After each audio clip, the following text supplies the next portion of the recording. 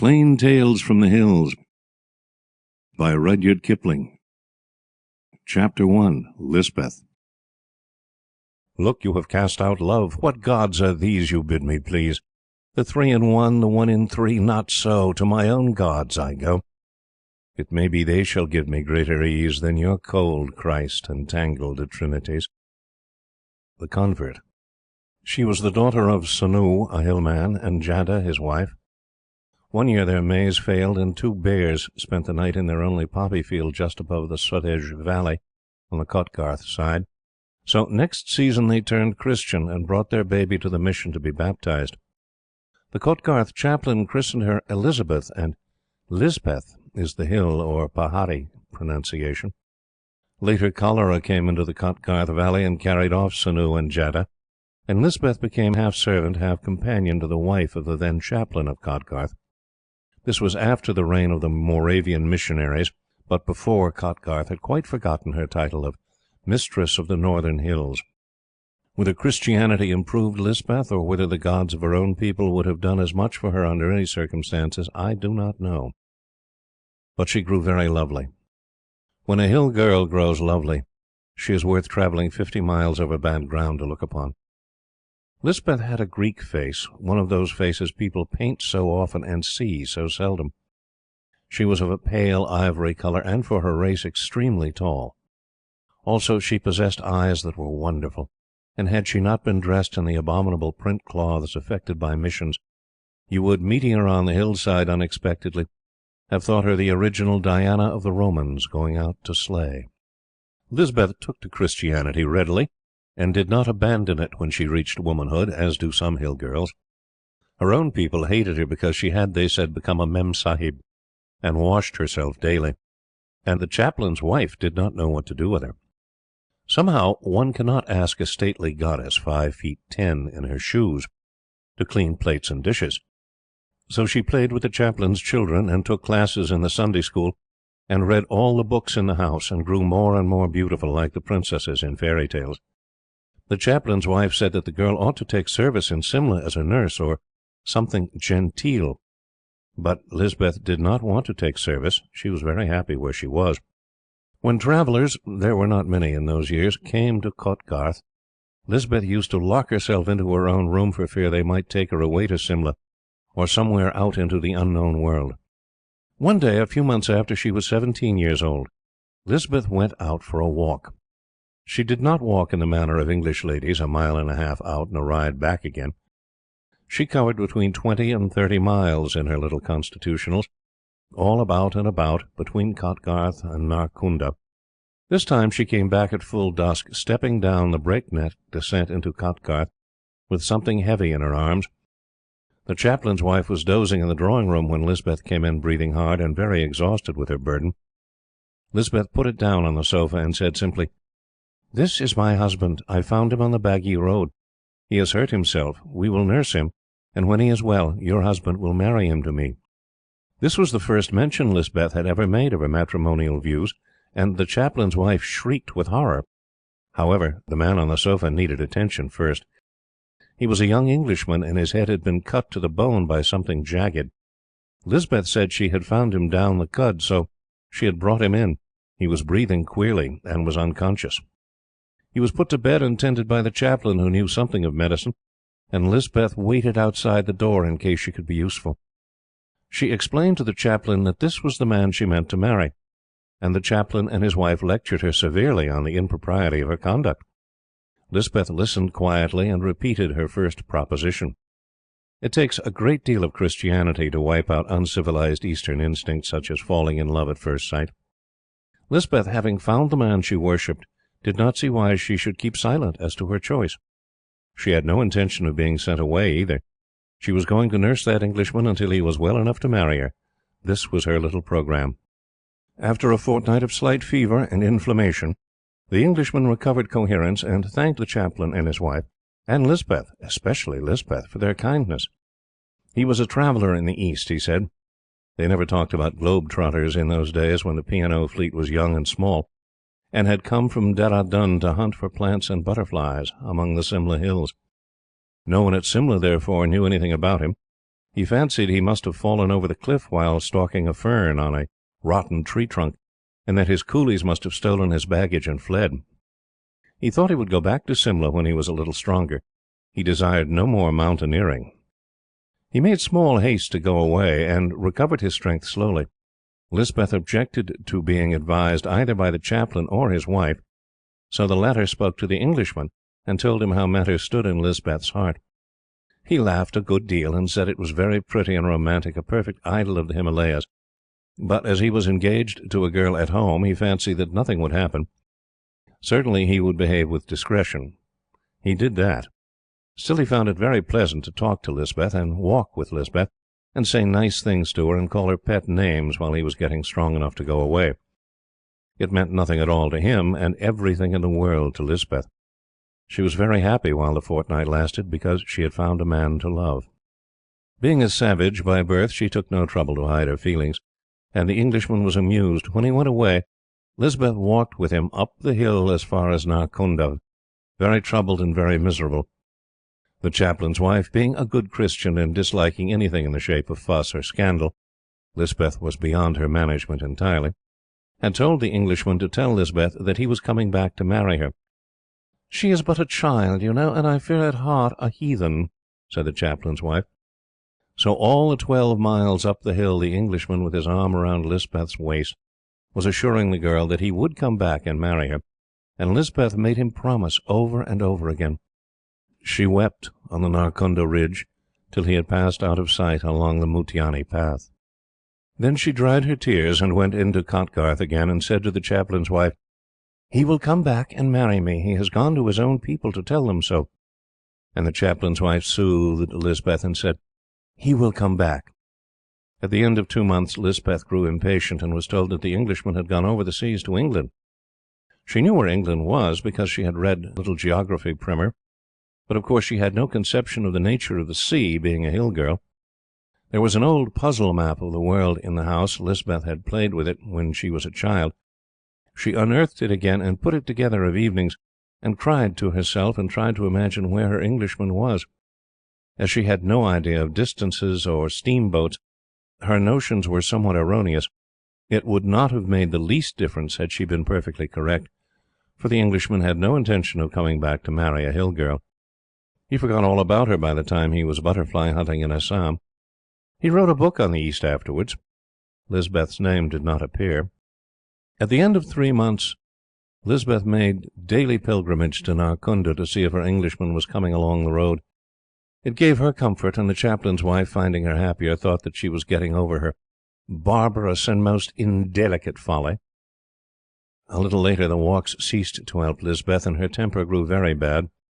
The chaplain's wife thought this a profitable time to let her know the real state of affairs, that the Englishman had only promised his love to keep her quiet, that he had never meant anything, and that it was wrong and improper of Lisbeth to think of marriage with an Englishman who was of a superior clay, besides being promised in marriage to a girl of his own people. Lisbeth said that all this was clearly impossible, because he had said he loved her, and the chaplain's wife had with her own lips asserted that the Englishman was coming back. "How can what he and you said be untrue?" asked Lisbeth. "We said it as an excuse to keep you quiet, child," said the chaplain's wife. "Then you have lied to me," said Lisbeth. "You and he?"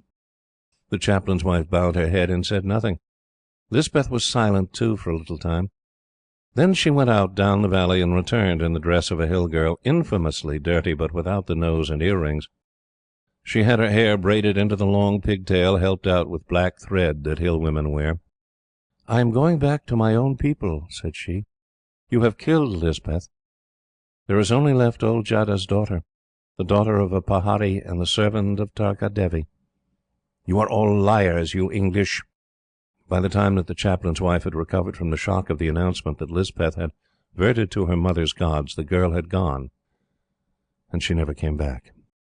She took to her own unclean people savagely, as if to make up the arrears of the life she had stepped out of, and in a little time she married a woodcutter who beat her, after the manner of Paharis, and her beauty faded soon. "There is no law whereby you can account for the vagaries of the heathen," said the chaplain's wife, "and I believe that Lisbeth was always at heart an infidel.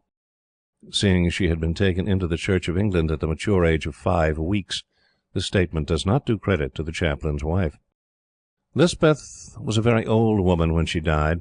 She always had perfect command of English, and when she was sufficiently drunk could sometimes be induced to tell the story of her first love affair. It was hard then to realize that the bleared, wrinkled creature, so like a wisp of charred rag, could ever have been Lisbeth of the Cotgarth Mission. Chapter 2. 3. And an Extra. When halter and heel ropes are slipped, do not give chase with sticks, but with grain. Punjabi proverb. After marriage arrives a reaction, sometimes a big, sometimes a little one, but it comes sooner or later, and must be tided over by both parties if they desire the rest of their lives to go with the current.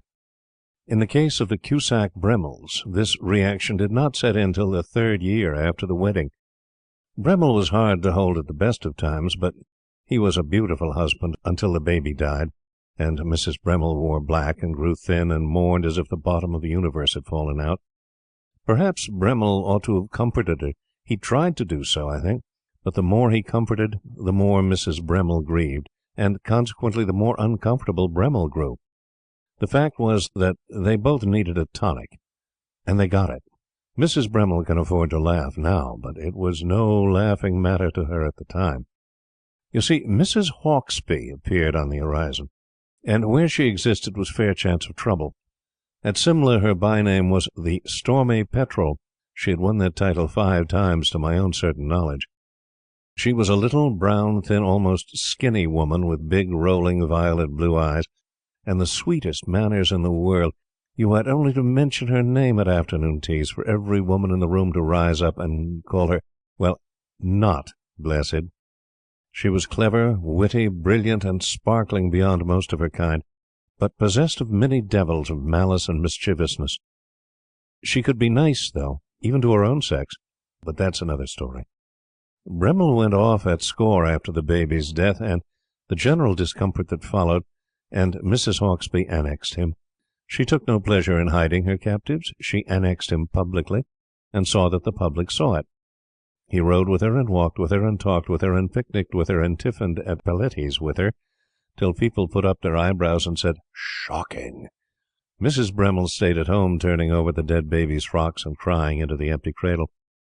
She did not care to do anything else, but some 8 dear, affectionate lady friends explained the situation at length to her, in case she should miss the cream of it.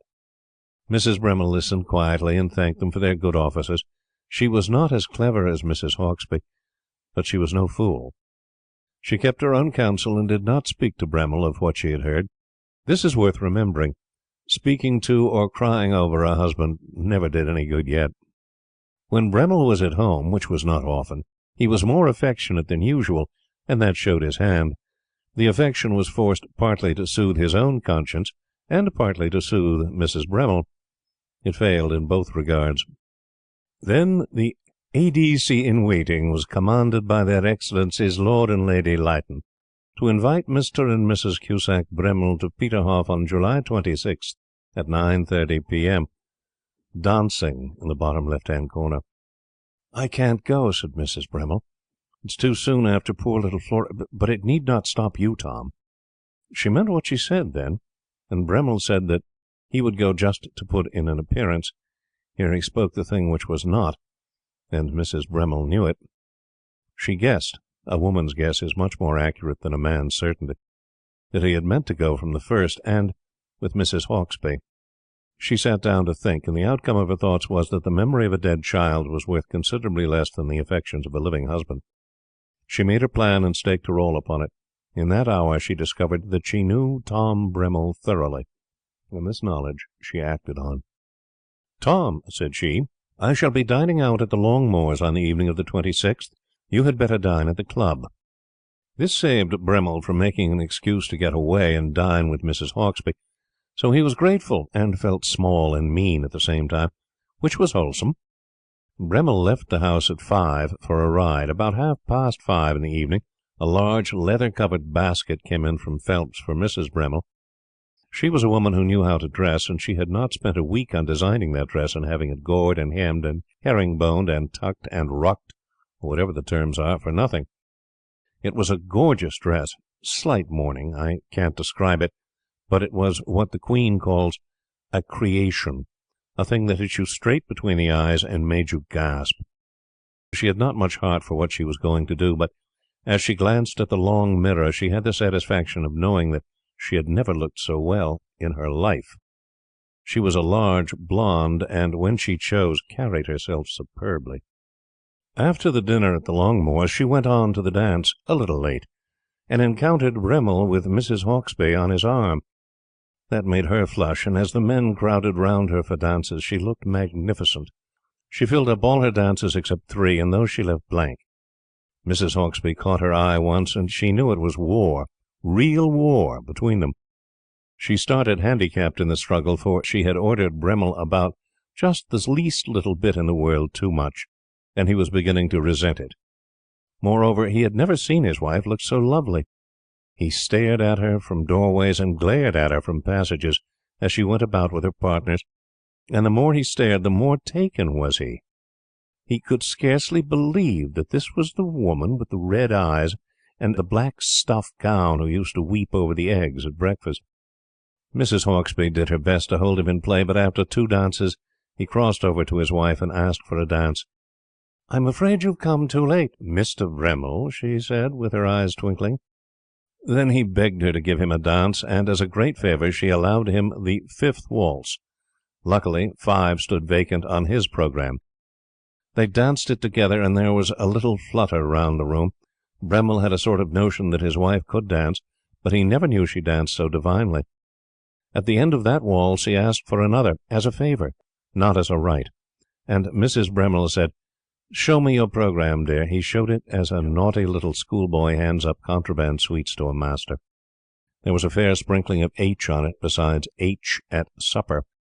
Mrs. Bremmel said nothing, but she smiled contemptuously, ran her pencil through 7 and 9, 2 H's, and returned to the card with her own name written above, a pet name that only she and her husband used. Then she shook her finger at him and said, laughing, "Oh, you silly, silly boy." Mrs. Hauksbee heard that, and she owned as much, felt that she had the worst of it.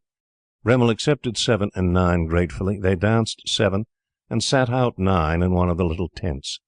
What Bremmel said and what Mrs. Bremmel said is no concern of anyone's. When the band struck up the Roast Beef of England, the two went out into the verandah, and Bremmel began looking for his wife's dandy, which was before rickshaw days, while she went into the cloakroom. Mrs. Hauksbee came up and said, "You take me in to supper, I think, Mr. Bremmel." Bremmel turned red and looked foolish. I'm going home with my wife, Mrs. Hauksbee. I think there's been a little mistake." Being a man, he spoke as though Mrs. Hauksbee were entirely responsible. Mrs. Bremmel came out of the cloakroom in a swansdown cloak with a white cloud round her head. She looked radiant, and she had a right to. The couple went off in the darkness together, Bremmel riding very close to the dandy. Then says Mrs. Hauksbee to me, she looked a trifle faded and jaded in the lamplight, "Take my word for it, the silliest woman can manage a clever man, but it needs a very clever woman to manage a fool." Then we went in to supper. Chapter 3. Thrown Away. And some are sulky, while some will plunge. So, ho, steady, stand still, you. Some you must gentle, and some you must lunge. There, there, who wants to kill you? Some, there are losses in every trade, will break their hearts ere bitted and made, will fight like fiends as the rope cuts hard, and die dumb mad in the breaking yard. Toolungala Stockyard Chorus. To rear a boy under what parents call the sheltered life system is, if the boy must go into the world and fend for himself, not wise. Unless he be 1 in 1,000, he has certainly to pass through many unnecessary troubles, and may possibly come to extreme grief simply from ignorance of the proper proportions of things. Let a puppy eat the soap in the bath-room or chew a newly blacked boot. He chews and chuckles until by and by he finds out that blacking and Old Brown Windsor make him very sick. So he argues that soap and boots are not wholesome. Any old dog about the house will soon show him the unwisdom of biting big dogs' ears. Being young, he remembers and goes abroad at 6 months, a well-mannered little beast with a chastened appetite. If he had been kept away from boots and soap and big dogs till he came to the Trinity full grown and with developed teeth, Just consider how fearfully sick and thrashed he would be. Apply that notion to the sheltered life, and see how it works. It does not sound pretty, but it is the better of two evils.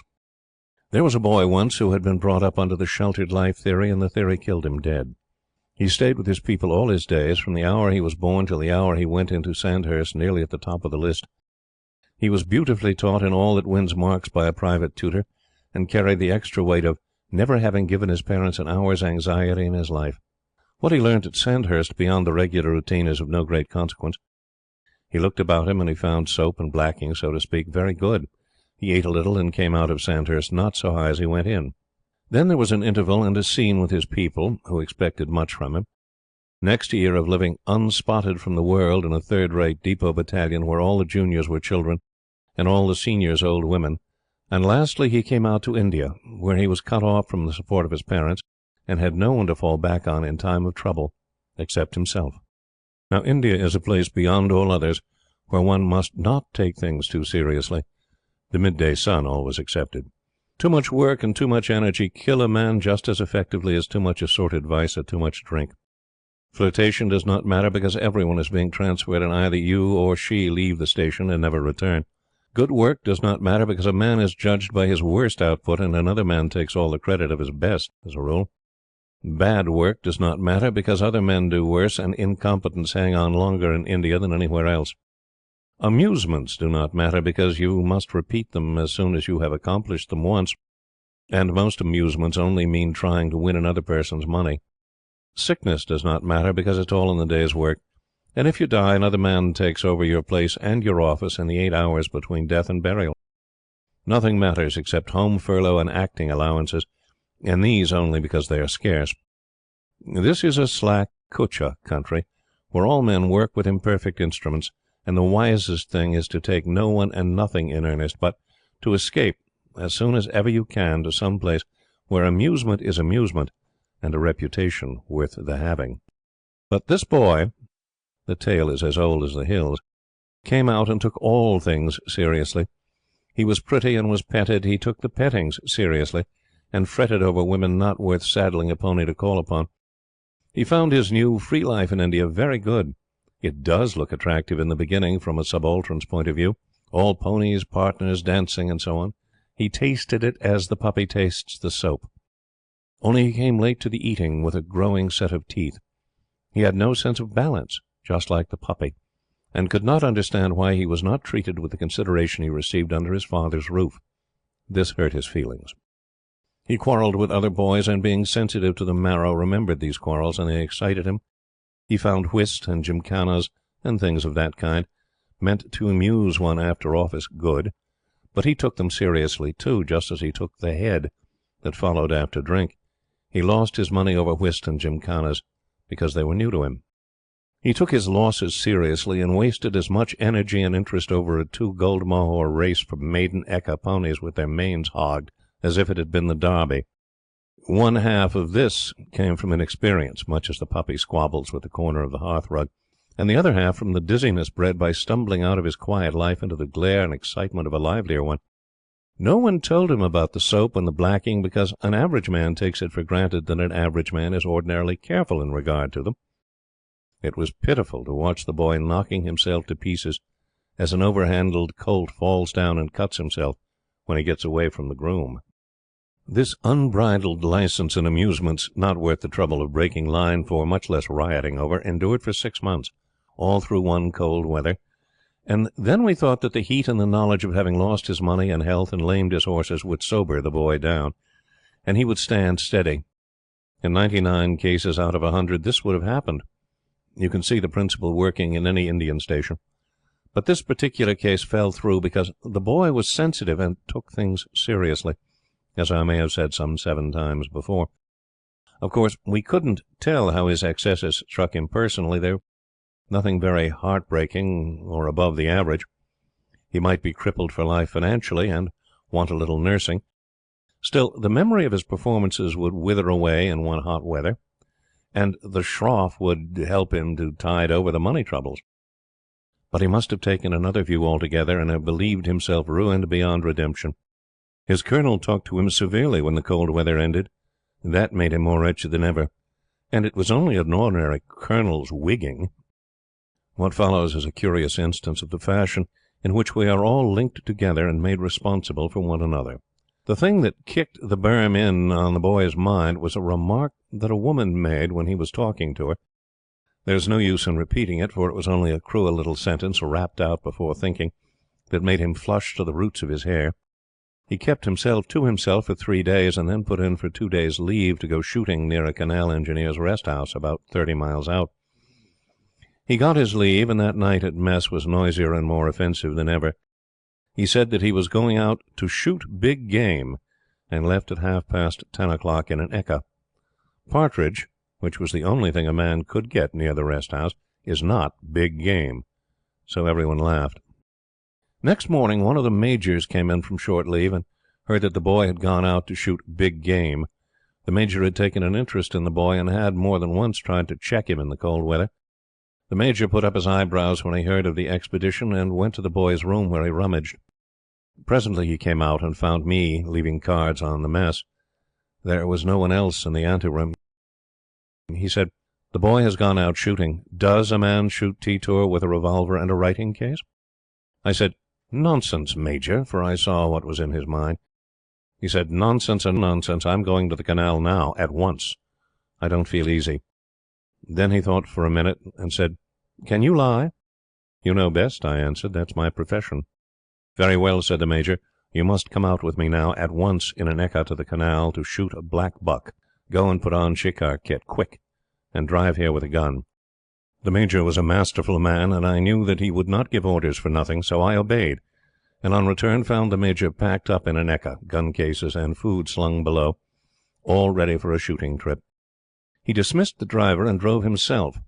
We jogged along quietly while in the station, but as soon as we got to the dusty road across the plains, he made that pony fly. A country bred can do nearly anything at a pinch. We covered the 30 miles in under 3 hours, but the poor brute was nearly dead. Once I said, "What's the blazing hurry, Major?" He said quietly, "The boy has been alone, by himself, for 14 hours now. I tell you I don't feel easy." This uneasiness spread itself to me, and I helped to beat the pony. When we came to the canal engineer's rest house, the Major called for the boy's servant, but there was no answer. Then we went up to the house, calling for the boy by name, but there was no answer. "Oh, he's out shooting," said I. Just then I saw through one of the windows a little hurricane lamp burning. This was at 4 in the afternoon.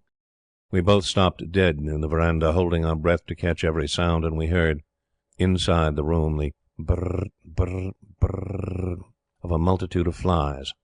The Major said nothing, but he took off his helmet, and we entered very softly. The boy was dead on the charpoy in the centre of the bare, lime-washed room. He had shot his head nearly to pieces with his revolver.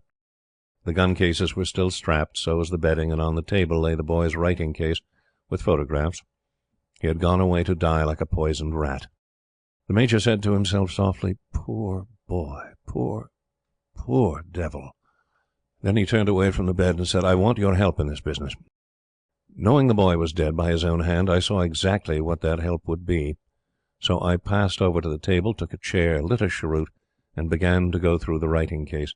The Major looked over my shoulder, and repeating to himself, "We came too late, like a rat in a hole. Poor devil." The boy must have spent half the night in writing to his people, and to his colonel, and to a girl at home, and as soon as he had finished must have shot himself, for he had been dead a long time when we came in. I read all that he had written, and passed over each sheet to the Major as I finished it. We saw from his accounts how very seriously he had taken everything. He wrote about disgrace which he was unable to bear, indelible shame, criminal folly, wasted life, and so on, besides a lot of private things to a father and mother too sacred to put into print. The letter to the girl at home was the most pitiful of all, and I choked as I read it. The Major made no attempt to keep dry-eyed. I respected him for that. He read and rocked himself to and fro, and simply cried like a woman without caring to hide it. The letters were so dreary and hopeless and touching. We forgot all about the boy's follies, and only thought of the poor thing on the charpoy and the scrawled sheets in our hands. It was utterly impossible to let the letters go home. They would have broken his father's heart and killed his mother, after killing her belief in her son. At last the Major dried his eyes openly and said, "A nice sort of thing to spring on an English family. What shall we do?" I said, knowing what the Major had brought me, but for the boy died of cholera. We were with him at the time. We cannot commit ourselves to half measures. Come along. Then began one of the most grisly comic scenes I have ever taken part in, the concoction of a big written lie, bolstered with evidence, to soothe the boy's people at home. I began the rough draft of a letter, the Major throwing in hints here and there while he gathered up all the stuff that the boy had written and burnt it in the fireplace. It was a hot, still evening when we began, and the lamp burned very badly. In due course I got the draft to my satisfaction, setting forth how the boy was the pattern of all virtues, beloved by his regiment, with every promise of a great career before him, and so on. How we had helped him through the sickness — it was no time for little lies, you'll understand — and how he had died without pain. I choked while I was putting down these things and thinking of the poor people who would read them. Then I laughed at the grotesqueness of the affair, and the laughter mixed itself up with the choke, and the Major said that we both wanted drinks. I am afraid to say how much whisky we drank before the letter was finished. It had not the least effect on us. Then we took off the boy's watch, locket, and rings. Lastly, the Major said we must send a lock of hair, too. A woman values them. But there were reasons why we could not find a lock fit to send. The boy was black-haired, and so was the Major, luckily. I cut off a piece of the Major's hair above the temple with a knife and put it into the packet we were making. The laughing fit and the chokes got hold of me again, and I had to stop. The Major was nearly as bad, and we both knew that the worst part of the work was to come. We sealed up the packet, photographs, locket, seals, ring, letter, and lock of hair, with the boy's sealing wax and the boy's seal. Then the Major said, "For God's sake, let's get outside, away from the room, and think."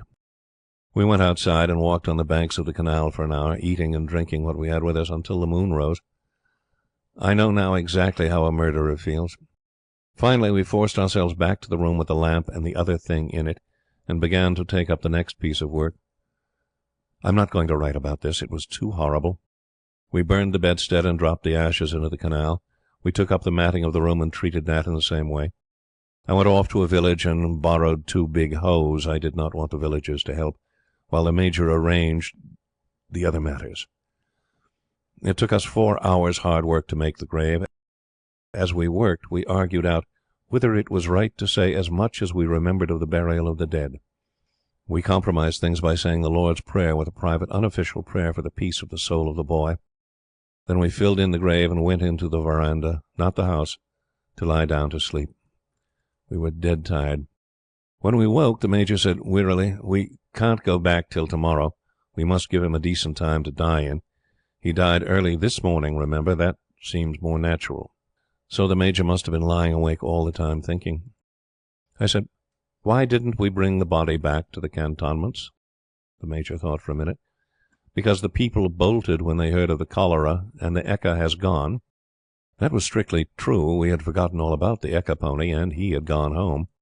So we were left there alone all that stifling day in the canal rest-house, testing and retesting our story of the boy's death to see if it was weak in any point. A native turned up in the afternoon, but we said that a sahib was dead of cholera and he ran away.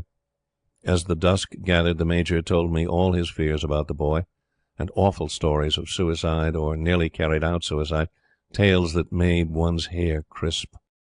He said that he himself had once gone into the same valley of the shadow as the boy, when he was young and new to the country, so he understood how things fought together in the boy's poor jumbled head.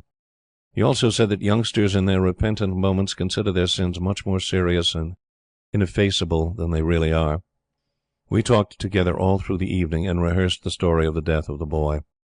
As soon as the moon was up and the boy, theoretically, just buried, we struck across country for the station. We walked from 8 till 6 o'clock in the morning, but though we were dead tired, we did not forget to go to the boy's room and put away his revolver with the proper amount of cartridges in the pouch. Also to set his writing case on the table. We found the Colonel and reported the death, feeling more like murderers than ever. Then we went to bed and slept the clock round, for there was no more in us. The tale had credence as long as was necessary, for everyone forgot about the boy before a fortnight was over. Many people, however, found time to say that the Major had behaved scandalously in not bringing in the body for a regimental funeral. The saddest thing of all was a letter from the boy's mother to the Major and me, with big inky blisters all over the sheet. She wrote the sweetest possible things about our great kindness, and the obligation she would be under to us as long as she lived. All things considered, she was under an obligation, but not exactly as she meant. Chapter 4. Miss Youghal's Sighs. When man and woman are agreed, what can the Qazi do? Mohammedan proverb. Some people say there's no romance in India, and those people are wrong. Our lives hold quite as much romance as is good for us, sometimes more. Strickland was in the police, and people did not understand him, so they said he was a doubtful sort of man, and passed by on the other side. Strickland had himself to thank for this. He held the extraordinary theory that a policeman in India should try to know as much about the natives as the natives themselves. Now, in the whole of Upper India, there is only one man who can pass for Hindu or Mohammedan, Chamar or Fakir, as he pleases.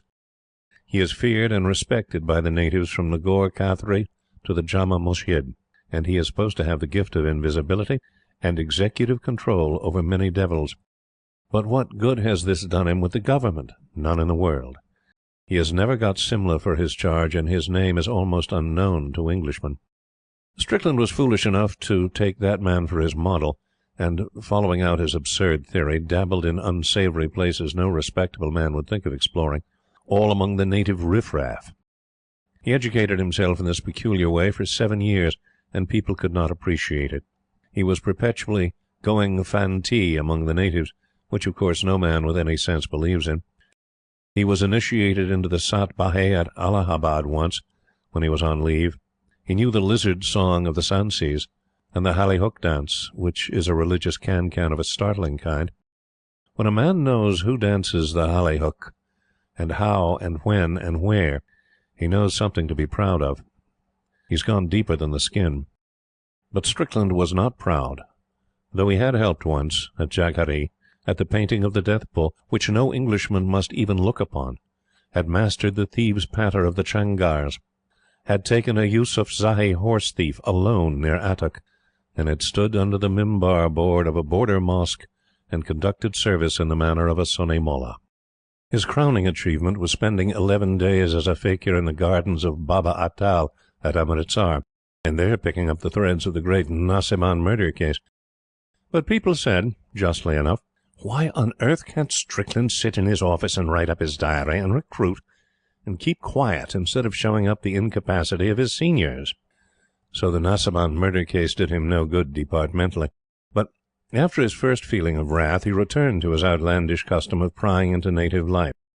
By the way, when a man once acquires a taste for this particular amusement, it abides with him all his days. It is the most fascinating thing in the world, love not excepted. Where other men took 10 days to the hills, Strickland took leave for what he called shikar, put on the disguise that appealed to him at the time, stepped down into the brown crowd, and was swallowed up for a while. He was a quiet, dark young fellow, spare, black eyes, and when he was not thinking of something else, a very interesting companion. Strickland on native progress, as he had seen it, was worth hearing. Natives hated Strickland, but they were afraid of him. He knew too much. When the Youghals came into the station, Strickland, very gravely, as he did everything, fell in love with Miss Youghal, and she, after a while, fell in love with him because she could not understand him. Then Strickland told the parents, but Mrs. Youghal said she was not going to throw her daughter into the worst-paid department in the Empire, and old Youghal said in so many words that he mistrusted Strickland's ways and works, and would thank him not to speak or write to his daughter any more. Very well, said Strickland, for he did not wish to make his lady-love's life a burden. After one long talk with Miss Youghal, he dropped the business entirely. The Youghals went up to Simla in April. In July, Strickland secured 3 months' leave on urgent private matters.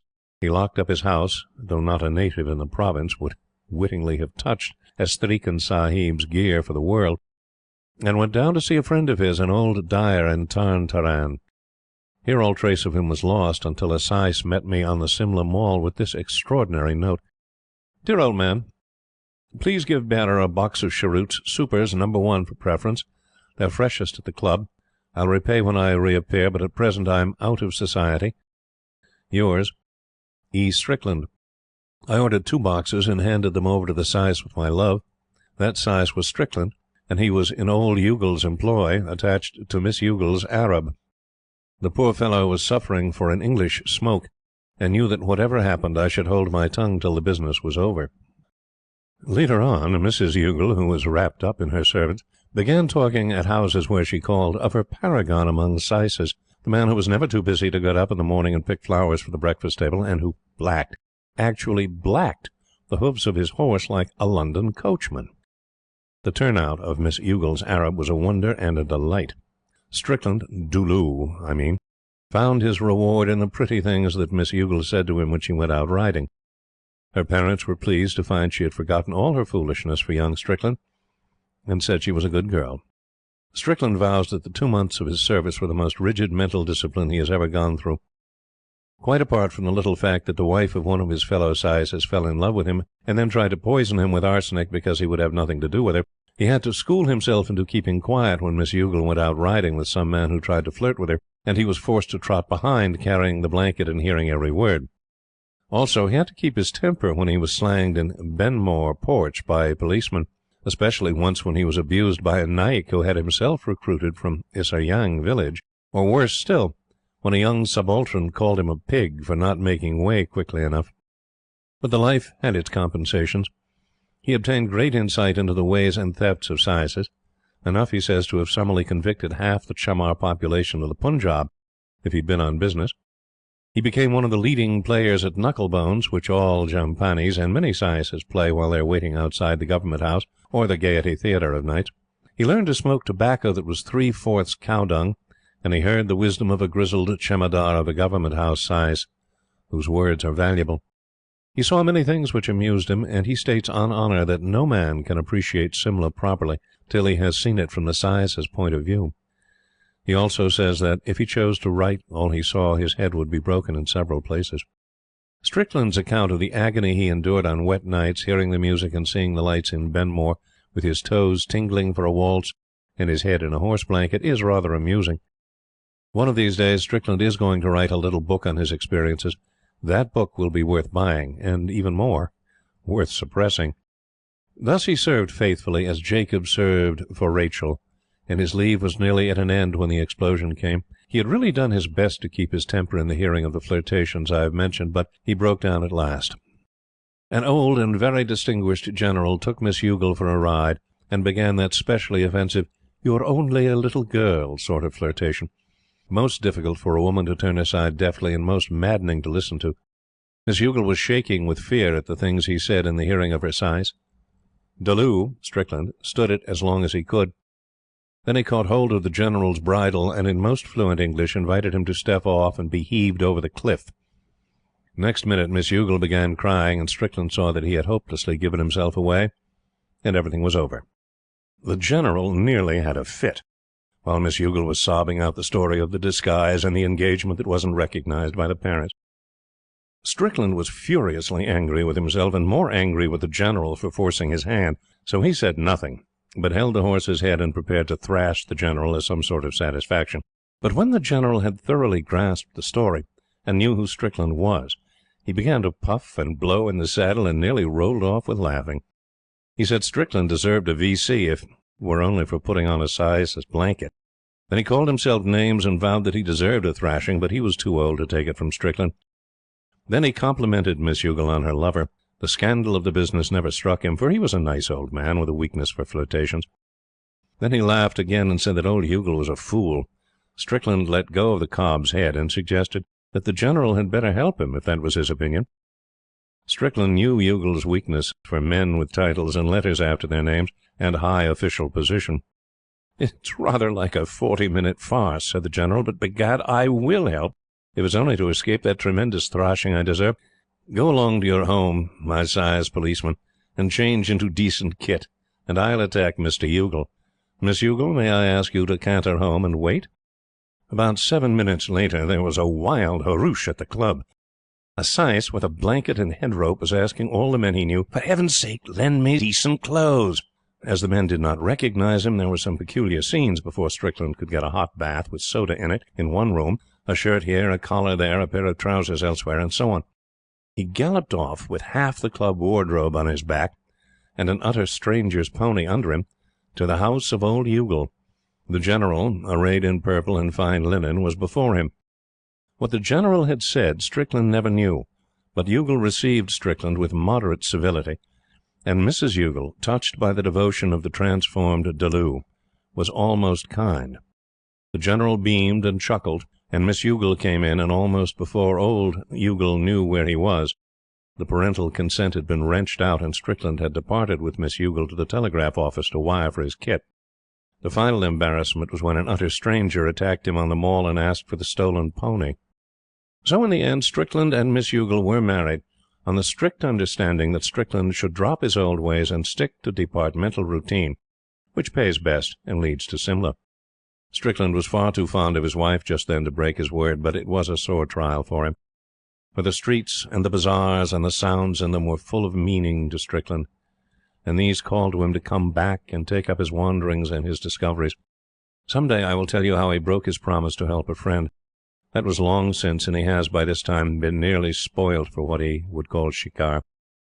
He is forgetting the slang and the beggar's cant and the marks and the signs and the drift of the undercurrents, which, if a man would master, he must always continue to learn. But he fills his departmental returns beautifully. Chapter 5. Yoked with an Unbeliever. I am dying for you, and you are dying for another. Punjabi proverb. When the Gravesend tender left the P&O steamer for Bombay and went back to catch the train to town, there were many people in it crying, but the one who wept most, and most openly, was Miss Agnes Laiter. She had reason to cry, because the only man she ever loved, or ever could love, so she said, was going out to India, and India, as everyone knows, is divided equally between jungle, tigers, cobras, cholera, and sepoys. Phil Garron, leaning over the side of the steamer in the rain, felt very unhappy too, but he did not cry. He was sent out to tea. What tea meant he had not the vaguest idea, but fancied that he would have to ride on a prancing horse over hills covered with tea vines, and draw a sumptuous salary for doing so, and he was very grateful to his uncle for getting him the berth. He was really going to reform all his slack, shiftless ways, save a large proportion of his magnificent salary yearly, and in a very short time return to marry Agnes Laiter. Phil Garron had been lying loose on his friend's hands for 3 years, and as he had nothing to do, he naturally fell in love. He was very nice, but he was not strong in his views and opinions and principles, and though he never came to actual grief, his friends were thankful when he said good-bye, and went out to his mysterious tea business near Darjeeling. They said, "God bless you, dear boy, let us never see your face again," or at least that was what Phil was given to understand. When he sailed, he was very full of a great plan to prove himself several hundred times better than anyone had given him credit for, to work like a horse and triumphantly marry Agnes Laiter. He had many good points besides his good looks, his only fault being that he was weak, the least little bit in the world weak. He had as much notion of economy as the morning sun, and yet he could not lay your hand on any one item and say, "Herein Phil Garron is extravagant or reckless," nor could you point out any particular vice in his character, but he was unsatisfactory and as workable as putty. Agnes Laiter went about her duties at home, her family objected to the engagement, with red eyes, while Phil was sailing to Darjeeling, a port on the Bengal Ocean, as his mother used to tell her friends. He was popular enough on board ship, made many acquaintances, had a moderately large liquor bill, and sent off huge letters to Agnes Laiter at each port. Then he fell to work on his plantation, somewhere between Darjeeling and Kangra, and though the salary and the horse and the work were not quite all he had fancied, he succeeded fairly well, and gave himself much unnecessary credit for his perseverance.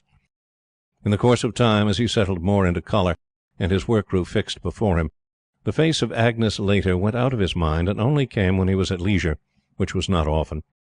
He would forget all about her for a fortnight, and remember her with a start, like a schoolboy who has forgotten to learn his lesson.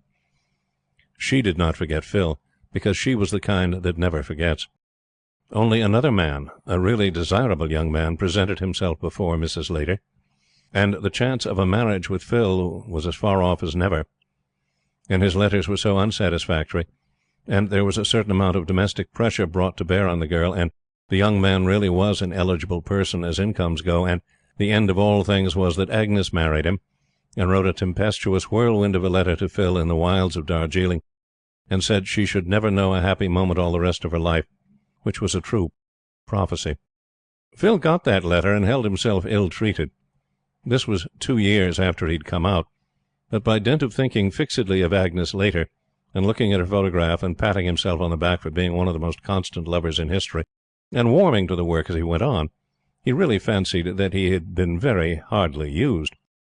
He sat down and wrote one final letter, a really pathetic world without end amen epistle, explaining how he would be true to eternity and that all women were very much alike, and he would hide his broken heart, etc., etc.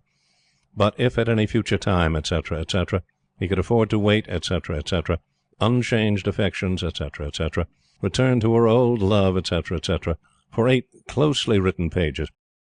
From an artistic point of view, it was a very neat work, but an ordinary Philistine, who knew the state of Phil's real feelings, not the ones he rose to as he went on writing, would have called it the thoroughly mean and selfish work of a thoroughly mean and selfish, weak man.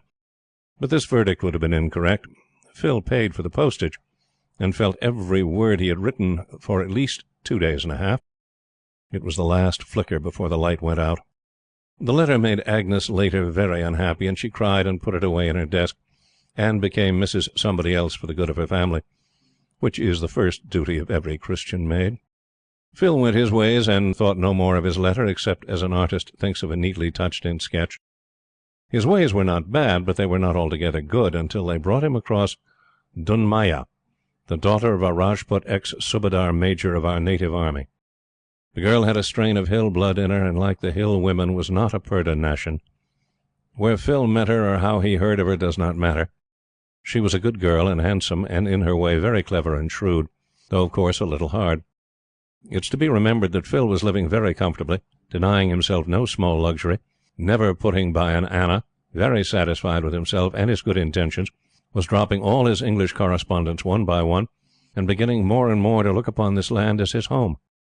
Some men fall this way, and they are of no use afterwards. The climate where he was stationed was good, and it really did not seem to him that there was anything to go home for. He did what many planters have done before him, that is to say, he made up his mind to marry a hill girl and settle down. He was 27 then, with a long life before him, but no spirit to go through with it. So he married Dunmaya by the forms of the English Church, and some fellow planters said he was a fool, and some said he was a wise man. Dunmaya was a thoroughly honest girl, and in spite of her reverence for an Englishman, had a reasonable estimate of her husband's weaknesses. She managed him tenderly, and became in less than a year a very passable imitation of an English lady in dress and carriage. Dunmaya dressed by preference in black and yellow, and looked well. Meanwhile the letter lay in Agnes's desk, and now and again she would think of poor, resolute, hard-working Phil among the cobras and tigers of Darjeeling, toiling in the vain hope that she might come back to him. Her husband was worth 10 Phils, except that he had rheumatism of the heart. 3 years after he was married, and after he had tried Nice and Algeria for his complaint, he went to Bombay, where he died, and set Agnes free. Being a devout woman, she looked on his death and the place of it as a direct interposition of Providence, and when she had recovered from the shock, she took out and reread Phil's letter with the etc., etc., and the big dashes and the little dashes, and kissed it several times. No one knew her in Bombay. She had her husband's income, which was a large one, and Phil was close at hand. It was wrong and improper, of course, but she decided, as heroines do in novels, to find her old lover, to offer him her hand and her gold, and with him spend the rest of her life in some spot far from unsympathetic souls. She sat for 2 months alone in Watson's Hotel elaborating this decision, and the picture was a pretty one. Then she set out in search of Phil Garron, assistant on a tea plantation with a more than usually unpronounceable name. She found him. She spent a month over it, for his plantation was not in the Darjeeling district at all, but near Kangra. Phil was very little altered, and Dunmaya was very nice to her. Now, the particular sin and shame of the whole business is that Phil, who really is not worth thinking of twice, was and is loved by Dunmaya, and more than loved by Agnes, the whole of whose life he seems to have spoilt. Worst of all, Dunmaya is making a decent man of him, and he will be ultimately saved from perdition through her training, which is manifestly unfair. Chapter 6. False Dawn. Tonight God knows what things shall tide. The earth is racked and faint, expectant, sleepless, open-eyed, and we who from the earth were made thrill with our mother's pain. Endurance. No man will know the exact truth of this story, though women may sometimes whisper it to one another after a dance, when they are putting up their hair for the night and comparing lists of victims. A man, of course, cannot assist at these functions, so the tale must be told from the outside, in the dark, all wrong. Never praise a sister to a sister in the hope of your compliments reaching the proper ears, and so preparing the way for you later on. Sisters are women first, and sisters afterwards, and you will find that you do yourself harm. Saumarez knew this when he made up his mind to propose to the elder Miss Copley. Saumarez was a strange man, with few merits so far as men could see, though he was popular with women, and carried enough conceit to stock a Viceroy's council, and leave a little over for the Commander-in-Chief's staff. He was a civilian. Very many women took an interest in Saumarez, perhaps because his manner to them was offensive. If you hit a pony over the nose at the outset of your acquaintance, he may not love you, but he will take a deep interest in your movements ever afterwards. The elder Miss Copley was nice, plump, winning, and pretty. The younger was not so pretty, and, from men disregarding the hints set forth above, her style was repellent and unattractive. Both girls had practically the same figure, and there was a strong likeness between them in look and voice, though no one could doubt for an instant which was the nicer of the two. Saumarez made up his mind, as soon as they came into the station from Behar, to marry the elder one. At least, we all made sure that he would, which comes to the same thing. She was 22 and he was 33, with pay and allowances of nearly 1,400 rupees a month. So the match, as we arranged it, was in every way a good one. Saumarez was his name, and summary was his nature, as a man once said. Having drafted his resolution, he formed a select committee of one to sit upon it, and resolved to take his time. In our unpleasant slang, the Copley girls hunted in couples. That is to say, you could do nothing with one without the other. They were very loving sisters, but their mutual affection was sometimes inconvenient. Saumarez held the balance hair true between them, and none but himself could have said to which side his heart inclined, though everyone guessed. He rode with them a good deal and danced with them, but he never succeeded in detaching them from each other for any length of time. Women said that the two girls kept together through deep mistrust, each fearing that the other would steal a march on her, but that has nothing to do with a man. Saumarez was silent for good or bad, and as business-likely attentive as he could be, having due regard to his work and his polo. Beyond doubt, both girls were fond of him. As the hot weather drew nearer and Saumarez made no sign, women said that you could see their trouble in the eyes of the girls, that they were looking strained, anxious, and irritable. Men are quite blind in these matters unless they have more of the woman than the man in their composition, in which case it does not matter what they say or think. I maintain it was the hot April days that took the colour out of the Copley girls' cheeks. They should have been sent to the hills early. No one, man or woman, feels an angel when the hot weather is approaching. The younger sister grew more cynical, not to say acid, in her ways, and the winningness of the elder wore thin. There was more effort in it. Now, the station wherein all these things happened was, though not a little one, off the line of rail, and suffered through want of attention. There were no gardens or bands or amusements worth speaking of, and it was nearly a day's journey to come into Lahore for a dance. People were grateful for small things to interest them. About the beginning of May, and just before the final exodus of hill-goers, when the weather was very hot and there were not more than 20 people in the station, Saumarez gave a moonlight riding picnic at an old tomb 6 miles away, near the bed of the river. It was a Noah's Ark picnic, and there was to be the usual arrangement of quarter-mile intervals between each couple, on account of the dust. 6 couples came altogether, including chaperons. Moonlight picnics are useful just at the very end of the season, before all the girls go away to the hills. They lead to understandings and should be encouraged by chaperons, especially those whose girls look sweetish in riding habits. I knew a case once, but that's another story. That picnic was called the Great Pop Picnic because everyone knew Saumarez would propose then to the eldest Miss Copley, and besides his affair there was another which might possibly come to happiness. The social atmosphere was heavily charged and wanted clearing. We met at the parade ground at 10. The night was fearfully hot. The horses sweated even at walking pace, but anything was better than sitting still in our own dark houses. When we moved off under the full moon, we were 4 couples, 1 triplet, and Mr. Saumarez riding with the Copley girls, and I loitered at the tail of the procession, wondering with whom Saumarez would ride home. Everyone was happy and contented, but we all felt that things were going to happen. We rode slowly, and it was nearly midnight before we reached the old tomb, facing the ruined tank and the decayed gardens where we were going to eat and drink. I was late in coming up, and before I went into the garden I saw that the horizon to the north carried a faint, dun-coloured feather. But no one would have thanked me for spoiling so well-managed an entertainment as this picnic, and a dust storm, more or less, does no great harm. We gathered by the tank. Someone had brought out a banjo, which is a most sentimental instrument, and 3 or 4 of us sang. You must not laugh at this. Our amusements in out-of-the-way stations are very few indeed. When we talked in groups or together, lying under the trees, with the sun-baked roses dropping their petals at our feet, until supper was ready. It was a beautiful supper, as cold and as iced as you could wish, and we stayed long over it. I had felt that the air was growing hotter and hotter, but nobody seemed to notice it until the moon went out, and a burning hot wind began lashing the orange trees with a sound like the noise of the sea. Before we knew where we were, the dust storm was on us, and everything was roaring, whirling darkness. The supper table was blown bodily into the tank. We were afraid of staying anywhere near the old tomb for fear it might be blown down, so we felt our way to the orange trees where the horses were picketed, and waited for the storm to blow over. Then the little light that was left vanished, and you could not see your hand before your face. The air was heavy with dust and sand from the bed of the river, that filled boots and pockets and drifted down necks and coated eyebrows and moustaches. It was one of the worst dust storms of the year. We were all huddled together close to the trembling horses, with the thunder clattering overhead and the lightning spurting like water from a sluice, all ways at once. There was no danger, of course, unless the horses broke loose.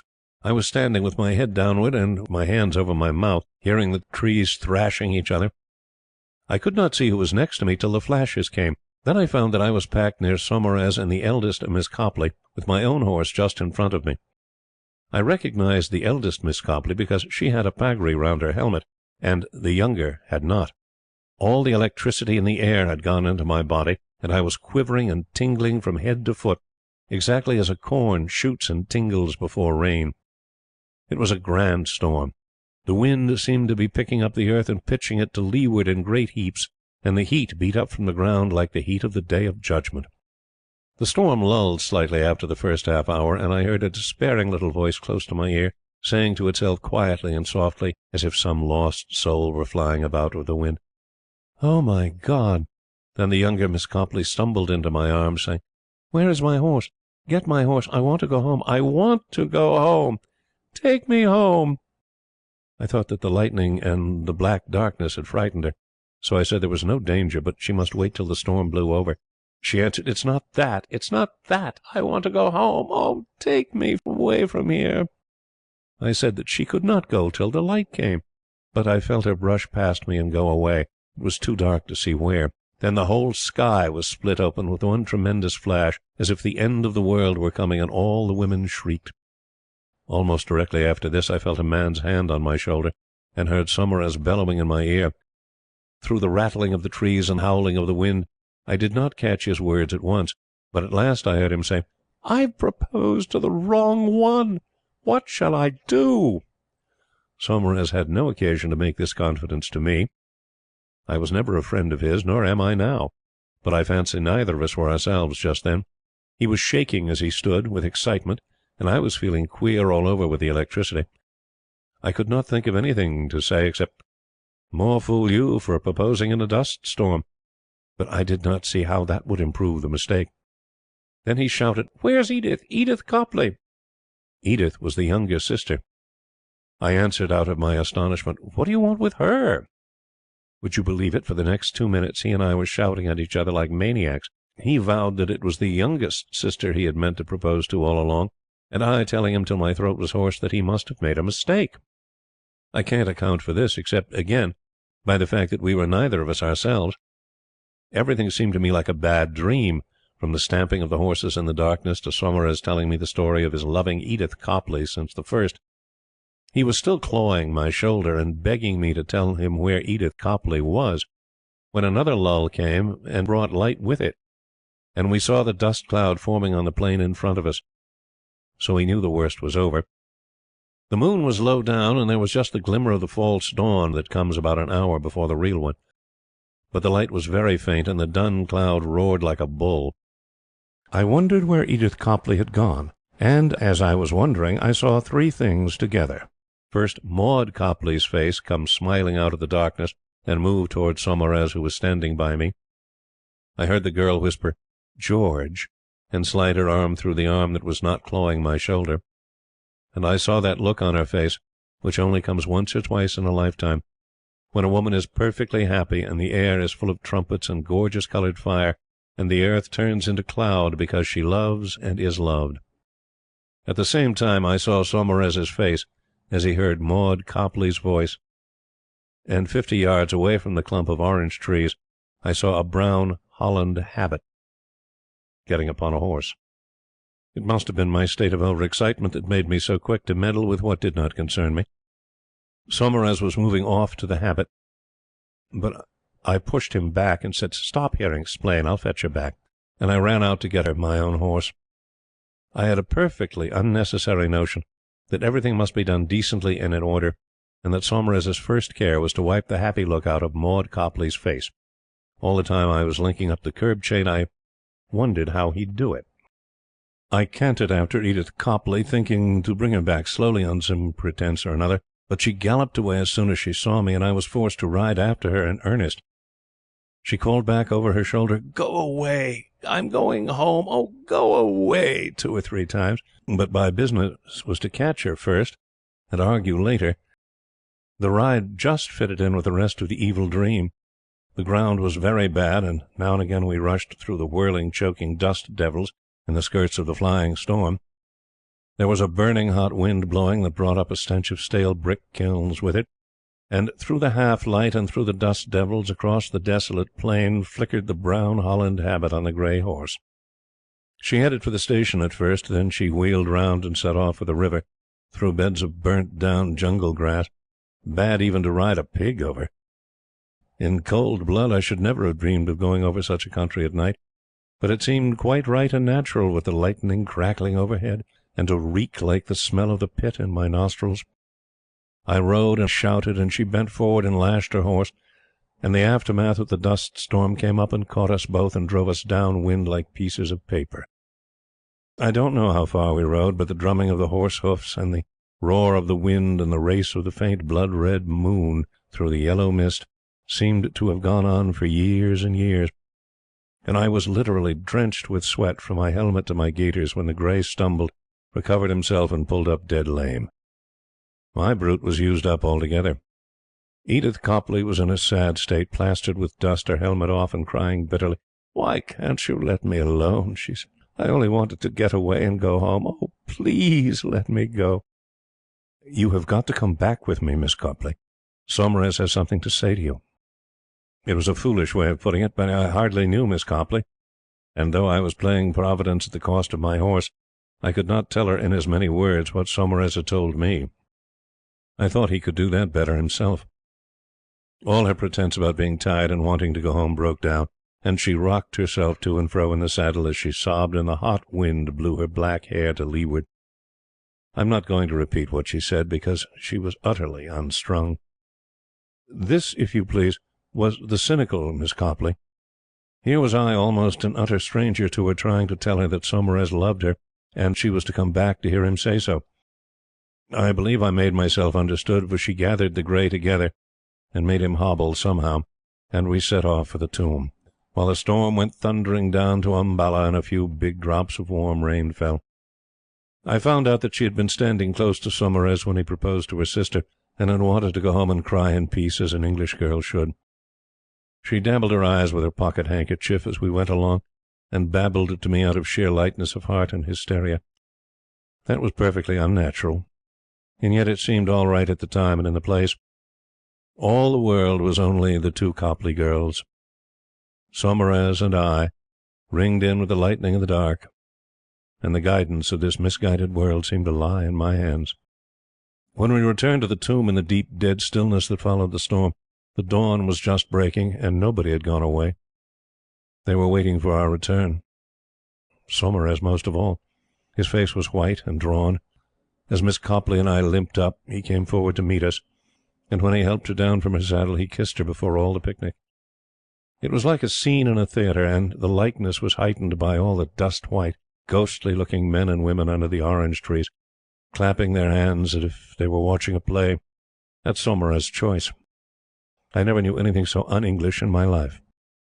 Lastly, Saumarez said we must all go home, or the station would come out to look for us, and would I be good enough to ride home with Maud Copley? Nothing would give me greater pleasure, I said. So we formed up, 6 couples in all, and went back 2 by 2. Saumarez walking at the side of Edith Copley, who was riding his horse.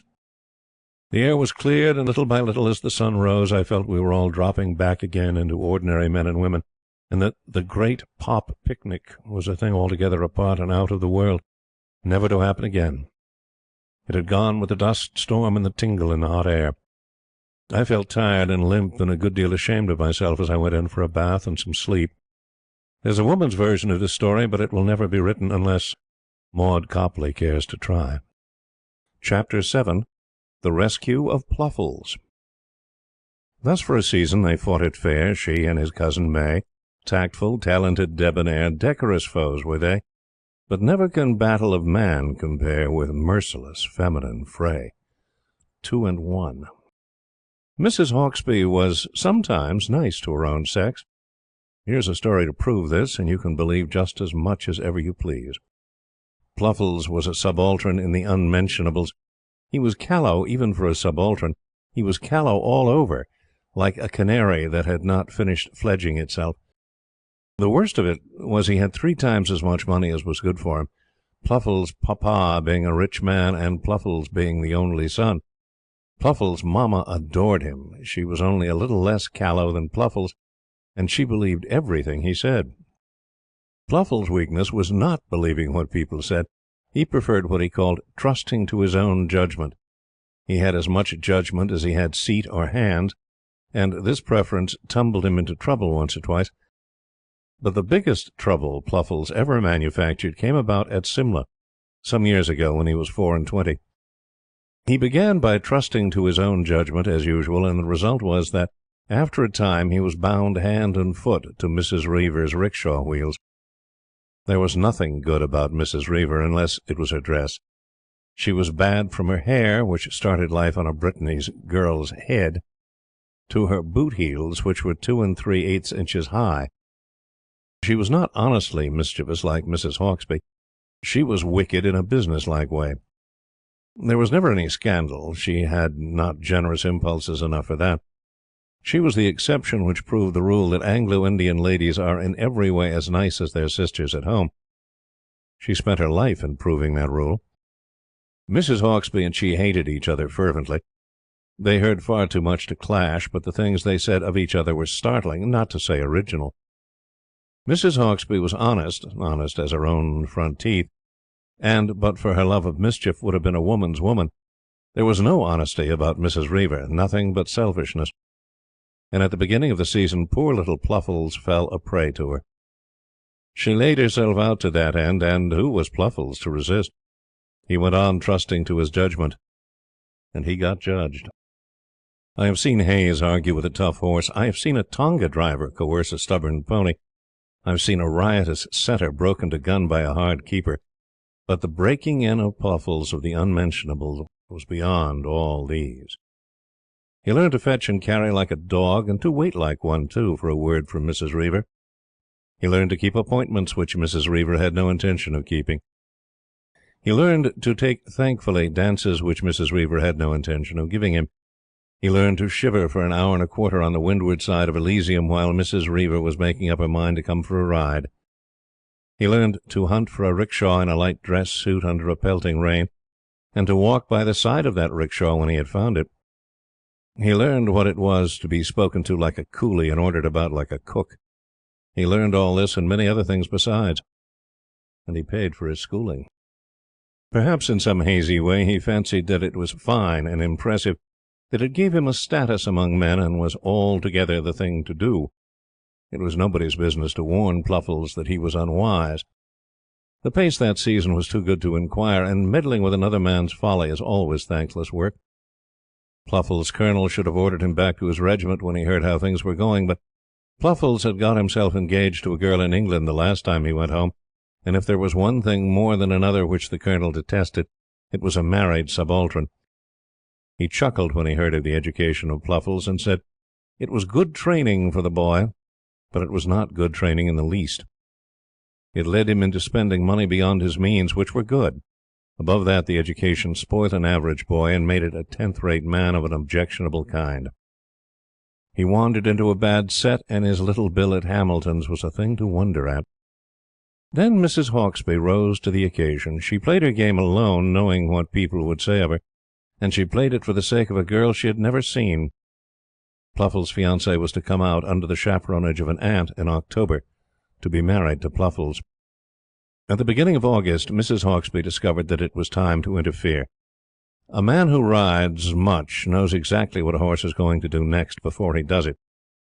In the same way, a woman of Mrs. Hawksby's experience knows accurately how a boy will behave under certain circumstances, notably when he is infatuated with one of Mrs. Reaver's stamp. She said that sooner or later little Pluffles would break off that engagement for nothing at all, simply to gratify Mrs. Reaver, who in return would keep him at her feet and in her service just so long as she found it worth her while. She said she knew the signs of these things. If she did not, no one else could.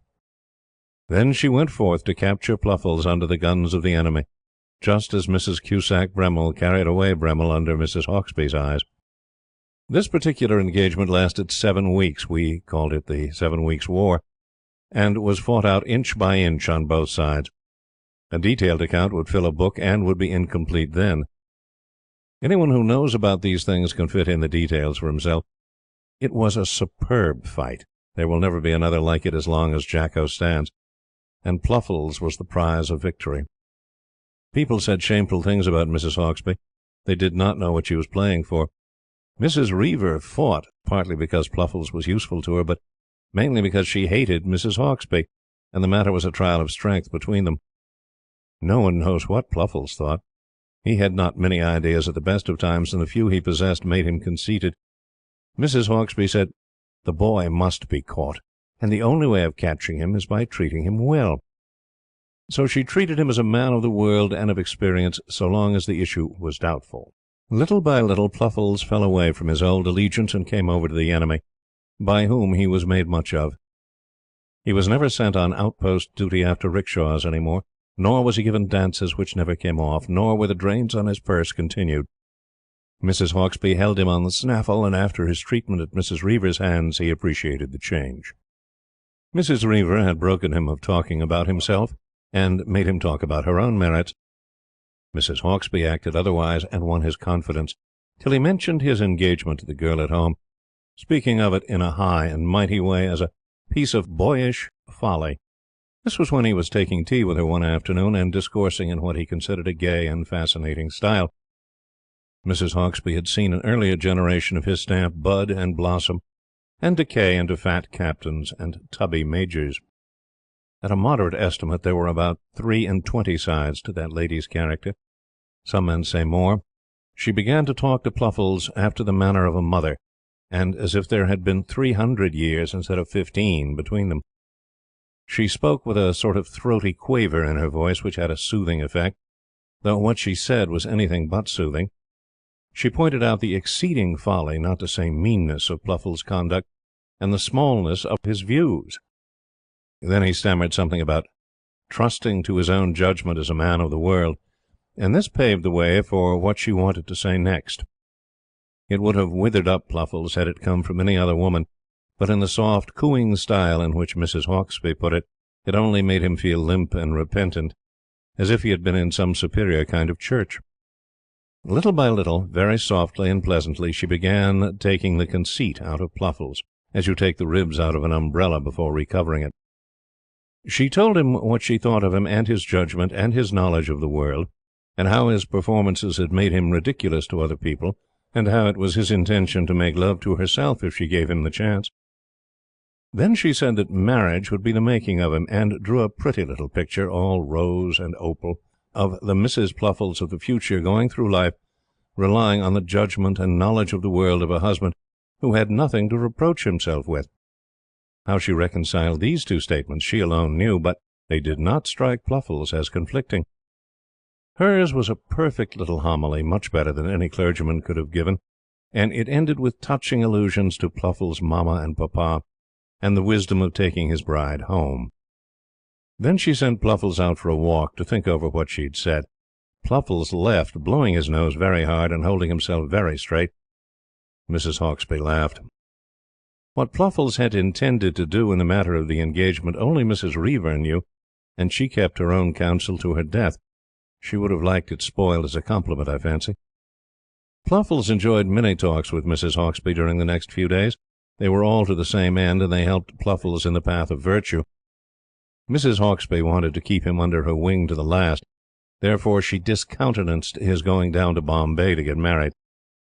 "Goodness only knows what might happen by the way," she said. "Pluffles is cursed with the curse of Reuben, and India is no fit place for him." In the end the fiancée arrived with her aunt, and Pluffles, having reduced his affairs to some sort of order (here again Mrs. Hauksbee helped him), was married. Mrs. Hauksbee gave a sigh of relief when both the "I wills" had been said, and went her way.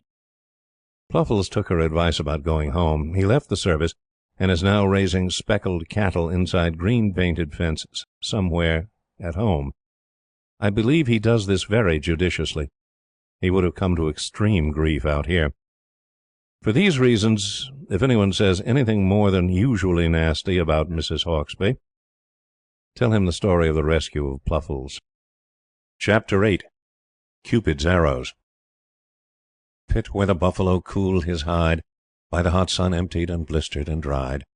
Log in the raygrass hidden and alone, bund where the earth rat's mounds are strown.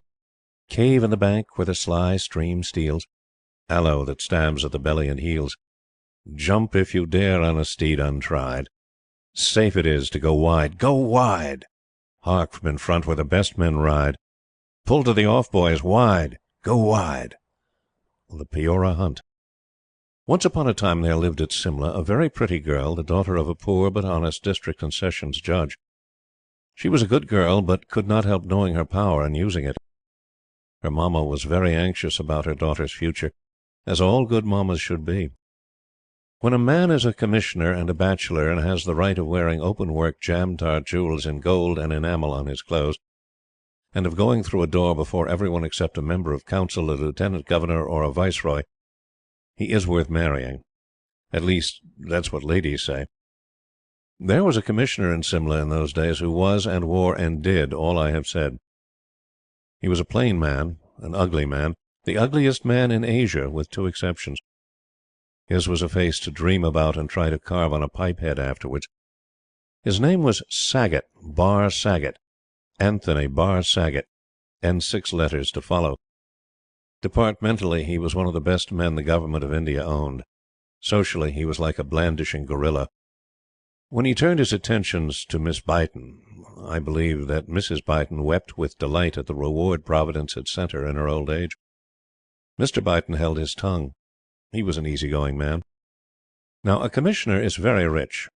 His pay is beyond all dreams of avarice. Is so enormous that he can afford to save and scrape in a way that would almost discredit a member of council. Most commissioners are mean, but Bar Saggett was an exception. He entertained royally, he horsed himself well, he gave dances, he was a power in the land, and he behaved as such. Consider that everything I am writing of took place in an almost prehistoric era in the history of British India. Some folk may remember the year before lawn tennis was born, when we all played croquet. There were seasons before that, if you'll believe me, when even croquet had not been invented, and archery, which was revived in England in 1844, was as great a pest as lawn tennis is now. People talked learnedly about holding and loosing, steels, reflexed bows, 56-pound bows, backed or self-yew bows, as we talk about rallies, volleys, smashes, returns, and 16-ounce rackets. Miss Beighton shot divinely over ladies' distance, 60 yards, that is, and was acknowledged the best lady archer in Simla. Men called her Diana of Tara Devi. Bar Saggett paid her great attention, and, as I have said, the heart of her mother was uplifted in consequence. Kitty Beighton took matters more calmly. It was pleasant to be singled out by a commissioner with letters after his name, and to fill the hearts of other girls with bad feelings, but there was no denying the fact that Bar Saggott was phenomenally ugly, and all his attempts to adorn himself only made him more grotesque. He was not christened the Langur, which means grey ape, for nothing. It was pleasant, Kitty thought, to have him at her feet, but it was better to escape from him and ride with the graceless Cubbon, the man in a dragoon regiment at Umballa, the boy with a handsome face and no prospects. Kitty liked Cubbon more than a little.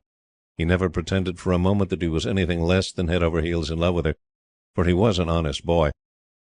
So Kitty fled now and again from the stately wooings of Bar Saggott to the company of young Cubbon, and was scolded by her mamma in consequence. "But, mother," she said, "Mr. Saggott is he's so fearfully ugly, you know." "My dear," said Mrs. Byton piously, "we cannot be other than an all-ruling Providence has made us. Besides, you will take precedence over your own mother, you know.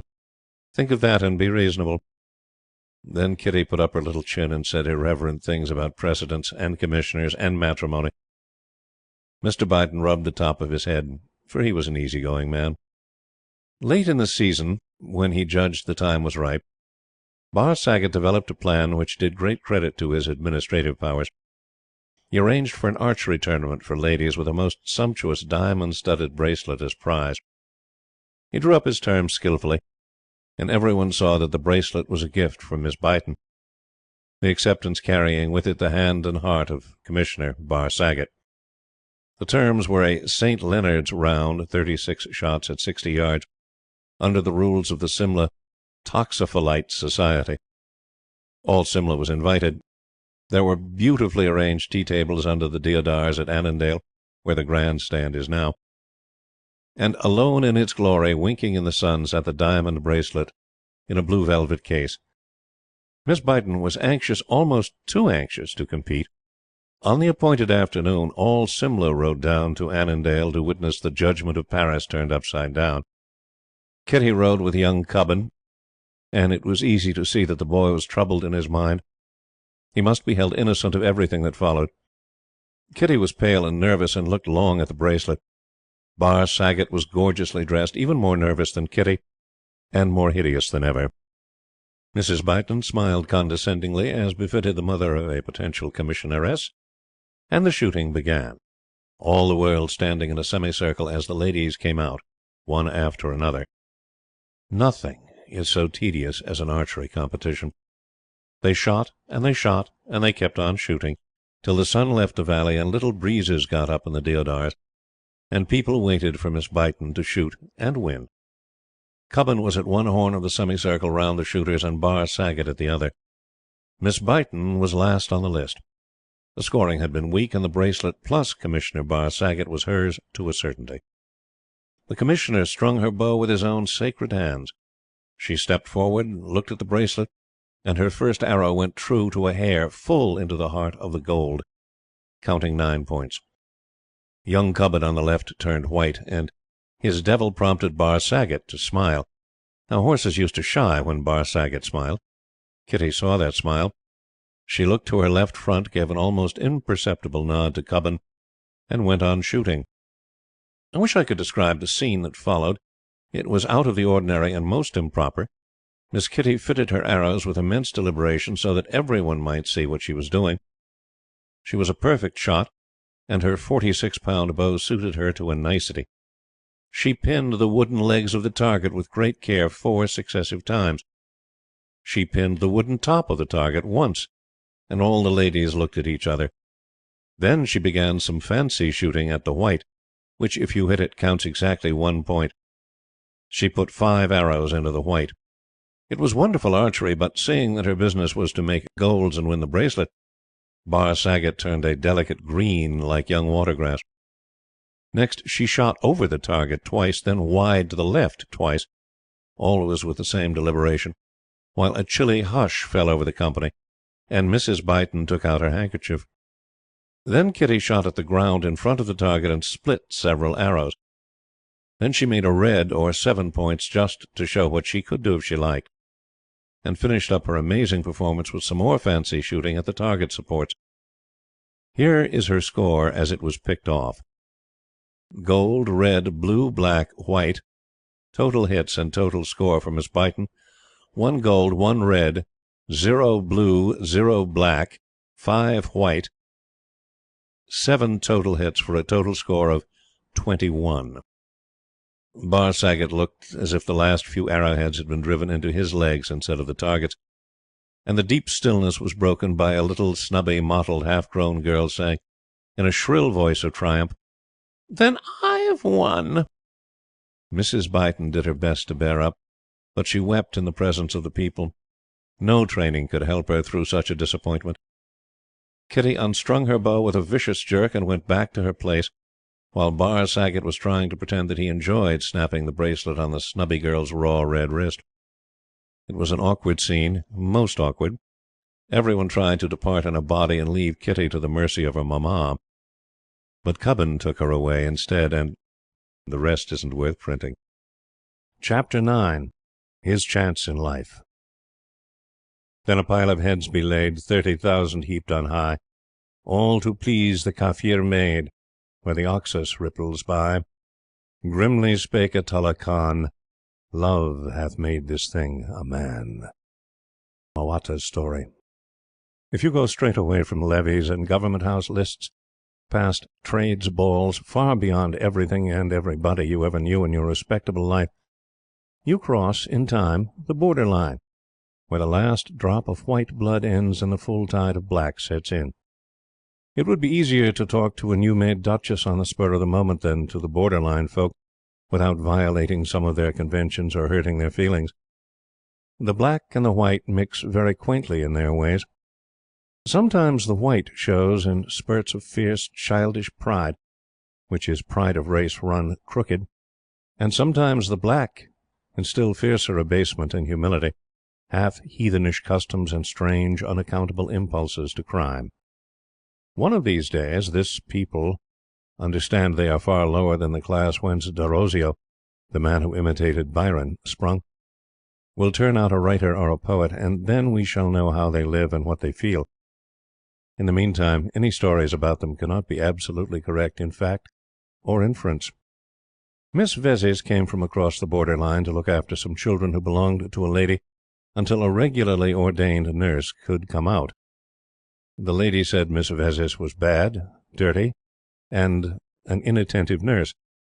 It never struck her that Miss Vezzis had her own life to lead and her own affairs to worry over, and that these affairs were the most important things in the world to Miss Vezzis. Very few mistresses admit this sort of reasoning. Miss Vezzis was as black as a boot, and, to our standard of taste, hideously ugly. She wore cotton print gowns and bulged shoes, and when she lost her temper with the children, she abused them in the language of the borderline, which is part English, part Portuguese, and part native. She was not attractive, but she had her pride, and she preferred being called Miss Vezzis. Every Sunday she dressed herself wonderfully and went to see her mamma, who lived, for the most part, on an old cane chair and a greasy tussore silk dressing gown, and a big rabbit warren of a house full of Vezzises, Pereiras, Ribeiras, Lisboas, and Gonsalveses, and a floating population of loafers. Besides fragments of the day's bazaar, garlic, stale incense, clothes thrown on the floor, petticoats hung on strings for screens, old bottles, pewter crucifixes, dried immortelles, pariah puppies, plaster images of the Virgin, and hats without crowns. Miss Vezzis drew 20 rupees a month for acting as nurse, and she squabbled weekly with her mamma as to the percentage to be given toward housekeeping. When the quarrel was over, Michel de Cruz used to shamble across the low mud wall of the compound and make love to Miss Vezzis after the fashion of the borderline, which is hedged about with much ceremony. Michel was a poor, sickly weed and very black, but he had his pride. He would not be seen smoking a hookah for anything, and he looked down on natives as only a man with 7/8 native blood in his veins can. The Vezzis family had their pride too. They traced their descent from a mythical plate-layer who had worked on the Soane Bridge when railways were new in India, and they valued their English origin. Michel was a telegraph signaller on Rs.35 a month. The fact that he was in Government employ made Mrs. Vezzis lenient, to the shortcomings of his ancestors. There was a compromising legend, Dom Anna the tailor brought it from Poonani, that a black Jew of Cochin had once married into the De Cruz family, while it was an open secret that an uncle of Mrs. De Cruz was at that very time doing menial work connected with cooking for a club in southern India. He sent Mrs. De Cruz 7 rupees 8 annas a month, but she felt the disgrace to the family very keenly all the same. However, in the course of a few Sundays, Mrs. Vezzis brought herself to overlook these blemishes, and gave her consent to the marriage of her daughter with Michel, on condition that Michel should have at least 50 rupees a month to start married life upon. This wonderful prudence must have been a lingering touch of the mythical platelayer's Yorkshire blood, for across the borderline people take a pride in marrying when they please, not when they can. Having regard to his departmental prospects, Miss Vezzis might as well have asked Michel to go away and come back with a moon in his pocket. But Michel was deeply in love with Miss Vezzis, and that helped him to endure. He accompanied Miss Vezzis to Mass one Sunday, and after Mass, walking home through the hot stale dust with her hand in his, he swore by several saints whose names would not interest you, never to forget Miss Vezzis, and she swore by her honour and the saints. The oath runs rather curiously, in nomine sanctissime, whatever the name of the she-saint is, and so forth, ending with a kiss on the forehead, a kiss on the left cheek, and a kiss on the mouth. Never to forget Michel. Next week Michel was transferred, and Miss Vezzis dropped tears upon the window sash of the intermediate compartment as it left the station. If you look at the telegraph map of India, you'll see a long line skirting the coast from Bakkarganj to Madras. Michel was ordered to Tibasu, a little sub-office 1/3 down this line, to send messages on from Berhampur to Chikakola, and to think of Miss Vezzis and his chances of getting 50 rupees a month out of office hours. He had the noise of the Bay of Bengal and a Bengali babu for company, nothing more. He sent foolish letters with crosses tucked inside the flaps of the envelopes to Miss Vezzis. When he had been at Tibasu for nearly 3 weeks, his chance came. Never forget that unless the outward and visible signs of our authority are always before a native, he is as incapable as a child of understanding what authority means, or where is the danger of disobeying it. Tibasu was a forgotten little place with a few Orissa Mohammedans in it. These, hearing nothing of the Collector Sahib for some time, and heartily despising the Hindu sub-judge, arranged to start a little Mohurrum riot of their own. But the Hindus turned out and broke their heads, when, finding lawlessness pleasant, Hindus and Mohammedans together raised an aimless sort of Donnybrook just to see how far they could go. They looted each other's shops and paid off private grudges in the regular way. It was a nasty little riot, but not worth putting in the newspapers. Michel was working in his office when he heard the sound that a man never forgets all his life, the ah-ya of an angry crowd. When the sound drops about 3 tones and changes to a thick, droning "ut," the man who hears it had better go away if he is alone. The native police inspector ran in and told Michel that the town was in an uproar and coming to wreck the telegraph office. The Babu put on his cap and quietly dropped out of the window, while the police inspector, afraid, but obeying the old race instinct which recognizes a drop of white blood as far as it can be diluted, said, "What orders does the Sahib give?" The Sahib decided Michel. Though horribly frightened, he felt that, for the hour, he, the man with the Cochin Jew and the menial uncle in his pedigree, was the only representative of English authority in the place. Then he thought of Miss Vezzis and the 50 rupees, and took the situation on himself. There were 7 native policemen in Tibasu, and 4 crazy smooth-bore muskets among them. All the men were grey with fear, but not beyond leading. Michel dropped the key of the telegraph instrument and went out at the head of his army to meet the mob. As the shouting crew came round a corner of the road, he dropped and fired, the men behind him loosing instinctively at the same time. The whole crowd, curs to the backbone, yelled and ran, leaving one man dead and another dying in the road. Michel was sweating with fear, but he kept his weakness under, and went down into the town, past the house where the sub-judge had barricaded himself. The streets were empty. Tibasu was more frightened than Michel, for the mob had been taken at the right time. Michel returned to the telegraph office and sent a message to Chicacola asking for help. Before an answer came, he received a deputation of the elders of Tibasu, telling him that the sub-judge said his actions generally were unconstitutional and trying to bully him. But the heart of Michel de Cruz was big and white in his breast, because of his love for Miss Vezis, the nurse girl, and because he had tasted for the first time responsibility and success. Those two make an intoxicating drink, and have ruined more men than ever has whiskey. Michel answered that the sub-judge might say what he pleased, but until the assistant collector came, the telegraph signaller was the Government of India in Tibasu, and the elders of the town would be held accountable for further rioting.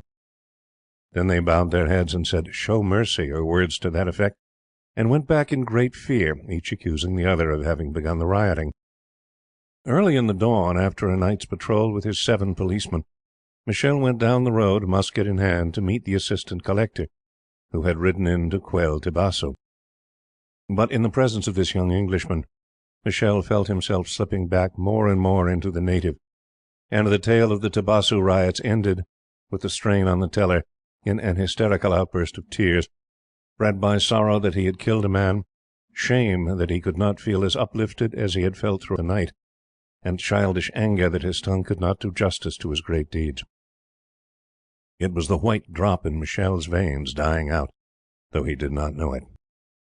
But the Englishman understood, and after he had schooled those men of Tibasu, and had conferred with the sub-judge till that excellent official turned green, he found time to draft an official letter describing the conduct of Michel, which letter filtered through the proper channel and ended in the transfer of Michel up country once more on the imperial salary of 66 rupees a month.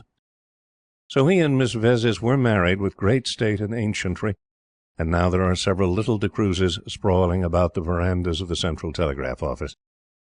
But if the whole revenue of the department he serves were to be his reward, Michel could never, never repeat what he did at Tibasu for the sake of Miss Vezis, the nurse girl. Which proves that when a man does good work out of all proportion to his pay, in 7 cases out of 9 there's a woman at the back of the virtue. The 2 exceptions must have suffered from sunstroke. Chapter 10. Watches of the Night. What is in the Brahmin's books, that is in the Brahmin's heart. Neither you nor I knew there was so much evil in the world. Hindu proverb.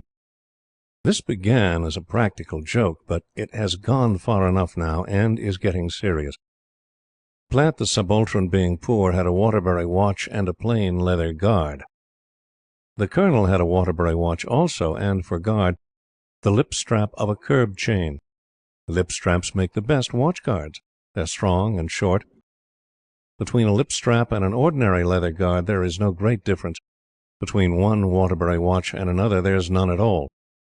Everyone in the station knew the Colonel's lip strap.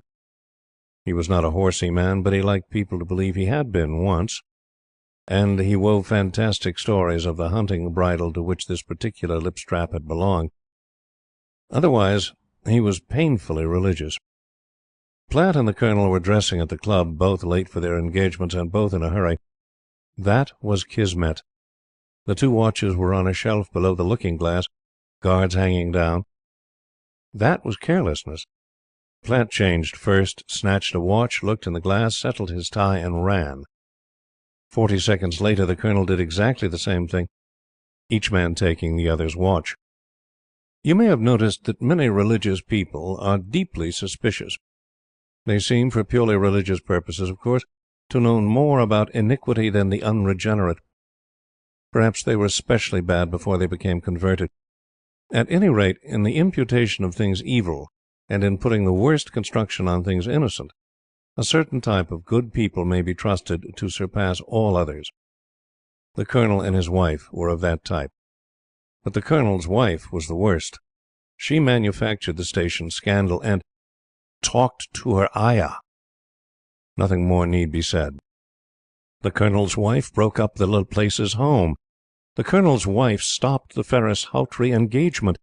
The Colonel's wife induced young Buxton to keep his wife down in the plains through the first year of the marriage, whereby little Mrs. Buxton died, and the baby with her. These things will be remembered against the Colonel's wife so long as there is a regiment in the country. But to come back to the Colonel and Platt. They went their several ways from the dressing-room.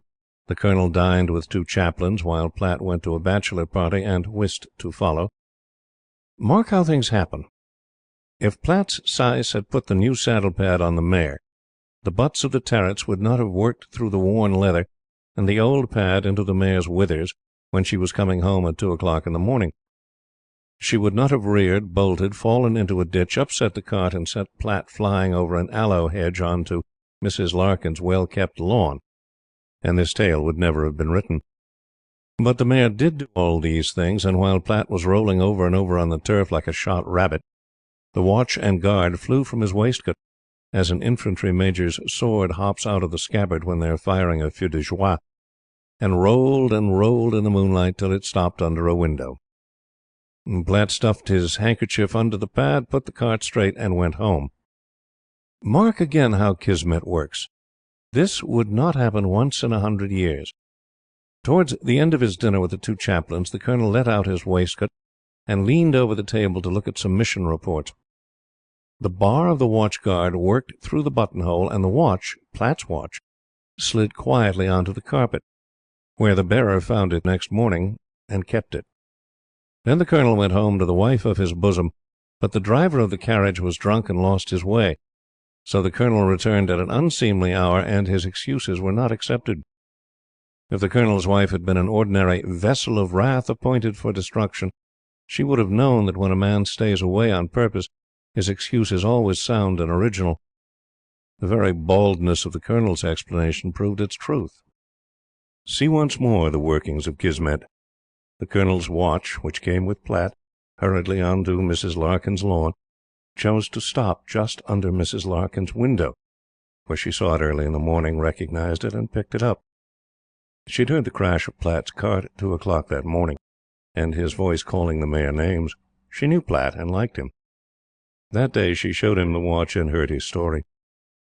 He put his head on one side, winked, and said, "How disgusting, shocking old man! With his religious training, too. I should send the watch to the Colonel's wife, and ask for explanation." Mrs. Larkin thought for a minute of the Laplaces, whom she had known when Laplace and his wife believed in each other, and answered, "I will send it. I think it will do her good. But remember, we must never tell her the truth." Platt guessed that his own watch was in the Colonel's possession, and thought that the return of the lip-strapped Waterbury with a soothing note from Mrs. Larkin would merely create a small trouble for a few minutes. Mrs. Larkin knew better. She knew that any poison dropped would find good holding ground in the heart of the Colonel's wife. The packet, and a note containing a few remarks on the Colonel's calling hours, were sent over to the Colonel's wife, who wept in her own room and took counsel with herself. If there was one woman under heaven whom the Colonel's wife hated with holy fervour, it was Mrs. Larkin. Mrs. Larkin was a frivolous lady, and called the Colonel's wife "Old Cat." The Colonel's wife said that somebody in Revelations was remarkably like Mrs. Larkin. She mentioned other Scripture people as well, from the Old Testament. But the Colonel's wife was the only person who cared or dared to say anything against Mrs. Larkin. Everyone else accepted her as an amusing, honest little body. Wherefore, to believe that her husband had been shedding watches under that thing's window at ungodly hours, coupled with the fact of his late arrival on the previous night, was... At this point she rose up and sought her husband. He denied everything except the ownership of the watch. She besought him, for his soul's sake, to speak the truth. He denied afresh, with 2 bad words. Then a stony silence held the Colonel's wife, while a man could draw his breath 5 times. The speech that follows is no affair of mine or yours.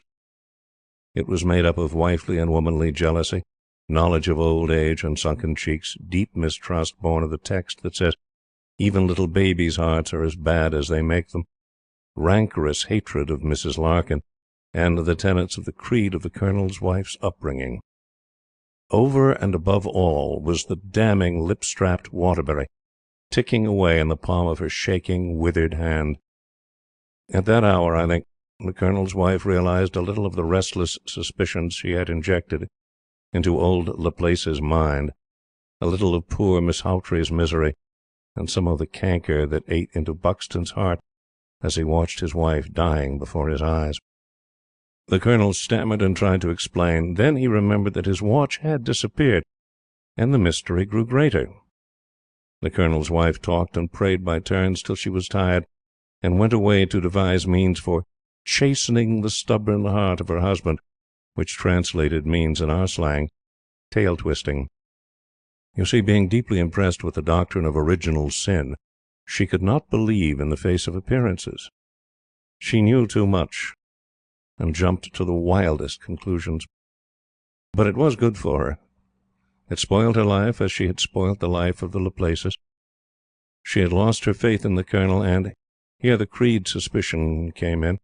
He might, she argued, have erred many times before a merciful Providence, at the hands of so unworthy an instrument as Mrs. Larkin, had established his guilt. He was a bad, wicked, grey-haired profligate. This may sound too sudden a revulsion for a long-wedded wife, but it's a venerable fact that if a man or woman makes a practice of, and takes a delight in, believing and spreading evil of people indifferent to him or her, he or she will end in believing evil of folk very near and dear. You may think also that the mere incident of the watch was too small and trivial to raise this misunderstanding. It's another aged fact that, in life as well as racing, all the worst accidents happen at little ditches and cut-down fences. In the same way, you sometimes see a woman who would have made a Joan of Arc in another century and climate, threshing herself to pieces over all the mean worry of housekeeping. But that's another story. Her belief only made the Colonel's wife more wretched, because it insisted so strongly on the villainy of men. Remembering what she had done, it was pleasant to watch her unhappiness, and the penny-farthing attempt she made to hide it from the station.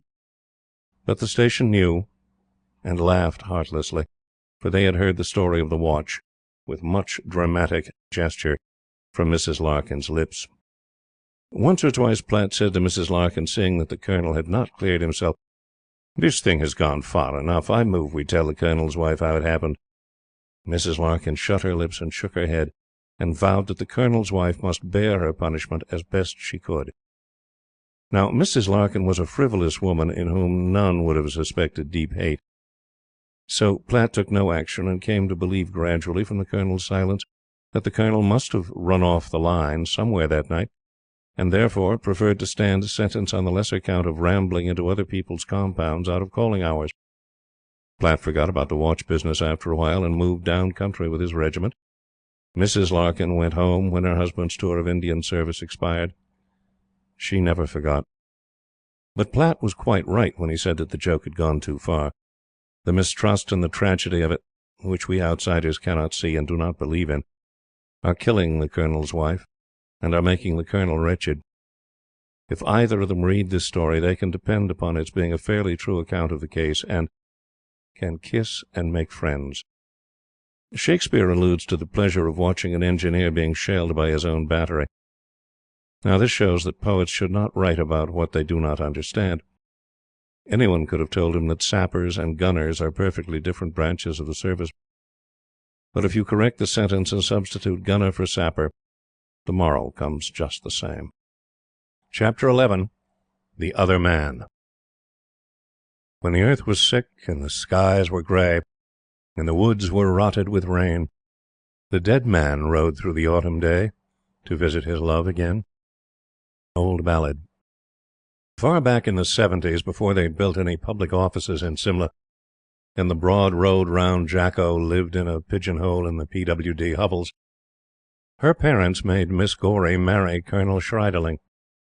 He could not have been much more than 35 years her senior, and as he lived on 200 rupees a month and had money of his own, he was well off. He belonged to good people, and suffered in the cold weather from lung complaints. In the hot weather he dangled on the brink of heat apoplexy, but it never quite killed him. Understand, I do not blame Schreiderling. He was a good husband according to his lights, and his temper only failed him when he was being nursed, which was some 17 days in each month. He was almost generous to his wife about money matters, and that, for him, was a concession. Still, Mrs. Schreiderling was not happy. They married her when she was this side of 20, and had given all her poor little heart to another man. I've forgotten his name, but we will call him the other man. He had no money, no prospects. He was not even good looking, and I think he was in the commissariat or transport. But in spite of all these things, she loved him very madly, and there was some sort of an engagement between the two, when Schreiderling appeared and told Mrs. Gorey that he wished to marry her daughter. Then the other engagement was broken off, washed away by Mrs. Gorey's tears, for that lady governed her house by weeping over disobedience to her authority, and the lack of reverence she received in her old age. The daughter did not take after her mother. She never cried, not even at the wedding. The other man bore his loss quietly, and was transferred to as bad a station as he could find. Perhaps the climate consoled him. He suffered from intermittent fever, and that may have distracted him from his other trouble. He was weak about the heart also, both ways.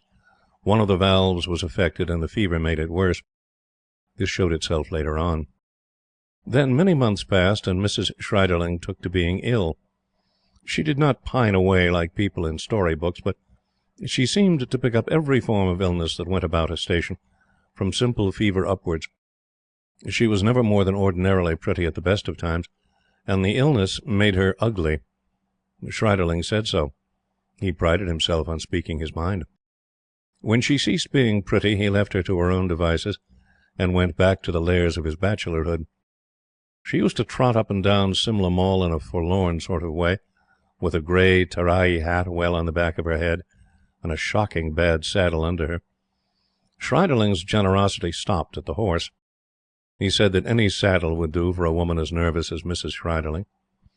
She never was asked to dance, because she did not dance well, and she was so dull and uninteresting that her box very seldom had any cards in it. Schreiderling said that if he had known that she was going to be such a scarecrow after her marriage, he would never have married her. He always prided himself on speaking his mind, did Schreiderling. He left her at Simla one August and went down to his regiment. Then she revived a little, but she never recovered her looks. I found out at the club that the other man is coming up sick, very sick, on an off chance of recovery. The fever and the heart valves had nearly killed him. She knew that, too, and she knew, what I have no interest in knowing, when he was coming up. I suppose he wrote to tell her. They had not seen each other since a month before the wedding. And here comes the unpleasant part of the story. A late call kept me down at the Dovedale Hotel till dusk one evening. Mrs. Schreiderling had been flitting up and down the Mall all afternoon in the rain. Coming up along the cart road, a tonga passed me, and my pony, tired with standing so long, set off at a canter. Just by the road down to the tonga office, Mrs. Schreiderling, dripping from head to foot, was waiting for the tonga. I turned uphill, as the tonga was no affair of mine, and just then she began to shriek. I went back at once, and saw under the tonga office lamps Mrs. Schreiderling kneeling in the wet road by the back seat of the newly arrived tonga, screaming hideously. Then she fell, face down, in the dirt as I came up. Sitting in the back seat, very square and firm, with one hand on the awning stanchion and the wet pouring off his hat and moustache, was the other man. Dead. The 60-mile uphill jolt had been too much for his valve, I suppose.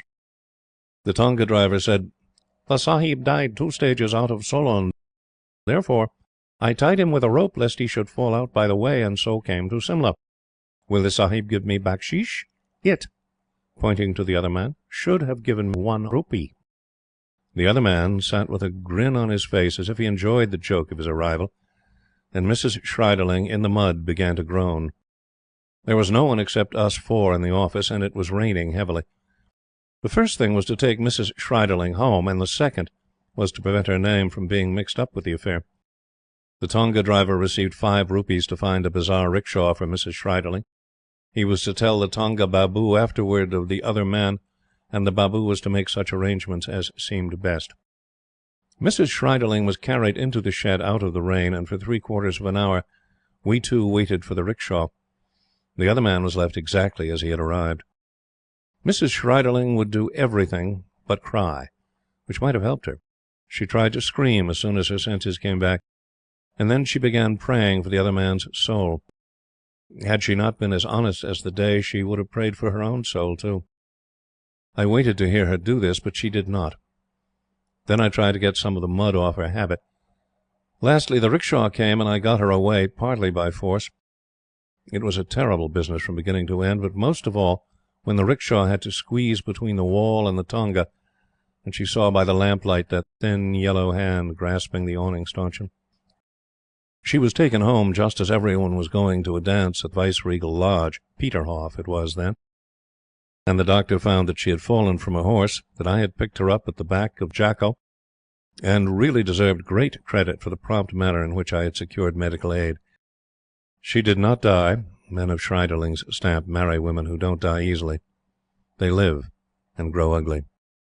She never told of her one meeting since her marriage with the other man, and when the chill and cough following the exposure of that evening allowed her abroad, she never by word or sign alluded to having met me by the Tonga office.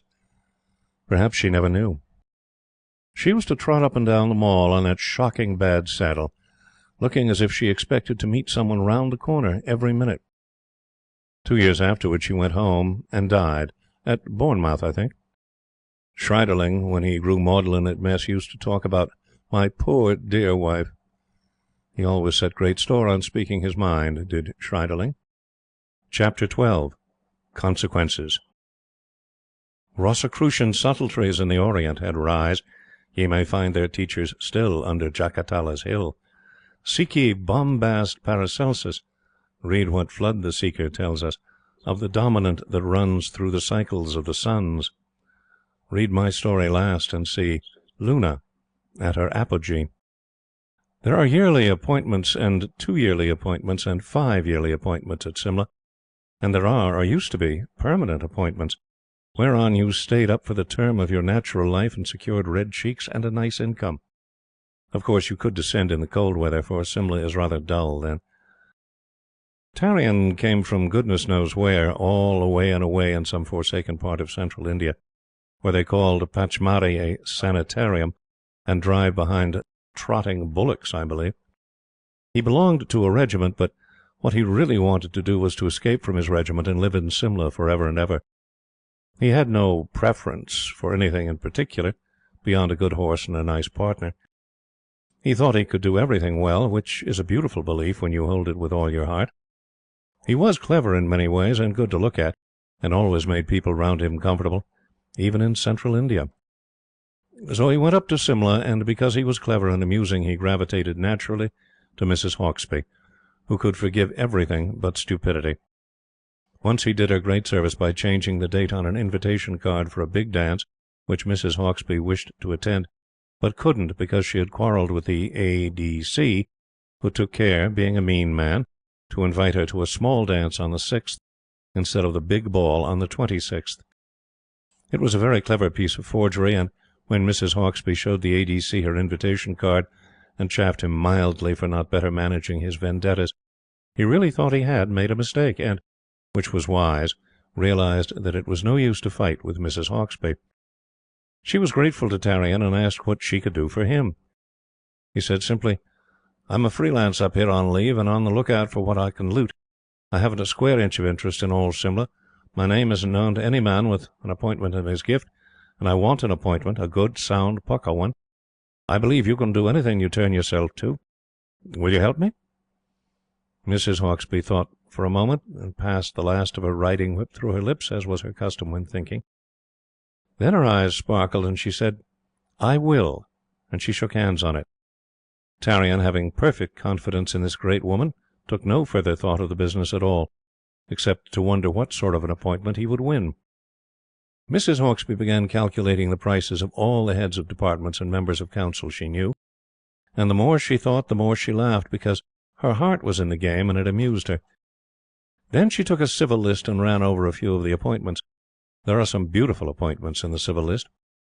Eventually she decided that, though Tarian was too good for the political department, she had better begin by trying to get him in there. What were her own plans to this end does not matter in the least, for luck or fate played into her hands, and she had nothing to do but to watch the course of events and take the credit for them.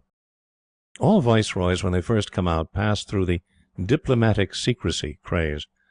It wears off in time, but they all catch it in the beginning because they are new to the country. The particular Viceroy who was suffering from the complaint just then, this was a long time ago, before Lord Dufferin ever came from Canada, or Lord Ripon from the bosom of the English Church, had it very badly, and the result was that men who were new to keeping official secrets went about looking unhappy, and the Viceroy plumed himself on the way in which he had instilled notions of reticence into his staff. Now, the Supreme Government have a careless custom of committing what they do to printed papers. These papers deal with all sorts of things, from the payment of rupees 200 to a Secret Service native, up to rebukes administered to vakils and motamids of native states, and rather brusque letters to native princes, telling them to put their houses in order, to refrain from kidnapping women, or filling offenders with pounded red pepper, and eccentricities of that kind. Of course, these things could never be made public, because native princes never err officially, and their states are officially as well administered as our territories. Also, the private allowances to various queer people are not exactly matters to put into newspapers, though they give quaint reading sometimes. When the Supreme Government is at Simla, these papers are prepared there, and go round to the people who ought to see them in office boxes, or by post. The principle of secrecy was to that Viceroy quite as important as the practice, and he held that a benevolent despotism like ours should never allow even little things, such as appointments of subordinate clerks, to leak out till the proper time. He was always remarkable for his principles. There was a very important batch of papers in preparation at that time. It had to travel from one end of Simla to the other by hand. It was not put into an official envelope, but a large, square, pale pink one, the matter being in manuscript on soft, crinkly paper. It was addressed to the head clerk, etc., etc. Now, between the head clerk, etc., etc., and Mrs. Hawksby and a flourish, is no very great difference if the address be written in a very bad hand, as this was. The chaprassi who took the envelope was not more of an idiot than most chaprassis. He merely forgot where this most unofficial cover was to be delivered, and so asked the first Englishman he met, who happened to be a man riding down to Annandale in a great hurry. The Englishman hardly looked, and said, "Hawksby Sahib ki mem," and went on. So did the chapras, because that letter was the last in stock, and he wanted to get his work over. There was no book to sign. He thrust the letter into Mrs. Hawksby's bearer's hands, and went off to smoke with a friend. Mrs. Hawksby was expecting some cut-out pattern things in flimsy paper from a friend. As soon as she got the big square packet, therefore, she said, "Oh, the dear creature," and tore it open with a paper knife, and all the MS enclosures tumbled out on the floor. Mrs. Hawksby began reading. I have said the batch was rather important. That is quite enough for you to know. It referred to some correspondence, 2 measures, a peremptory order to a native chief, and 24 other things. Mrs. Hawksby gasped as she read, for the first glimpse of the naked machinery of the great Indian Government, stripped of its casings and lacquer and paint and guard-rails, impresses even the most stupid man. And Mrs. Hawksby was a clever woman. She was a little afraid at first, and felt as if she had laid hold of a lightning flash by the tail, and did not quite know what to do with it. There were remarks and initials at the side of the papers, and some of the remarks were rather more severe than the papers. The initials belonged to men who are all dead or gone now, but they were great in their day. Mrs. Hawksby read on, and thought calmly as she read. Then the value of her trove struck her, and she cast about for the best method of using it. Then Tarrion dropped in, and they read through all the papers together, and Tarrion, not knowing how she had come by them, vowed that Mrs. Hawksby was the greatest woman on earth, which I believe was true, or nearly so. "The honest course is always the best," said Tarrion, after an hour and a half of study and conversation. "All things considered, the intelligence branch is about my form, either that or the Foreign Office. I go to lay siege to the high gods in their temples." He did not seek a little man, or a little big man, or a weak head of a strong government, but he called on the biggest and strongest man that the government owned, and explained that he wanted an appointment at Simla on a good salary. The compound insolence of this amused the strong man, and, as he had nothing to do for the moment, he listened to the proposals of the audacious Tarrion. "You have, I presume, some special qualifications?" Besides the gift of self-assertion for the claims you put forward," said the strong man. "That, sir," said Tallien, "is for you to judge." Then he began, for he had a good memory, quoting a few of the more important notes in the papers, slowly and one by one, as a man drops chlorodyne into a glass. When he had reached the peremptory order, and it was a peremptory order, the strong man was troubled. Tallien wound up, "And I fancy that special knowledge of this kind is at least as valuable for, let us say, a berth in the Foreign Office, as the fact of being the nephew of a distinguished officer's wife." That hit the strong man hard, for the last appointment to the Foreign Office had been by black favour, and he knew it. "I'll see what I can do for you," said the strong man. "Many thanks," said Tallien. Then he left, and the strong man departed to see how the appointment was to be blocked. Followed a pause of 11 days, with thunders and lightnings and much telegraphing. The appointment was not a very important one, carrying only between ₹500 and ₹700 a month. But, as the Viceroy said, it was the principle of diplomatic secrecy that had to be maintained, and it was more than likely that a boy so well supplied with special information would be worth translating. So they translated him. They must have suspected him, though he protested that his information was due to singular talents of his own. Now, much of this story, including the after history of the missing envelope, you must fill in for yourself, because there are reasons why it cannot be written. If you do not know about things up above, you won't understand how to fill it in, and you will say it's impossible. What the Viceroy said when Tallien was introduced to him was, "So this is the boy who rusked the Government of India, is it? Recollect, sir, that is not done twice." So he must have known something. What Tallien said when he saw his appointment gazetted was, "If Mrs. Hauksbee were 20 years younger and I her husband, I should be Viceroy of India in 20 years. What Mrs. Hauksbee said, when Tallien thanked her almost with tears in his eyes, was first, "I told you so," and next to herself, "What fools men are!" Chapter 13. The Conversion of Aurelian McGoggin. Ride with an idle whip, ride with an unused heel, but once in a way there will come a day when the colt must be taught to feel the lash that falls and the curb that galls, and the sting of the roweled steel. Life's Handicap. This is not a tale exactly, it's a tract, and I am immensely proud of it. Making a tract is a feat. Every man is entitled to his own religious opinions, but no man, least of all a junior, has a right to thrust these down other men's throats. The Government sends out weird civilians now and again, but McGoggin was the queerest exported for a long time. He was clever, brilliantly clever, but his cleverness worked the wrong way.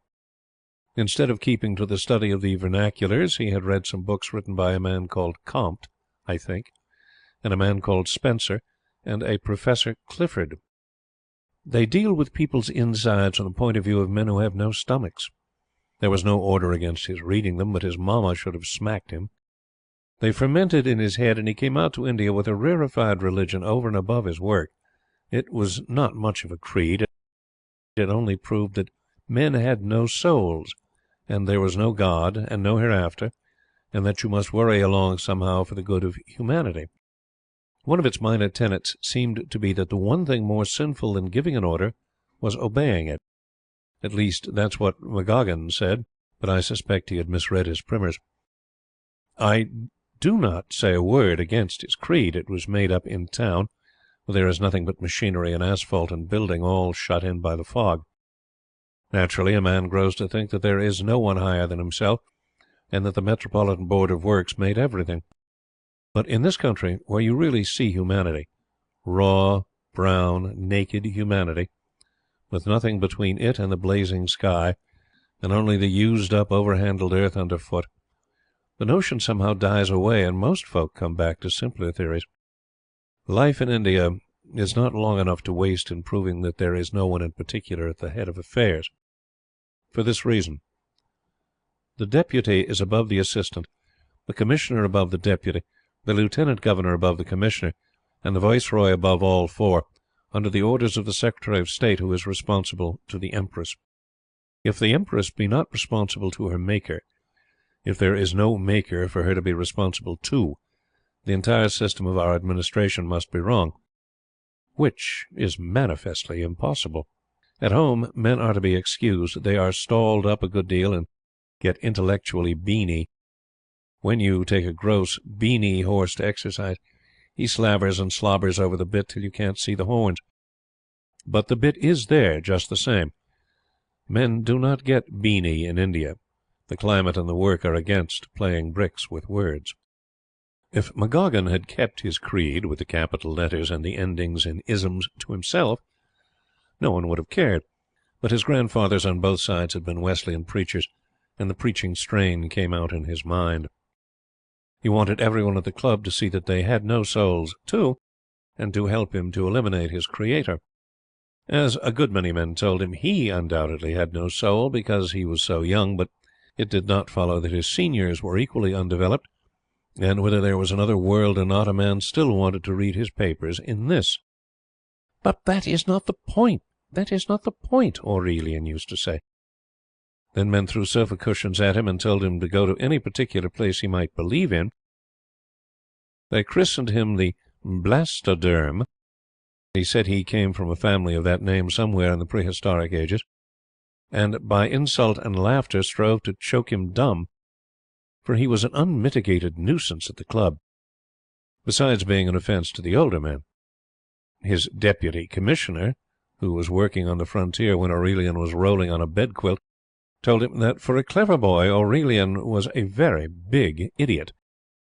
And you know, if he'd gone on with his work, he would have been caught up to the Secretariat in a few years. It was just the type that goes there, all head, no physique, and 100 theories. Not a soul was interested in McGoggin's soul. He might have had 2 or none, or somebody else's. His business was to obey orders and keep abreast of his files, instead of devastating the club with isms. He worked brilliantly, but he could not accept any order without trying to better it.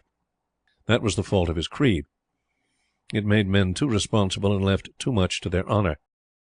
You can sometimes ride an old horse in a halter, but never a colt. McGoggin took more trouble over his cases than any of the men of his year. He may have fancied that 30-page judgments on 50-rupee cases, both sides perjured to the gullet, advanced the cause of humanity. At any rate, he worked too much and worried and fretted over the rebukes he received, and lectured away on his ridiculous creed out of office, till the doctor had to warn him that he was overdoing it. No man can toil 18 annas in the rupee in June without suffering. But McGoggin was still intellectually beany, and proud of himself and his powers, and he would take no hint. He worked 9 hours a day, steadily. "Very well," said the doctor, "you'll break down because you are over-engined for your beam." McGoggin was a little chap. And one day the collapse came, as dramatically as if it had been meant to embellish a tract. It was just before the rains. We were sitting in the veranda in the dead-hot close air, gasping and praying that the black-blue clouds would let down and bring the cool. Very, very far away there was a faint whisper, which was the roar of the rains breaking over the river. One of the men heard it, got out of his chair, listened, and said, naturally enough, "Thank God." Then the Blastoderm turned in his place and said, "Why?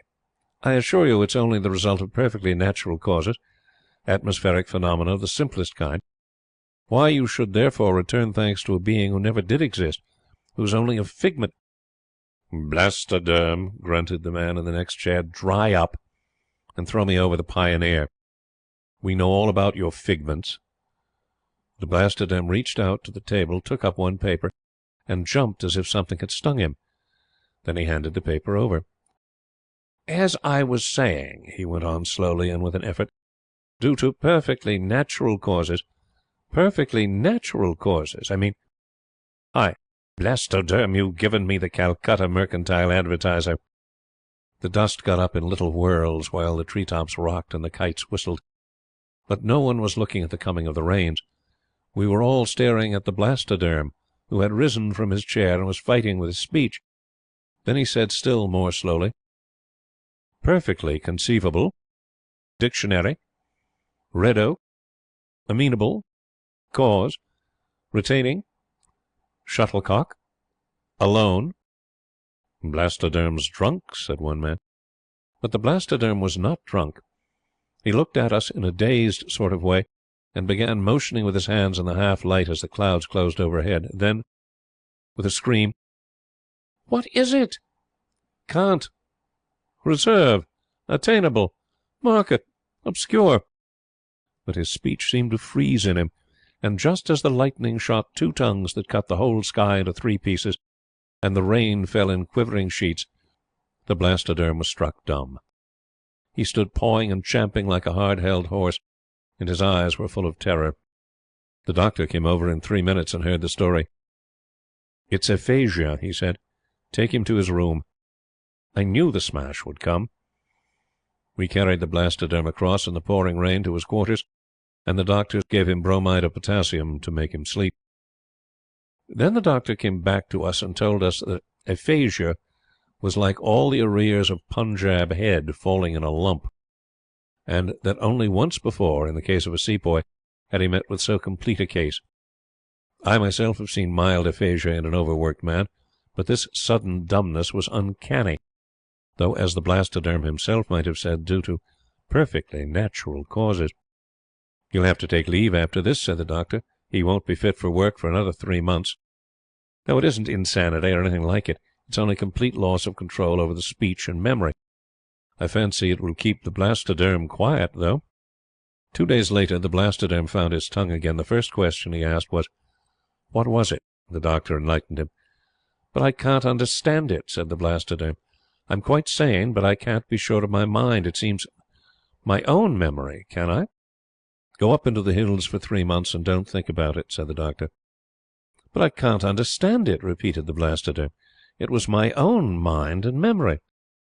"I can't help it," said the doctor. "There are a good many things you can't understand, and by the time you've put in my length of service you'll know exactly how much a man dare call his own in this world." The stroke cowed the Blastoderm. He could not understand it. He went into the hills in fear and trembling, wondering whether he would be permitted to reach the end of any sentence he began. This gave him a wholesome feeling of mistrust. The legitimate explanation that he had been overworking himself failed to satisfy him. Something had wiped his lips of speech as a mother wipes the milky lips of her child, and he was afraid, horribly afraid. So the club had rest when he returned, and if ever you come across Aurelian McGoggin laying down the law on things human, he doesn't seem to know as much as he used to about things divine. Put your forefinger on your lip for a moment and see what happens. Don't blame me if he throws a glass at your head. Chapter 14. A Germ Destroyer. Pleasant it is for the little tin gods when great Jove nods. But little tin gods make their little mistakes in missing the hour when great Jove wakes. As a general rule, it's inexpedient to meddle with questions of state in a land where men are highly paid to work them out for you. This tale is a justifiable exception. Once in every 5 years, as you know, we indent for a new viceroy, and each viceroy imports with the rest of his baggage a private secretary, who may or may not be the real viceroy, just as fate ordains. Fate looks after the Indian Empire because it's so big and so helpless. There was a viceroy once who brought out with him a turbulent private secretary, a hard man with a soft manner and a morbid passion for work. This secretary was called Wonder, John Fennel Wonder. The viceroy possessed no name, nothing but a string of counties and 2/3 of the alphabet after them. He said in confidence that he was the electroplated figurehead of a golden administration, and he watched in a dreamy, amused way Wonder's attempts to draw matters which were entirely outside his province into his own hands.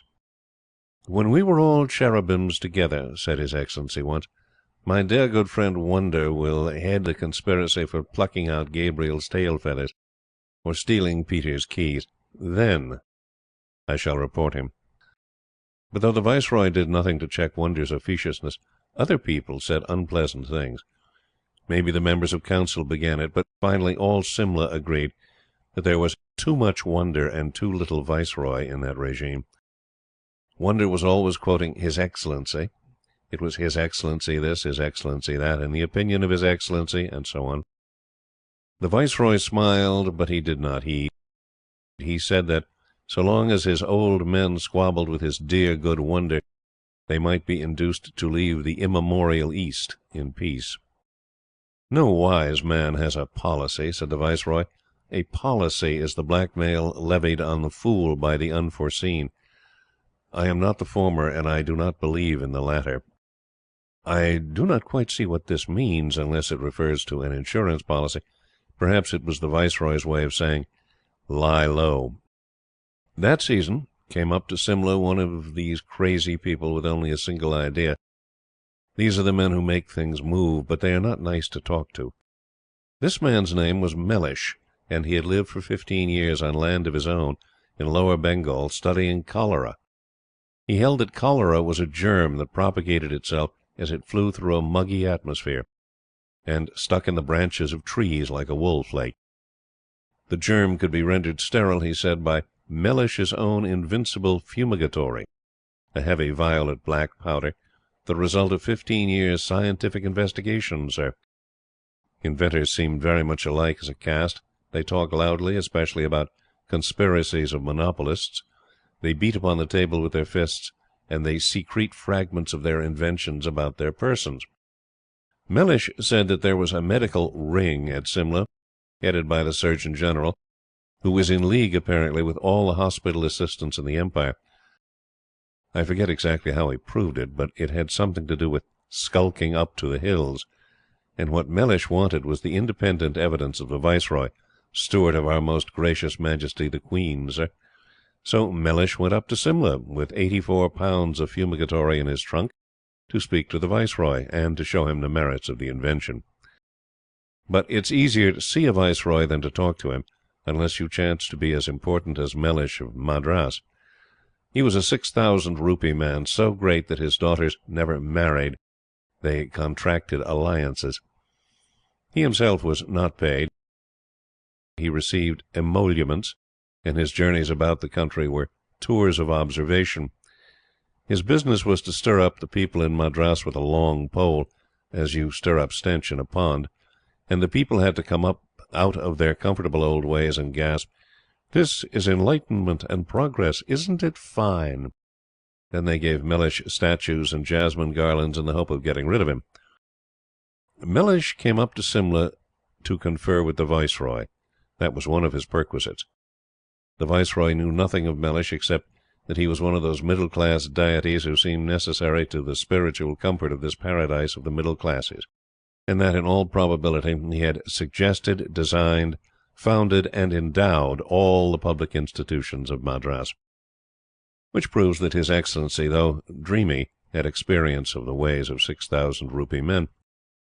Mellish's name was E. Mellish, and Mellish's was E. S. Mellish, and they were both staying at the same hotel, and the fate that looks after the Indian Empire ordained that wonder should blunder and drop the final E, that the chaprassi should help him, and that the note which ran, "Dear Mr. Mellish, can you set aside your other engagements and lunch with us at 2 tomorrow? His Excellency has an hour at your disposal then," should have been given to Mellish with the fumigatory. He nearly wept with pride and delight, and at the appointed hour cantered off to Peterhof, a big paper bag full of the fumigatory in his coat-tail pockets. He had his chance, and he meant to make the most of it. Mellish of Madras had been so portentously solemn about his conference that Wonder had arranged for a private tiffin.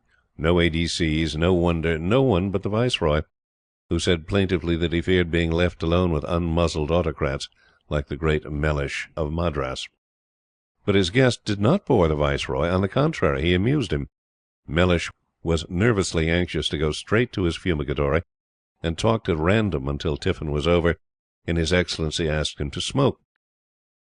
The Viceroy was pleased with Mellish, because he did not talk shop. As soon as the cheroots were lit, Mellish spoke like a man, beginning with his cholera theory, reviewing his 15 years' scientific labours, the machinations of the Simla ring, and the excellence of his fumigatory, while the Viceroy watched him between half-shut eyes and thought, "Evidently this is the wrong tiger, but it's an original animal." Mellish's hair was standing on end with excitement, and he stammered.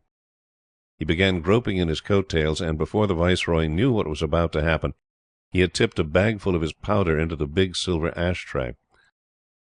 "Judge for yourself, sir," said Mellish. "The Excellency shall judge for yourself. Absolutely infallible, on my honor." He plunged the lighted end of his cigar into the powder, which began to smoke like a volcano, and send up fat, greasy wreaths of copper-coloured smoke. In 5 seconds the room was filled with a most pungent and sickening stench, a reek that took fierce hold of the trap of your windpipe and shut it. The powder then hissed and fizzed and sent out blue and green sparks, and the smoke rose till you could neither see nor breathe nor gasp. Mellish, however, was used to it. "Nitrate of strontia," he shouted. "Barita, bone meal, etc. 1,000 cubic feet smoke per cubic inch. Not a germ could live, not a germ, your Excellency." But His Excellency had fled and was coughing at the foot of the stairs, while all Peterhof hummed like a hive. Red Lancers came in, and the head chaprassi, who speaks English, came in, and mace-bearers came in, and ladies ran downstairs screaming "Fire!"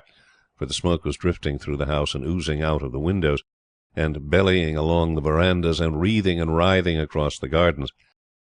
No one could enter the room where Mellish was lecturing on his fumigatory till that unspeakable powder had burned itself out.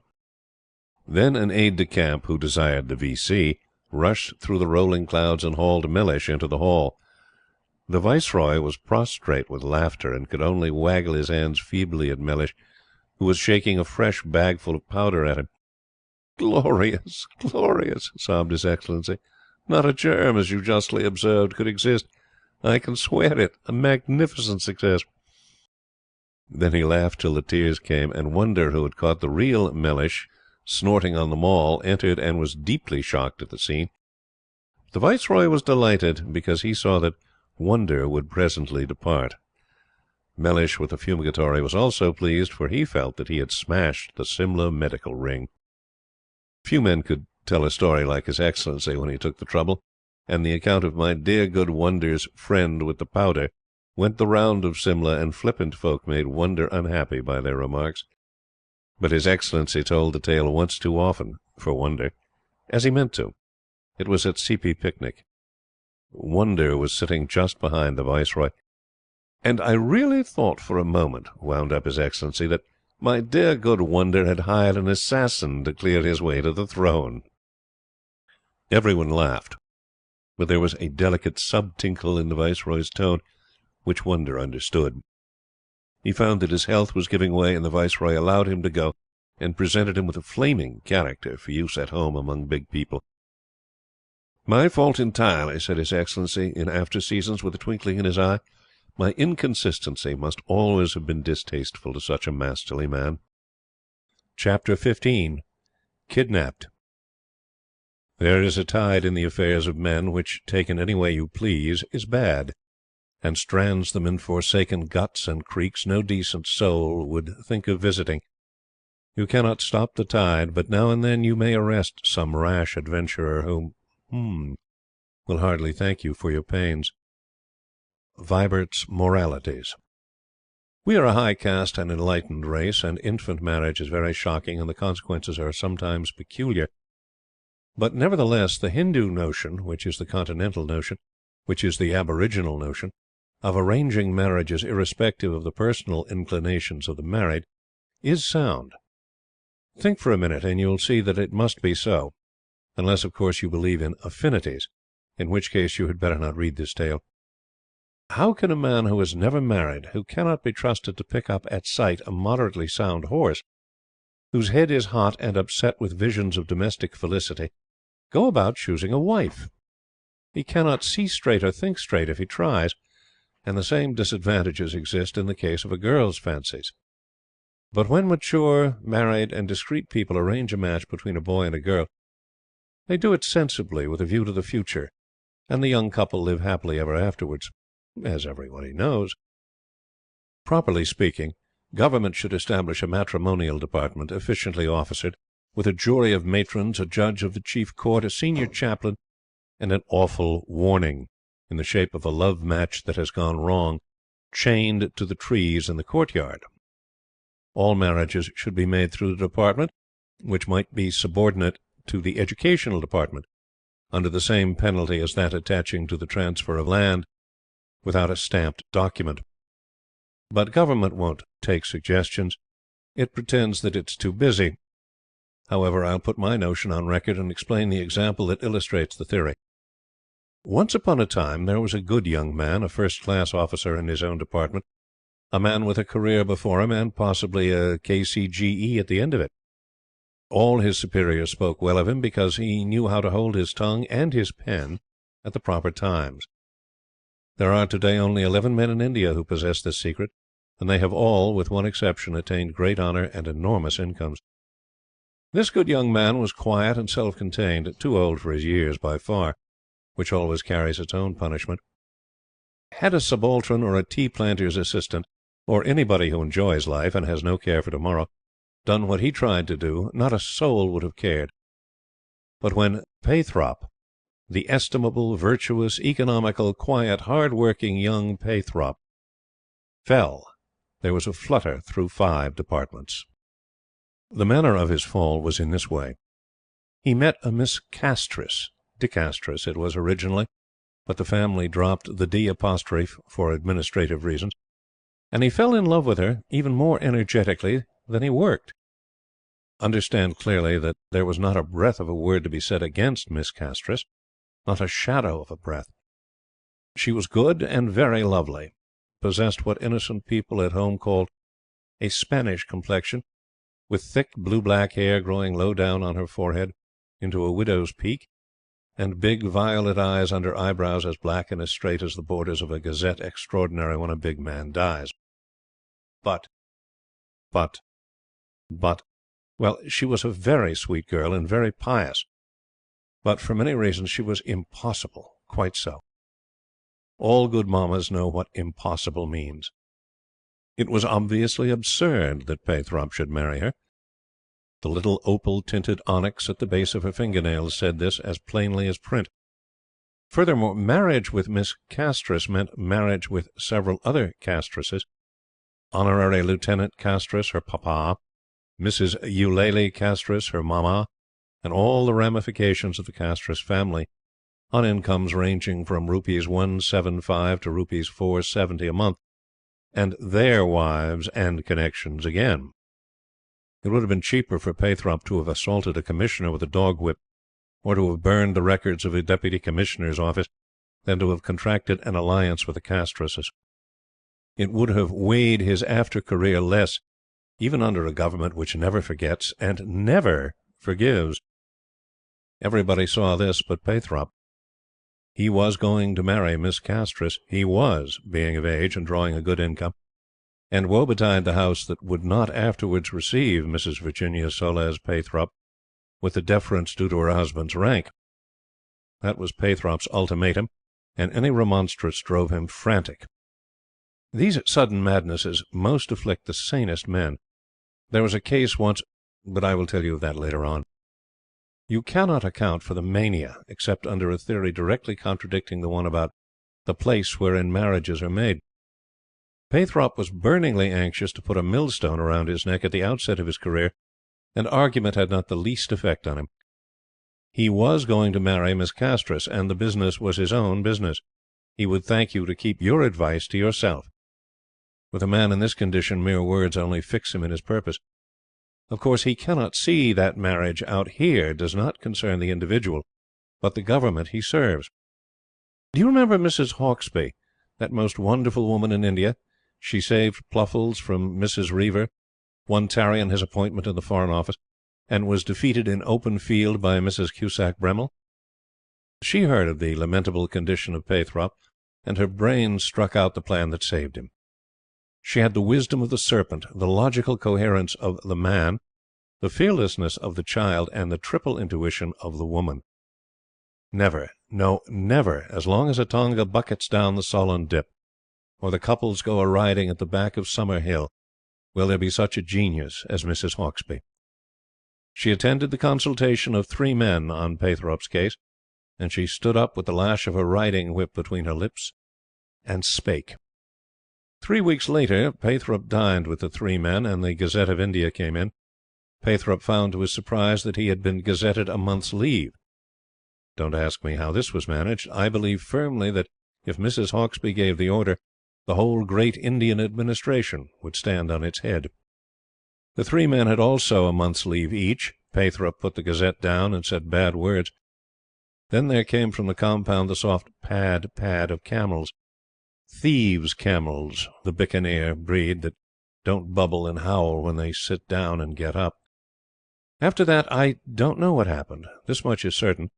Pathrup disappeared, vanished like smoke, and the long footrest chair in the house of the three men was broken to splinters. Also a bedstead departed from one of the bedrooms. Mrs. Hauksbee said that Mr. Pathrup was shooting in Rajputana with the three men, so we were compelled to believe her. At the end of the month Pathrup was gazetted 20 days' extension of leave, but there was wrath and lamentation in the house of Castris. The marriage day had been fixed, but the bridegroom never came, and the De Silvas, Perrieras, and Duquettes lifted their voices and mocked Honorary Lieutenant Castris as one who had been basely imposed upon. Mrs. Hauksbee went to the wedding, and was much astonished when Pathrup did not appear. After 7 weeks, Pathrup and the three men returned from Rajputana. Pathrup was in hard, tough condition, rather white, and more self-contained than ever. One of the three men had a cut on his nose caused by the kick of a gun. 12 bores kick rather curiously. Then came Honorary Lieutenant Castris, seeking for the blood of his perfidious son-in-law to be. He said things, vulgar and impossible things, which showed the raw, rough rancour below the honorary, and I fancy Pathrup's eyes were opened. Anyhow, he held his peace till the end. Then he spoke briefly. Honorary Lieutenant Castris asked for a peg before he went away to die or bring a suit for breach of promise. Miss Castris was a very good girl. She said that she would have no breach of promise suits. She said that if she was not a lady, she was refined enough to know that ladies kept their broken hearts to themselves, and as she ruled her parents, nothing happened. Later on she married a most respectable and gentlemanly person. He travelled for an enterprising firm in Calcutta, and was all that a good husband should be. So Pathrup came to his right mind again, and did much good work, and was honoured by all who knew him. One of these days he will marry, but he'll marry a sweet pink and white maiden on the Government House list, with a little money and some influential connections, as every wise man should. And he will never, all his life, tell her what happened during the 7 weeks of his shooting tour in Rajputana. But just think how much trouble and expense, for camel hire is not cheap, and those Buccaneer brutes had to be fed like humans, might have been saved by a properly conducted matrimonial department under the control of the Director General of Education, but corresponding direct with the Viceroy. Chapter 16. The Arrest of Lieutenant Golightly. "I've forgotten the countersign," says he. "Oh, you have you?" says I. "But I'm the Colonel," says he. "Oh, you are you?" says I. "Colonel and no Colonel, you waits here till I'm relieved and the sergeant reports on your ugly old mug. Coop," says I. And s'help me soul, 'twas the Colonel after all. But I was a recruitee then.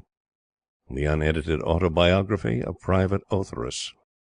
If there was one thing on which Golightly prided himself more than another, it was looking like an officer and a gentleman. He said it was for the honour of the service that he attired himself so elaborately, but those who knew him best said it was just personal vanity. There was no harm about Golightly, not an ounce. He recognized a horse when he saw one, and could do more than fill a cantle. He played a very fair game at billiards, and was a sound man at the whist table. Everyone liked him, and nobody ever dreamed of seeing him handcuffed on a station platform as a deserter. But this sad thing happened. He was going down from Dalhousie at the end of his leave, riding down. He'd cut his leave as fine as he dared, and wanted to come down in a hurry. It was fairly warm at Dalhousie, and knowing what to expect below, he descended in a new khaki suit, tight-fitting, of a delicate olive green, a peacock blue tie, white collar, and a snowy white sola helmet. He prided himself on looking neat even when he was riding post. He did look neat, and he was so deeply concerned about his appearance before he started that he quite forgot to take anything but some small change with him. He left all his notes at the hotel. His servants had gone down the road before him to be ready and waiting at Pathankote with a change of gear. That was what he called travelling in light marching order. He was proud of his faculty of organization. what we call bundobust. 22 miles out of Dalhousie it began to rain, not a mere hill shower, but a good, tepid, monsoonish downpour. Golightly bustled on, wishing that he had brought an umbrella. The dust on the roads turned into mud, and the pony mired a good deal. So did Golightly's khaki gaiters, but he kept on steadily, and tried to think how pleasant the coolth was. His next pony was rather a brute at starting, and Golightly's hands being slippery with the rain, contrived to get rid of Golightly at a corner. He chased the animal, caught it, and went ahead briskly. The spill had not improved his clothes or his temper, and he had lost one spur. He kept the other one employed. By the time that stage was ended, the pony had had as much exercise as he wanted, and, in spite of the rain, Golightly was sweating freely. At the end of another miserable half-hour, Golightly found the world disappear before his eyes in clammy pulp. The rain had turned the pith of his huge and snowy sola topee into an evil-smelling dough, and it had closed on his head like a half-opened mushroom. Also, the green lining was beginning to run. Golightly did not say anything worth recording here. He tore off and squeezed up as much of the brim as was in his eyes, and ploughed on. The back of the helmet was flapping on his neck, and the sides stuck to his ears. But the leather band and green lining kept things roughly together, so that the hat did not actually melt away where it flapped. Presently the pulp and the green stuff made a sort of slimy mildew, which ran over Golightly in several directions, down his back and bosom for choice. The khaki color ran too. It was really shockingly bad dye, and sections of Golightly were brown, and patches were violet, and contours were ochre, and streaks were ruddy red, and blotches were nearly white, according to the nature and peculiarities of the dye. When he took out his handkerchief to wipe his face, and the green of the hat lining and the purple stuff that had soaked through onto his neck from the tie became thoroughly mixed, the effect was amazing. Near Dar the rain stopped, and the evening sun came out and dried him up slightly. It fixed the colours too. 3 miles from Pathankote the last pony fell dead lame, and Golightly was forced to walk. He pushed on into Pathankote to find his servants. He did not know then that his khitmatgar had stopped by the roadside to get drunk, and would come on the next day, saying that he had sprained his ankle. When he got into Pathankote he couldn't find his servants, his boots were stiff and ropey with mud, and there were large quantities of dirt about his body. The blue tie had run as much as the khaki. So he took it off with the collar and threw it away. Then he said something about servants generally, and tried to get a peg. He paid 8 annas for the drink, and this revealed to him that he had only 6 annas more in his pocket, or in the world, as he stood at that hour. He went to the station master to negotiate for a first-class ticket to Casa, where he was stationed. The booking clerk said something to the station master said something to the telegraph clerk, and the three looked at him with curiosity. They asked him to wait for half an hour while they telegraphed to Amritsar for authority. So he waited, and 4 constables came and grouped themselves picturesquely round him. Just as he was preparing to ask them to go away, the station master said that he would give the Sahib a ticket to Amritsar if the Sahib would kindly come inside the booking office. Golightly stepped inside, and the next thing he knew was that a constable was attached to each of his legs and arms, while the station master was trying to cram a mail bag over his head. There was a very fair scuffle all round the booking office, and Golightly received a nasty cut over his eye through falling against a table.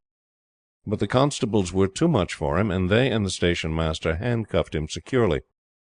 As soon as the mail bag was slipped, he began expressing his opinions, and the head constable said, "Without doubt, this is the soldier Englishman we required. Listen to the abuse." Then Golightly asked the station master what this and that the proceedings meant. The station master told him he was Private John Brinkle of the regiment, 5 feet 9 inches, fair hair, grey eyes, and a dissipated appearance, no marks on the body, who had deserted a fortnight ago. Golightly began explaining at great length, and the more he explained the less the station master believed him. He said that no lieutenant could look such a ruffian as did Golightly, and that his instructions were to send his capture under proper escort to Amritsar. Golightly was feeling very damp and uncomfortable, and the language he used was not fit for publication, even in an expurgated form. The 4 constables saw him safe to Amritsar in an intermediate compartment, and he spent the 4-hour journey in abusing them as fluently as his knowledge of the vernaculars allowed. At Amritsar he was bundled out on the platform into the arms of a corporal and 2 men of the Blank Regiment. Golightly drew himself up and tried to carry off matters jauntily. He did not feel too jaunty in handcuffs, with 4 constables behind him, and the blood from the cut on his forehead stiffening on his left cheek. The corporal was not jocular either. Golightly got as far as, "This is a very absurd mistake, my men," when the corporal told him to stow his lip and come along. Golightly did not want to come along. He desired to stop and explain. He explained very well indeed, until the corporal cut in with, "You, an officer! It's the like of you as brings disgrace on the likes of us. Blimmin' fine officer you are. I know your regiment. The Rose March, the Quick Step, where you come from. You're a black shame to the service." Golightly kept his temper and began explaining all over again from the beginning. Then he was marched out of the rain into the refreshment room and told not to make a qualified fool of himself. The men were going to run him up to Fort Govindar, and running up is a performance almost as undignified as the Frog March. Golightly was nearly hysterical with rage and the chill and the mistake and the handcuffs and the headache that the cut on his forehead had given him. He really laid himself out to express what was in his mind. When he had quite finished and his throat was feeling dry, one of the men said, "I've had a few beggars in the click blind stiff and crack on a bit, but I've never had any one to touch this here officer." They were not angry with him. They rather admired him. They had some beer at the refreshment room, and offered Golightly some too, because he had sworn wonderful. They asked him to tell them all about the adventures of Private John Binkle while he was loose on the countryside, and that made Golightly wilder than ever. If he'd kept his wits about him, he would have kept quiet until an officer came, but he attempted to run. Now, the butt of a martini in the small of your back hurts a great deal, and rotten, rain-soaked khaki tears easily when 2 men are jerking at your collar. Golightly rose from the floor feeling very sick and giddy, with his shirt ripped open all down his breast and nearly all down his back. He yielded to his luck, and at that point the down train from Lahore came in, carrying one of Golightly's majors. This is the major's evidence in full. There was the sound of a scuffle in the second-class refreshment room, so I went in and saw the most villainous loafer that I've ever set eyes on. His boots and breeches were plastered with mud and beer stains. He wore a muddy white dunghill sort of thing on his head, and it hung down in slips on his shoulders, which were a good deal scratched. He was half in and half out of a shirt, as nearly in 2 pieces as it could be, and he was begging the guard to look at the name on the tail of it. As he had rucked the shirt all over his head, I couldn't at first see who he was, but I fancied that he was a man in the first stages of D.T., from the way he swore while he wrestled with his rags. When he turned round, and I made allowance for a lump as big as a pork pie over one eye, and some green war paint on the face, and some violet stripes around the neck, I saw that it was Golightly. "He was very glad to see me," said the Major, "and he hoped I would not tell the mess about it. I didn't, but you can if you like, now that Golightly has gone home." Golightly spent the greater part of that summer in trying to get the corporal and the 2 soldiers tried by court-martial for arresting an officer and a gentleman. They were, of course, very sorry for their error. The tale leaked into the regimental canteen, and thence ran about the province.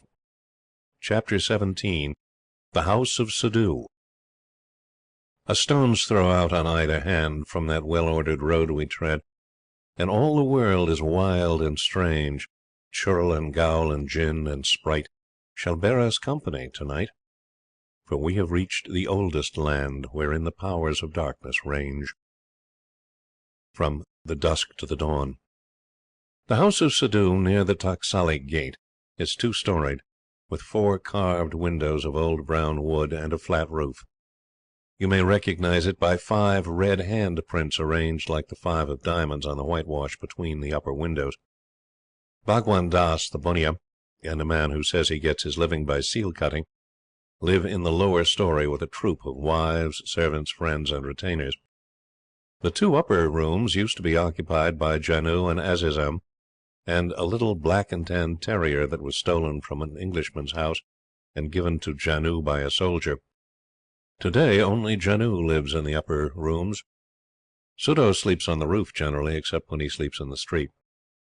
He used to go to Peshawar in the cold weather to visit his son, who sells curiosities near the Edwards' gate, and then he slept under a real mud roof. Sudo is a great friend of mine, because his cousin had a son who secured, thanks to my recommendation, the post of head messenger to a big firm in the station. Sudo says that God will make me a lieutenant general one of these days. I dare say his prophecy will come true. He is very, very old, with white hair and no teeth worth showing, and he has outlived his wits, outlived nearly everything except his fondness for his son at Peshawar. Janoo and Azizam are Kashmiris, ladies of the city, and theirs was an ancient and more or less honourable profession. But Azizam has since married a medical student from the northwest, and has settled down to a most respectable life somewhere near Bareilly. Bhagwan Das is an extortionate and an adulterer. He is very rich. The man who is supposed to get his living by seal cutting pretends to be very poor. This lets you know as much as is necessary of the four principal tenants in the house of Sudo. Then there is me, of course, but I am only the chorus that comes in at the end to explain things, so I do not count. Sudo is not clever. The man who pretended to cut seals was the cleverest of them all. Bhagwan Das only knew how to lie, except Janoo. She was also beautiful, but that was her own affair.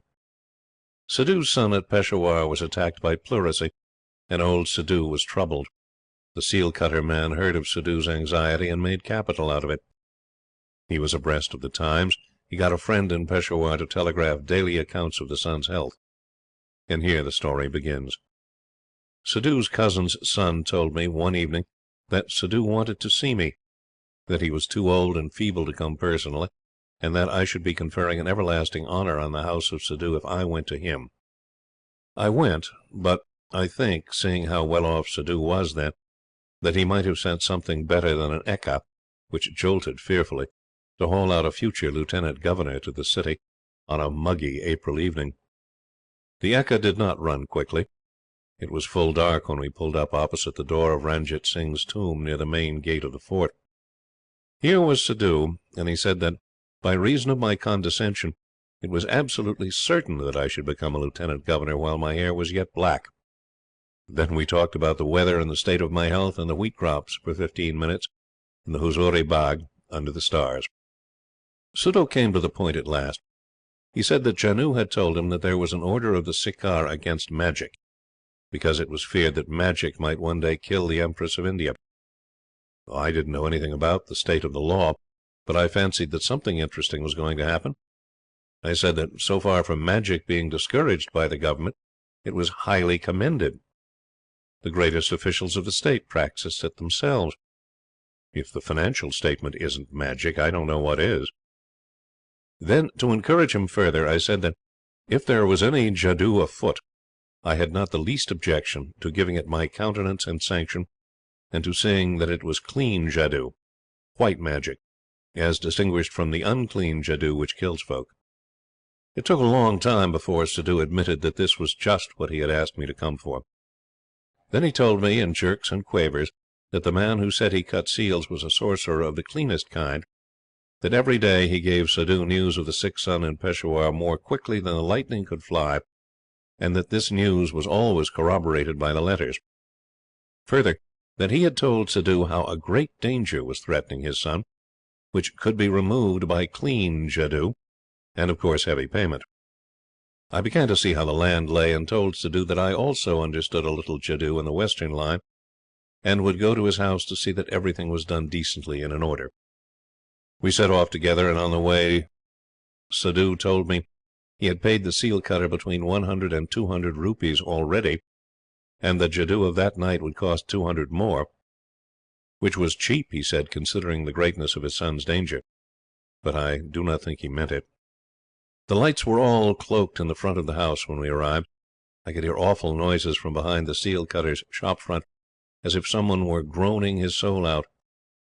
Suddhoo shook all over, and while we groped our way upstairs, told me that the jadoo had begun. Janoo and Azizum met us at the stairhead, and told us that the jadoo work was coming off in their rooms, because there was more space there. Janoo is a lady of a free-thinking turn of mind. She whispered that the jadoo was an invention to get money out of Suddhoo, and that the seal-cutter would go to a hot place when he died. Suddhoo was nearly crying with fear and old age. He kept walking up and down the room in the half-light, repeating his son's name over and over, and asking Azizum if the seal-cutter ought not to make a reduction in the case of his own landlord. Janoo pulled me over to the shadow in the recess of the carved bow windows. The boards were up, and the rooms were only lit by one tiny lamp. There was no chance of my being seen if I stayed still. Presently the groans below ceased, and we heard steps on the staircase. That was the seal-cutter. He stopped outside the door as the terrier barked, and Azizum fumbled at the chain, and he told Suddhoo to blow out the lamp. This left the place in jet darkness, except for the red glow from the two hookahs that belonged to Janoo and Azizum. The seal-cutter came in, and I heard Suddhoo throw himself down on the floor and groan. Azizum caught her breath, and Janoo backed to one of the beds with a shudder. There was a clink of something metallic, and then shot up a pale blue-green flame near the ground. The light was just enough to show Azizum pressed against one corner of the room, with the terrier between her knees, Janoo, with her hands clasped, leaning forward as she sat on the bed, Suddhoo, face down, quivering, and the seal-cutter. I hope I never see another man like that seal-cutter. He was stripped to the waist, with a wreath of white jasmine as thick as my wrist round his forehead, a salmon-coloured loincloth round his middle, and a steel bangle on each ankle. This was not awe-inspiring. It was the face of the man that turned me cold. It was blue-grey in the first place. In the second, the eyes were rolled back till you could only see the whites of them, and in the third, the face was the face of a demon, a ghoul, anything you please except of the sleek, oily old ruffian who sat in the daytime over his turning lathe downstairs. He was lying on his stomach with his arms turned and crossed behind him, as if he had been thrown down pinioned. His head and neck were the only parts of him off the floor. They were nearly at right angles to the body, like the head of a cobra at spring. It was ghastly. In the centre of the room, on the bare earth floor, stood a big, deep brass basin, with a pale blue-green light floating in the centre like a night-light. Round that basin the man on the floor wriggled himself 3 times. How he did it I do not know. I could see the muscles ripple along his spine and fall smooth again, but I could not see any other motion. The head seemed the only thing alive about him, except that slow curl and uncurl of the labouring back muscles. Janoo from the bed was breathing 70 to the minute. Azizum held her hands before her eyes, and old Suddhoo, fingering at the dirt that had got into his white beard, was crying to himself. The horror of it was that the creeping, crawly thing made no sound, only crawled. And remember, this lasted for 10 minutes, while the terrier whined, and Azizum shuddered, and Janoo gasped, and Suddhoo cried. I felt the hair lift at the back of my head, and my heart thump like a thermantodite paddle. Luckily, the seal-cutter betrayed himself by his most impressive trick, and made me calm again. After he had finished that unspeakable triple crawl, he stretched his head away from the floor as high as he could, and sent out a jet of fire from his nostrils. Now, I know how fire spouting is done. I can do it myself, so I felt at ease. The business was a fraud. If he had only kept to that crawl without trying to raise the effect, goodness knows what I might not have thought.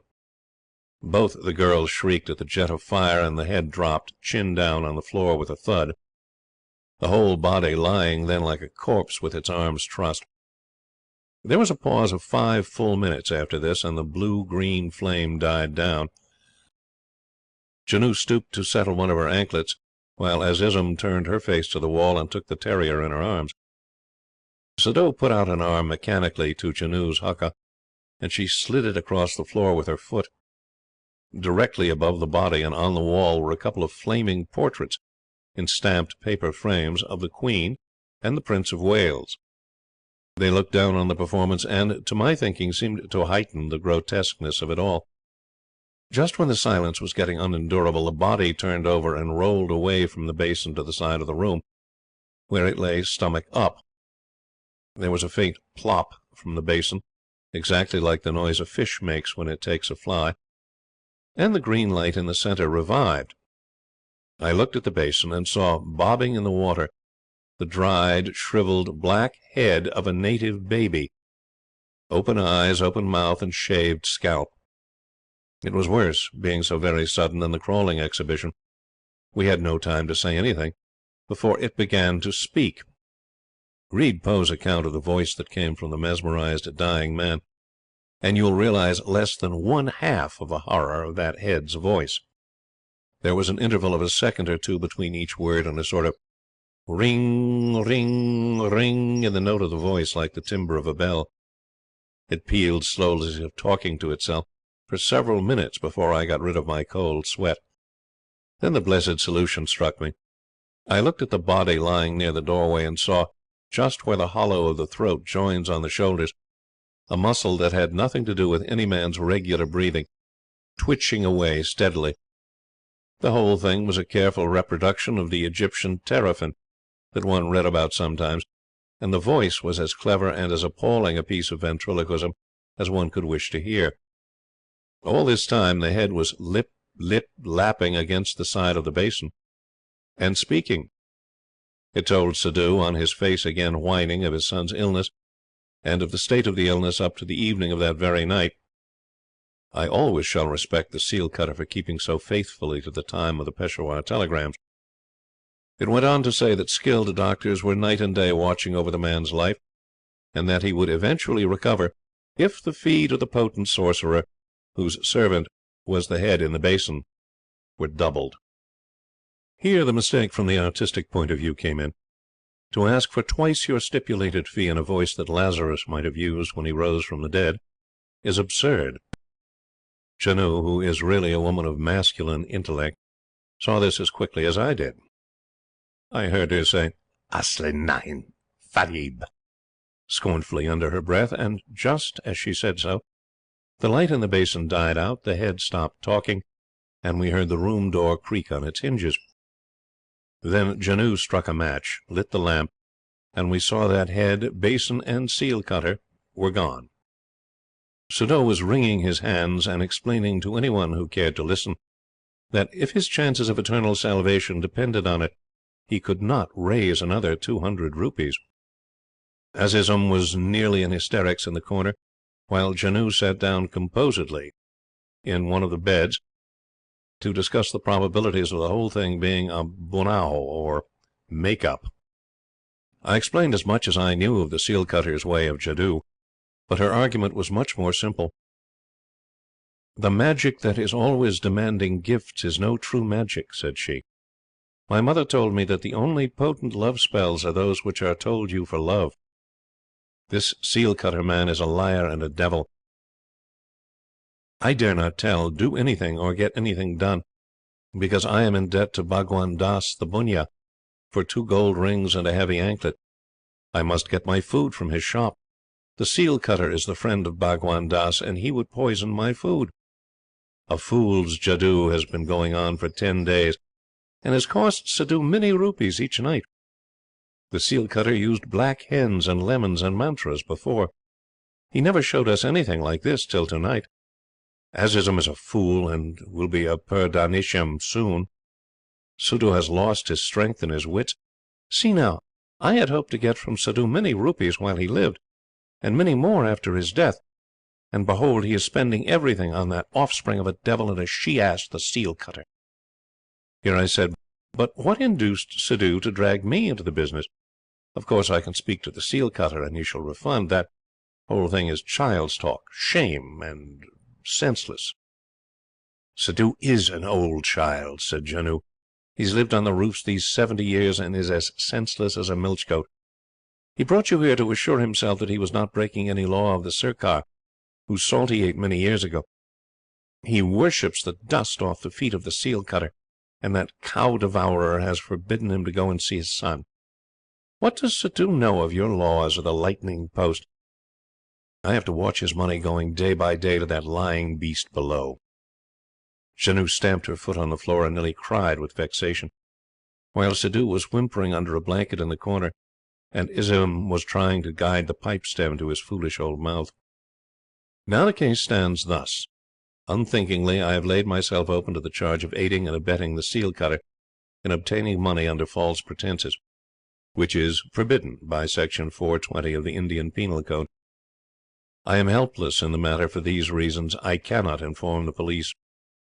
What witnesses would support my statements? Janoo refuses flatly, as Ism is a veiled woman somewhere near Bareilly, lost in this big India of ours. I cannot again take the law into my own hands and speak to the seal cutter.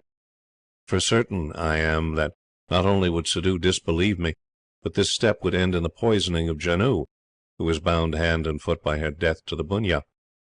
Suddhoo is an old dotard, and whenever we meet mumbles my idiotic joke that the Sirkar rather patronizes the black art than otherwise. His son is well now, but Suddhoo is completely under the influence of the seal cutter, by whose advice he regulates the affairs of his life. Janoo watches daily the money that she hoped to wheedle out of Suddhoo taken by the seal cutter, and becomes daily more furious and sullen. She will never tell, because she dare not, but unless something happens to prevent her, I am afraid that the seal cutter will die of cholera, the white arsenic kind, about the middle of May, and thus I shall have to be privy to a murder in the house of Suddhoo. Chapter 18. His Wedded Wife. Cry murder in the market-place, and each will turn upon his neighbour anxious eyes, then ask, "Art thou the man?" We hunted Cain some centuries ago across the world, that bred the fear our own misdeeds maintain today. Vibart's Moralities. Shakespeare said something about worms, or it may be giants or beetles, turning if you tread on them too severely. The safest plan is never to tread on a worm, not even on the last new subaltern from home, with his buttons hardly out of their tissue paper, and the red of sappy English beef in his cheeks. This is the story of the worm that turned. For the sake of brevity, we will call him Henry Augustus Ramsay Faizan, the Worm, although he really was an exceedingly pretty boy without a hair on his face, and with a waist like a girl's when he came out to the second Shikaris, and was made unhappy in several ways. The Shikaris are a high-caste regiment, and you must be able to do things well, play a banjo or ride more than a little, or sing or act, to get on with them. The Worm did nothing except fall off his pony, and knock chips out of gate-posts with his trap. Even that became monotonous after a time. He objected to whist, cut the cloth at billiards, sang out of tune, kept very much to himself, and wrote to his mamma and sisters at home. 4 of these 5 things were vices which the Shikaris objected to and set themselves to eradicate. Everyone knows how subalterns are, by brother subalterns, softened and not permitted to be ferocious. It is good and wholesome, and does no one any harm, unless tempers are lost, and then there is trouble. There was a man once, but that's another story. The Shikaris shikared the Worm very much, and he bore everything without winking. He was so good and so anxious to learn, and flushed so pink, that his education was cut short, and he was left to his own devices by everyone except the senior subaltern, who continued to make life a burden to the Worm. The senior subaltern meant no harm, but his chaff was coarse, and he didn't quite understand where to stop. He'd been waiting too long for his company, and that always sours a man. Also, he was in love, which made him worse. One day, after he had borrowed the Worm's trap for a lady who never existed, had used it himself all the afternoon, had sent a note to the Worm purporting to come from the lady, and was telling the mess all about it, the Worm rose in his place and said, in his quiet, ladylike voice, "That was a very pretty sell, but I'll lay you a month's pay to a month's pay, when you get your step, that I work a sell on you that you'll remember the rest of your days, and the regiment after you, when you're dead or broke." The Worm wasn't angry in the least, and the rest of the mess shouted. Then the senior subaltern looked at the worm from the boots upward and down again, and said, "Done, baby." The worm took the rest of the mess to witness that the bet had been taken, and retired into a book with a sweet smile. 2 months passed, and the senior subaltern still educated the worm, who began to move about a little more as the hot weather came on. I have said that the senior subaltern was in love. The curious thing is that a girl was in love with the senior subaltern. Though the colonel said awful things, and the majors snorted, and married captains looked unutterable wisdom, and the juniors scoffed, those two were engaged.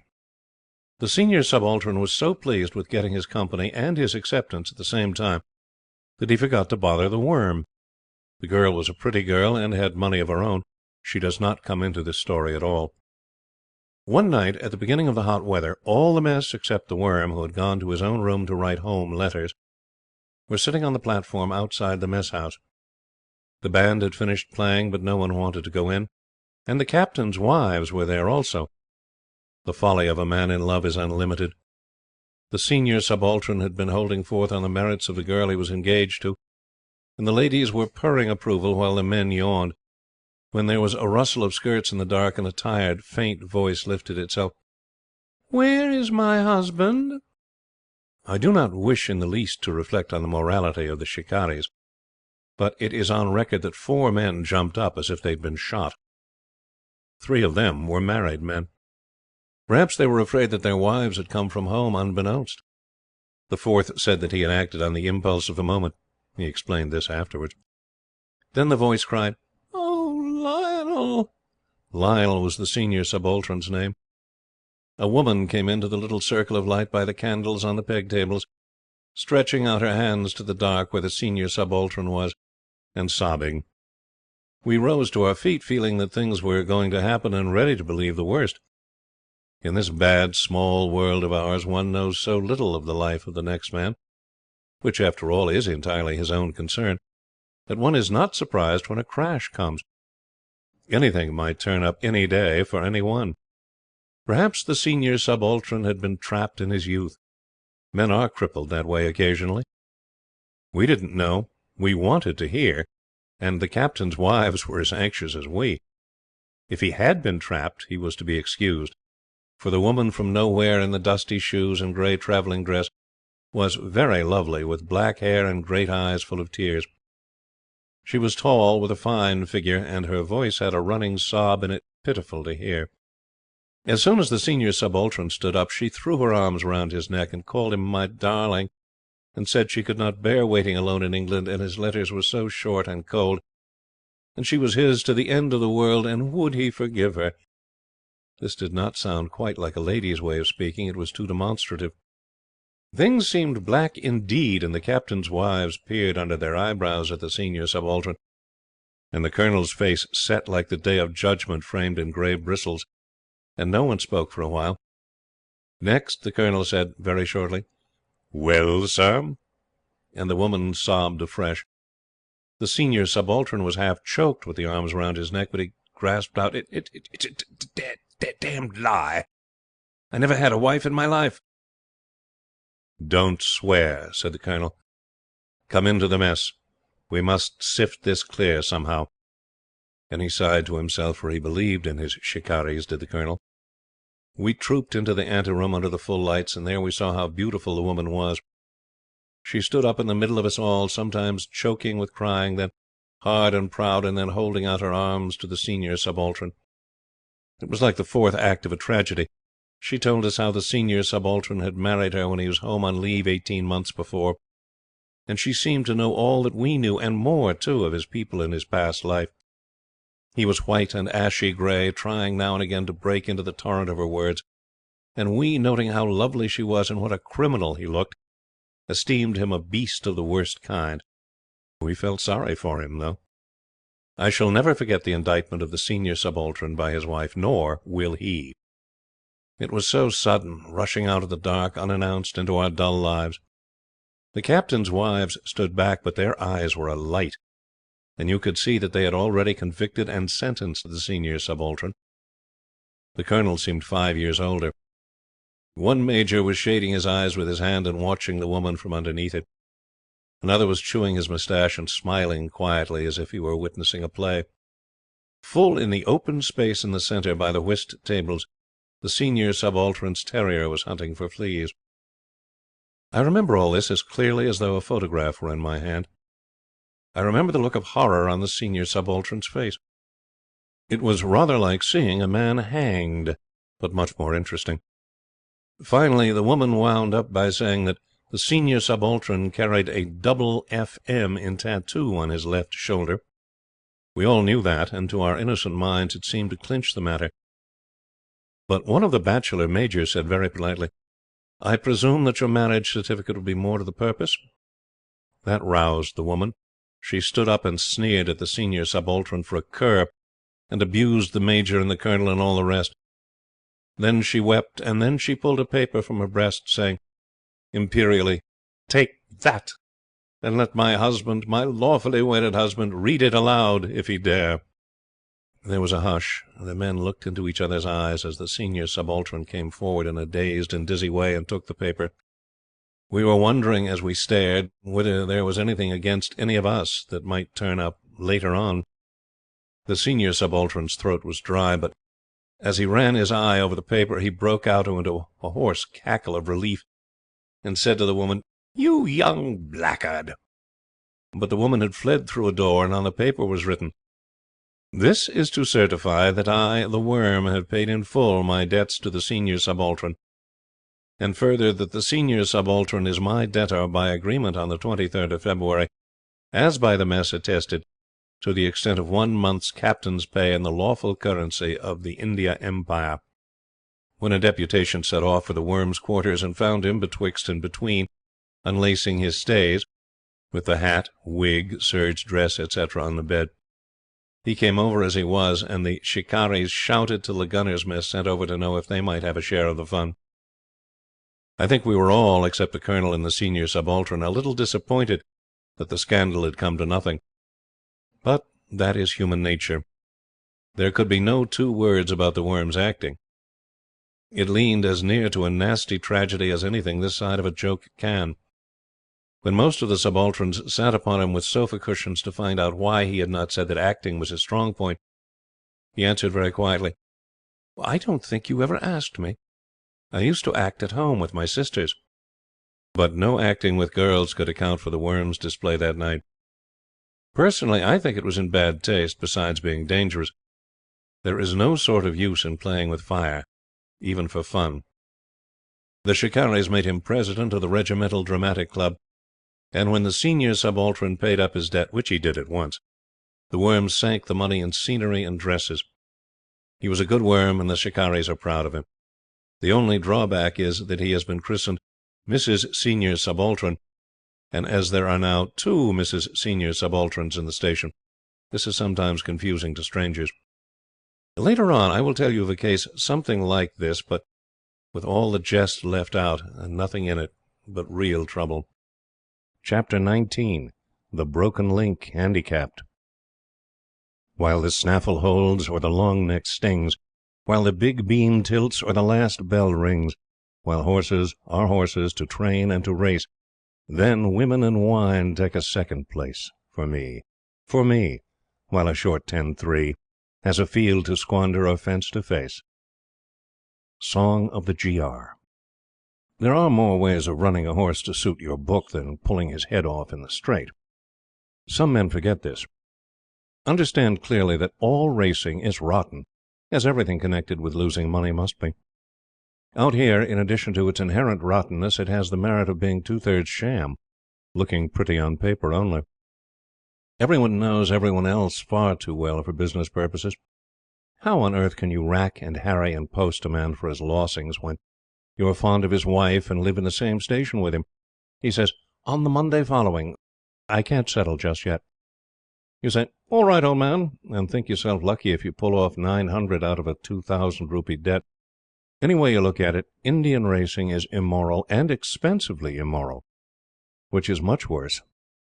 If a man wants your money, he ought to ask for it, or send round a subscription list, instead of juggling about the country with an Australian larrikin, a brumby with as much breed as the boy, a brace of chumars in gold-laced caps, 3 or 4 Eka ponies with hogged manes, and a switch-tailed demi-rep of a mare called Arab because she has a kink in her flag.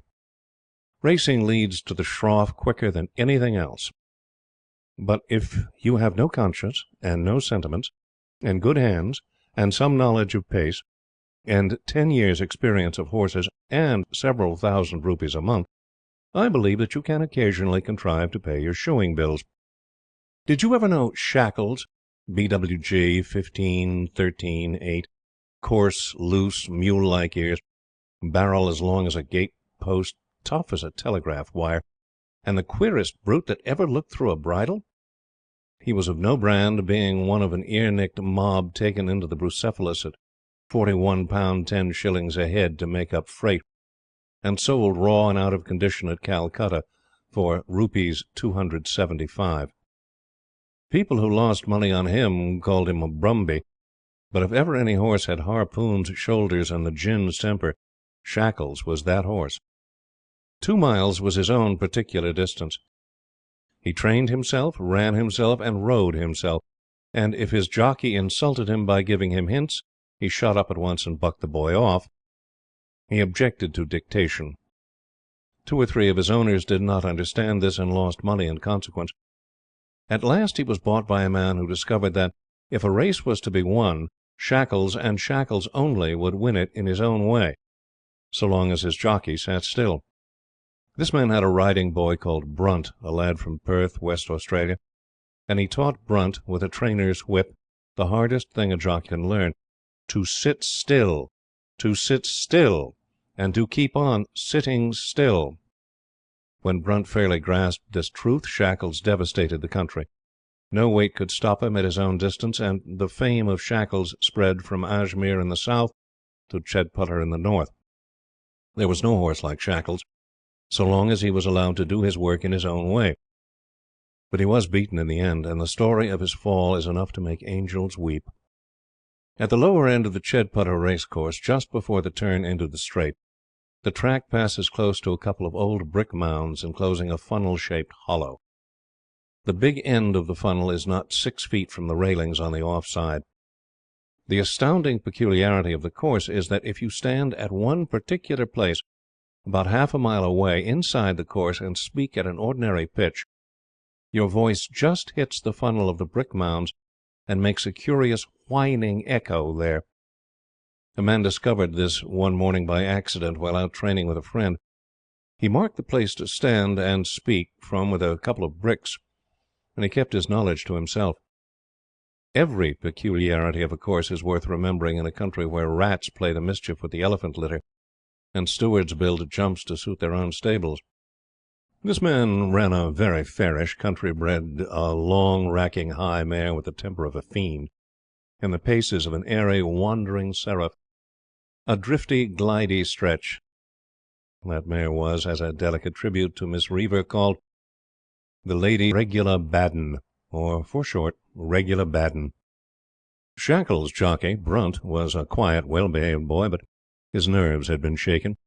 He began his career by riding jump races in Melbourne, where a few stewards want lynching, and was one of the jockeys who came through the awful butchery, perhaps you will recall it, of the Maribyrnong Plate. The walls were colonial ramparts, logs of jarrak spiked into masonry, with wings as strong as church buttresses. Once in his stride, a horse had to jump or fall. He couldn't run out. In the Maribyrnong Plate, 12 horses were jammed at the second wall. Red Hat leading fell this side and threw out the glen, and the ruck came up behind, and the space between wing and wing was one struggling, screaming, kicking shambles. 4 jockeys were taken out dead, 3 were very badly hurt, and Brunt was among the 3. He told the story of the Maribyrnong Plate sometimes, and when he described how Wally on Red Hat said as the mare fell under him, "God have mercy, I'm done for," and how next instant Sithy there and White Otter had crushed the life out of poor Wally, and the dust hit a small hell of men and horses, no one marvelled that Brunt had dropped jump races and Australia together. Regula Baden's owner knew that story by heart. Brunt never varied it in the telling. He had no education. Shackles came to the Chedputter Autumn races one year, and his owner walked about insulting the sportsmen of Chedputter generally, till they went to the Honorary Secretary in a body and said, "Appoint handicappers and arrange a race which shall break Shackles and humble the pride of his owner." The districts rose against Shackles and sent up of their best: Owsle, who was supposed to be able to do his mile in 1:53; Petard, the stud bred, trained by a cavalry regiment who knew how to train; Gringalet, the ewe lamb of the 75th; Bobolink, the pride of Peshawar, and many others. They called that race the Broken Link Handicap, because it was to smash Shackles; and the handicappers piled on the weights, and the fund gave 800 rupees, and the distance was round the course for all horses. Shackles' owner said, "You can arrange the race with regard to Shackles only. So long as you don't bury him under weight cloths, I don't mind." Regula Baddun's owner said, "I throw in my mare to fret Owsle. 6 furlongs is Regula's distance, and she'll then lie down and die. So also will Owsle, for his jockey doesn't understand a waiting race." Now this was a lie, for Regula had been in work for 2 months at Derra, and her chances were good, always supposing that Shackles broke a blood vessel, or Brunt moved on him.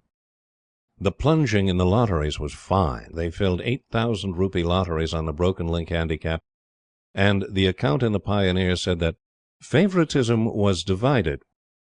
In plain English, the various contingents were wild on their respective horses, for the handicappers had done their work well. The Honorary Secretary shouted himself hoarse through the din, and the smoke of the cheroots was like the smoke, and the rattling of the dice boxes like the rattle of small arm fire. 10 horses started, very level, and Regula Baddun's owner cantered out on his back to a place inside the circle of the course where 2 bricks had been thrown. He faced toward the brick mounds at the lower end of the course and waited.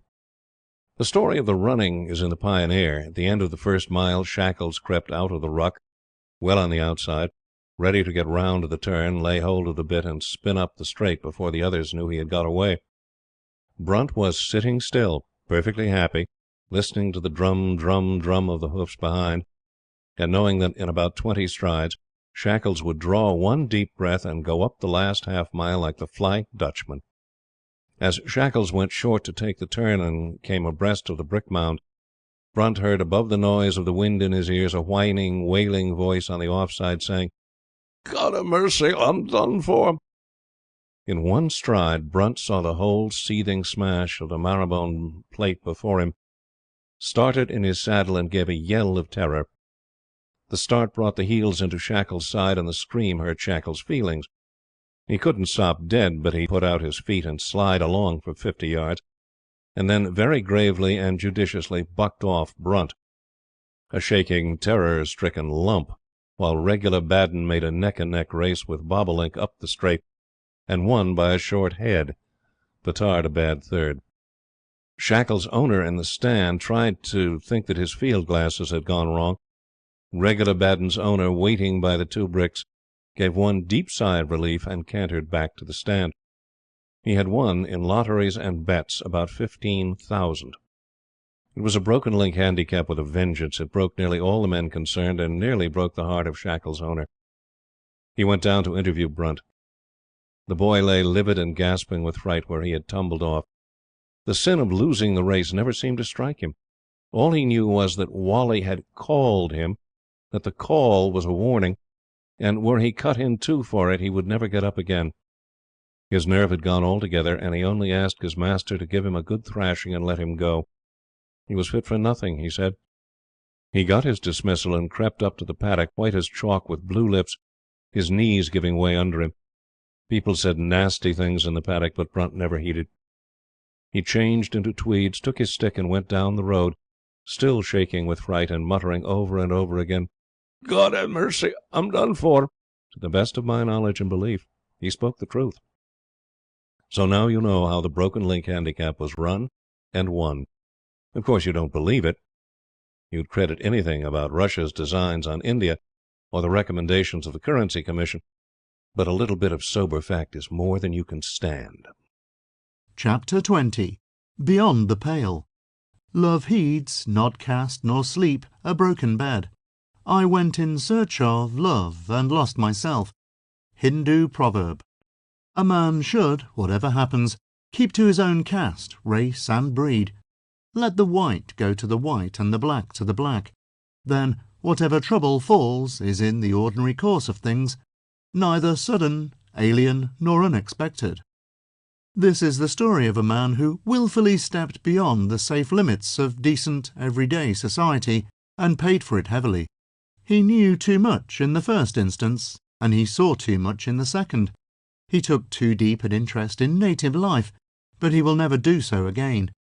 Deep away in the heart of the city, behind Jita Megji's Busti, lies Amir Nath's gully, which ends in a dared wall pierced by one grated window. At the head of the gully is a big cow byre, and the walls on either side of the gully are without windows. Neither Suchet Singh nor Gaur Chand approved of their womenfolk looking into the world.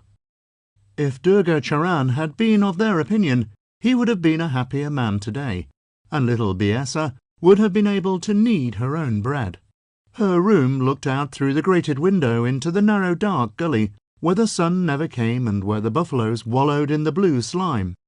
She was a widow, about 15 years old, and she prayed the gods day and night to send her a lover, for she did not approve of living alone. One day the man, Trejago his name was, came into Amir Nath's gully on an aimless wandering, and, after he had passed the buffaloes, stumbled over a big heap of cattle food. Then he saw that the gully ended in a trap, and heard a little laugh from behind the grated window. It was a pretty little laugh, and Trejago, knowing that, for all practical purposes, the old Arabian Nights are good guides, went forward to the window and whispered that verse of the love song of Har Dayal, which begins, "Can a man stand upright in the face of the naked sun, or a lover in the presence of his beloved? If my feet fail me, O heart of my heart, am I to blame? Being blinded by the glimpse of your beauty." There came the faint chinks of a woman's bracelets from behind the grating, and a little voice went on with the song at the 5th verse. Alas, alas, can the moon tell the lotus of her love when the gate of heaven is shut and the clouds gather for the rains? They have taken my beloved and driven her with the pack horses to the north.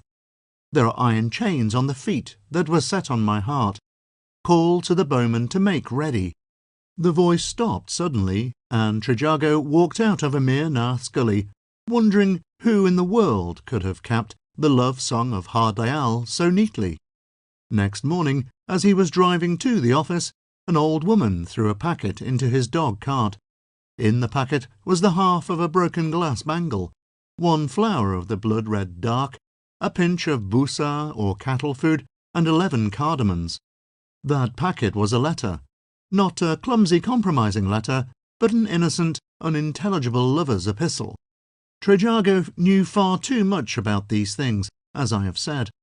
No Englishman should be able to translate object letters, but Trejago spread all the trifles on the lid of his office box and began to puzzle them out. A broken glass bangle stands for a Hindu widow all India over, because when her husband dies, a woman's bracelets are broken on her wrists. Trejago saw the meaning of the little bit of the glass. The flower of the dark means diversely desire, come, right, or danger, according to the other things with it. One cardamom means jealousy, but when any article is duplicated in an object letter, it loses its symbolic meaning and stands merely for one of a number indicating time, or, if incense, curds, or saffron be sent also, place. The message ran then, a widow dark flower and busa at 11 o'clock. The pinch of busa enlightened Trejago. He saw, this kind of letter leaves much to instinctive knowledge, that the busa referred to the big heap of cattle food over which he had fallen in Amir Nath's gully, and that the message must come from the person behind the grating, she being a widow. So the message ran then, a widow in the gully in which is the heap of busa desires you to come at 11 o'clock. Trejago threw all the rubbish into the fireplace and laughed. He knew that men in the East do not make love under windows at 11 in the forenoon, nor do women fix appointments a week in advance. So he went that very night at 11 into a mere Nath's gully, clad in a burqa, which cloaks a man as well as a woman. Directly the gongs in the city made the hour, the little voice behind the grating took up the love song of Har Dayal at the verse where the Panthan girl calls upon Har Dayal to return. The song is really pretty in the vernacular. In English you miss the wail of it. It runs something like this. Alone upon the housetops to the north, I turn and watch the lightning in the sky. The glamour of thy footsteps in the north, come back to me, beloved, or I die. Below my feet the still bazaar is laid. Far, far below the weary camels lie. The camels and the captives of thy raid, come back to me, beloved, or I die. My father's wife is old and harsh with years, and drudge of all my father's house am I. My bread is sorrow, and my drink is tears. Come back to me, beloved, or I die. As the song stopped, Trejago stepped up under the grating and whispered, I am here. Biesa was good to look upon. That night was the beginning of many strange things, and of a double life so wild that Trejago today sometimes wonders if it were not all a dream.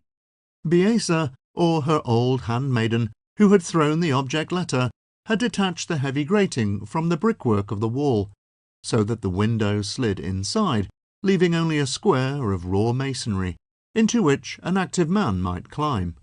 In the daytime, Trejago drove through his routine of office work, or put on his calling clothes and called on the ladies of the station, wondering how long they would know him if they knew of poor little Biesa.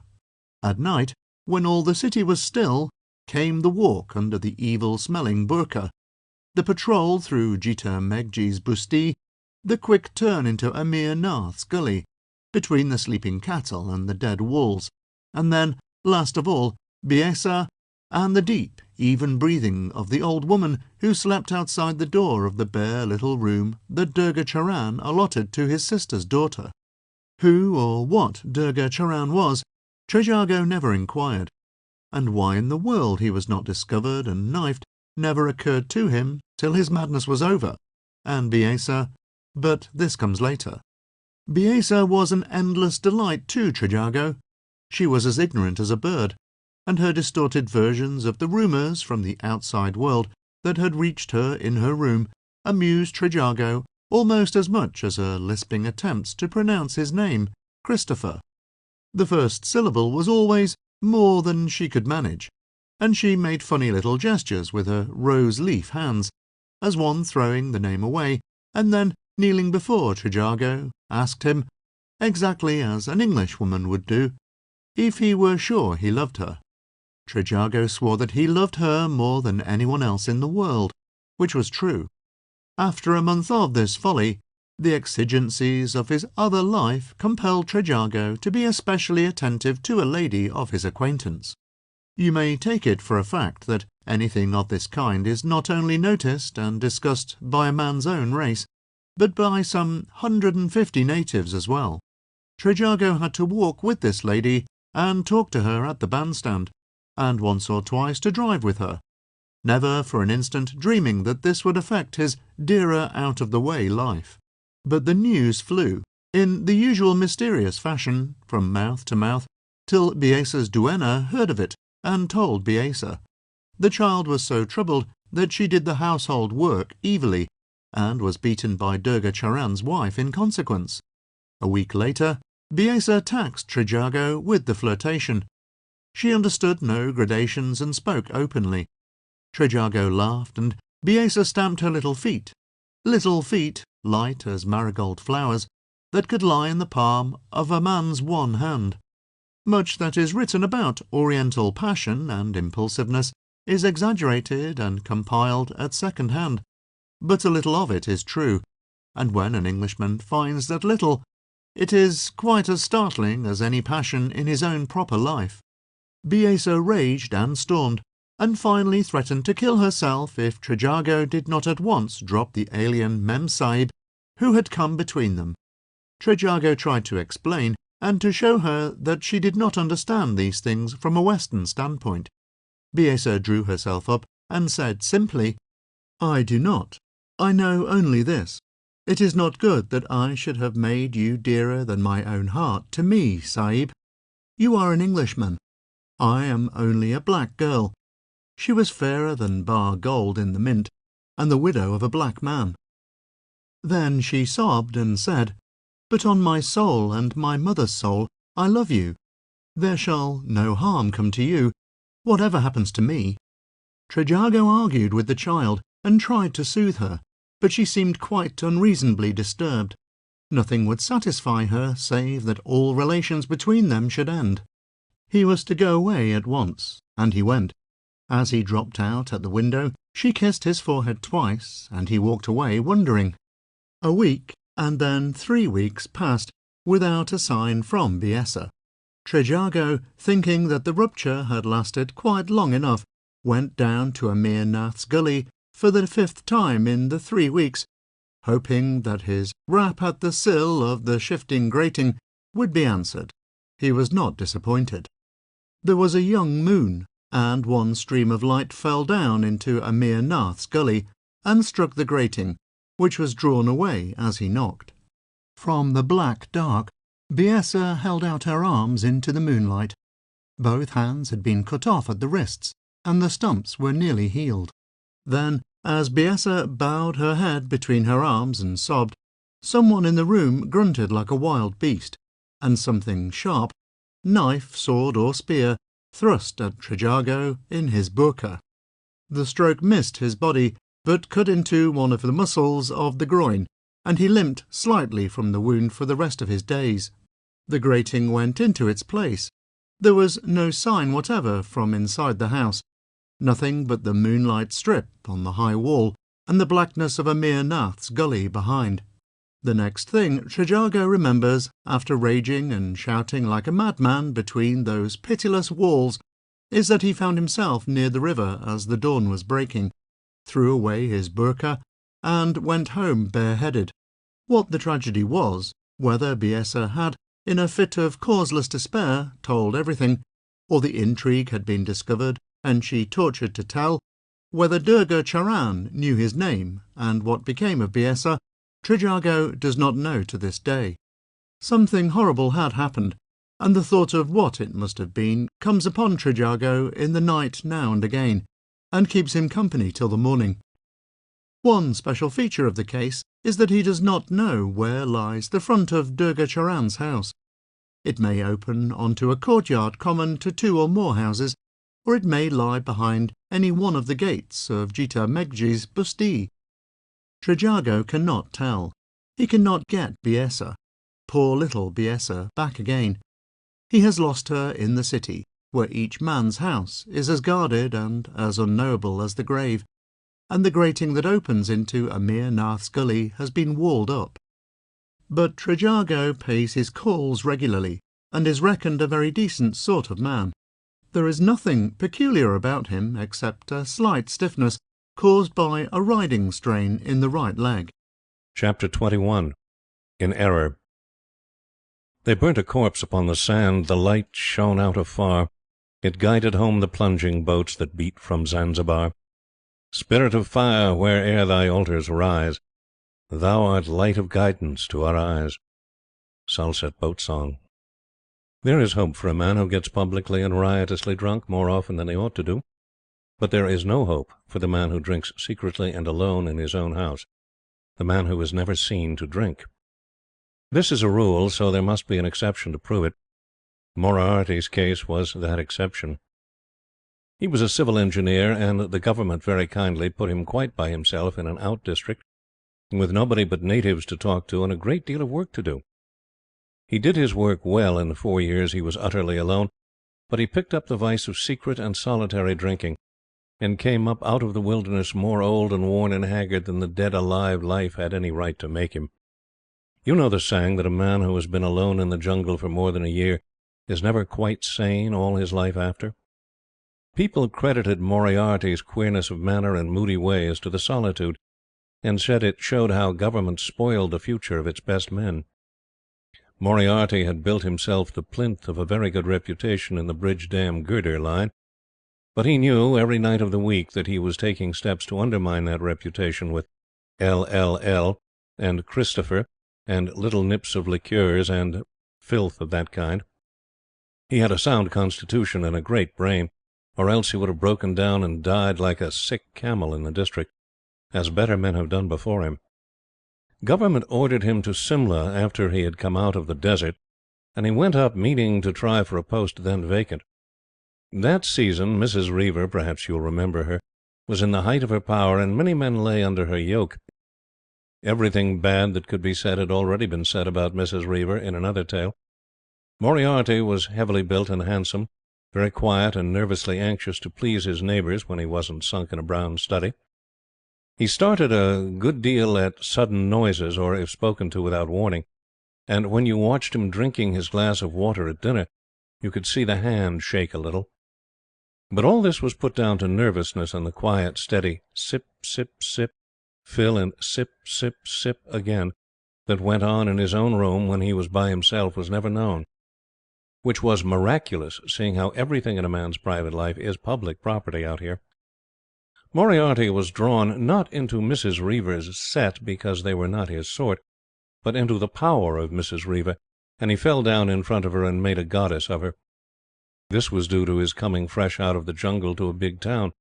He could not scale things properly, or see who was what. Because Mrs. Reaver was cold and hard, he said she was stately and dignified. Because she had no brains and could not talk cleverly, he said she was reserved and shy. Mrs. Reaver shy! Because she was unworthy of honour or reverence from anyone, he reverenced her from a distance and dowered her with all the virtues of the Bible and most of those in Shakespeare.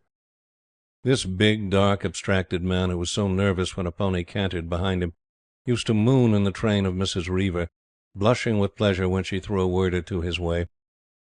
His admiration was strictly platonic. Even other women saw and admitted this. He did not move out in Simla, so he heard nothing against his idol, which was satisfactory. Mrs. Reaver took no special notice of him, beyond seeing that he was added to her list of admirers, and going for a walk with him now and then, just to show that he was her property, claimable as such. Moriarty must have done most of the talking, for Mrs. Reaver couldn't talk much to a man of his stamp, and the little she said could not have been profitable. What Moriarty believed in, as he had good reason to, was Mrs. Reaver's influence over him, and in that belief set himself seriously to try to do away with the vice that only he himself knew of. His experiences while he was fighting with it must have been peculiar, but he never described them. Sometimes he would hold off from everything except water for a week. Then, on a rainy night, when no one had asked him out to dinner, and there was a big fire in his room and everything comfortable, he would sit down and make a big night of it by adding little nip to little nip, planning big schemes of reformation meanwhile, until he threw himself on his bed hopelessly drunk. He suffered next morning. One night the big crash came. He was troubled in his mind over his attempts to make himself worthy of the friendship of Mrs. Reaver. The past 10 days had been very bad ones, and the end of it all was that he received the arrears of 2 3/4 years of sipping in one attack of delirium tremens of the subdued kind, beginning with suicidal depression, going on to fits and starts and hysteria, and ending with downright raving. As he sat in a chair in front of the fire, or walked up and down the room picking a handkerchief to pieces, you heard what poor Moriarty really thought of Mrs. Reaver, for he raved about her and his own fall for the most part, though he ravelled some P.W.D. accounts into the same skein of thought. He talked and talked and talked in a low, dry whisper to himself, and there was no stopping him.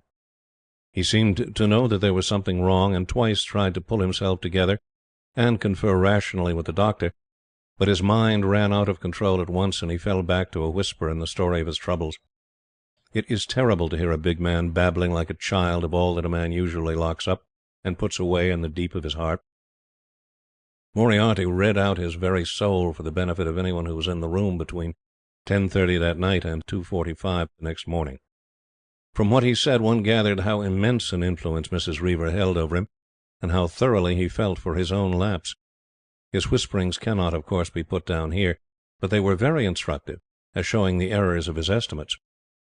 When the trouble was over, and his few acquaintances were pitying him for the bad attack of jungle fever that had so pulled him down, Moriarty swore a big oath to himself and went abroad again with Mrs. Reaver till the end of the season, adoring her in a quiet and deferential way as an angel from heaven.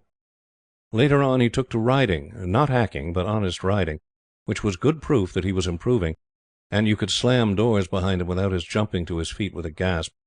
That again was hopeful. How he kept his oath, and what it cost him in the beginning, nobody knows.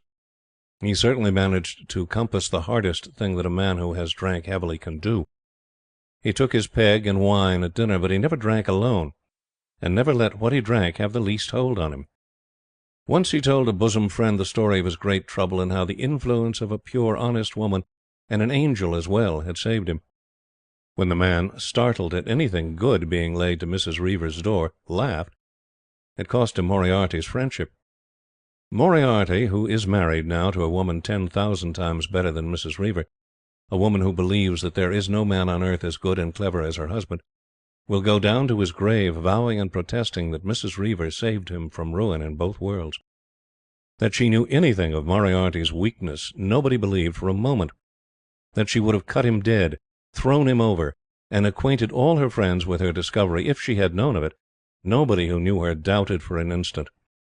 Moriarty thought her something she never was, and in that belief saved himself, which was just as good as though she had been everything that he had imagined. But the question is, what claim will Mrs. Reaver have to the credit of Moriarty's salvation when her day of reckoning comes? Chapter 22. A Bank Fraud. He drank strong waters, and his speech was coarse. He purchased raiment, and forbore to pay. He struck a trusting junior with a horse, and won gymkhanas in a doubtful way. Then, twixt vice and folly, turned aside to do good deeds, and straight to cloak them, lied. The Mess Room. If Reggie Burke were in India now, he would resent this tale being told, but as he's in Hong Kong and won't see it, the telling is safe. He was the man who worked the big fraud on the Sind and Sealcote Bank. He was manager of an up-country branch, and a sound, practical man with a large experience of native loan and insurance work. He could combine the frivolities of ordinary life with his work, and yet do well.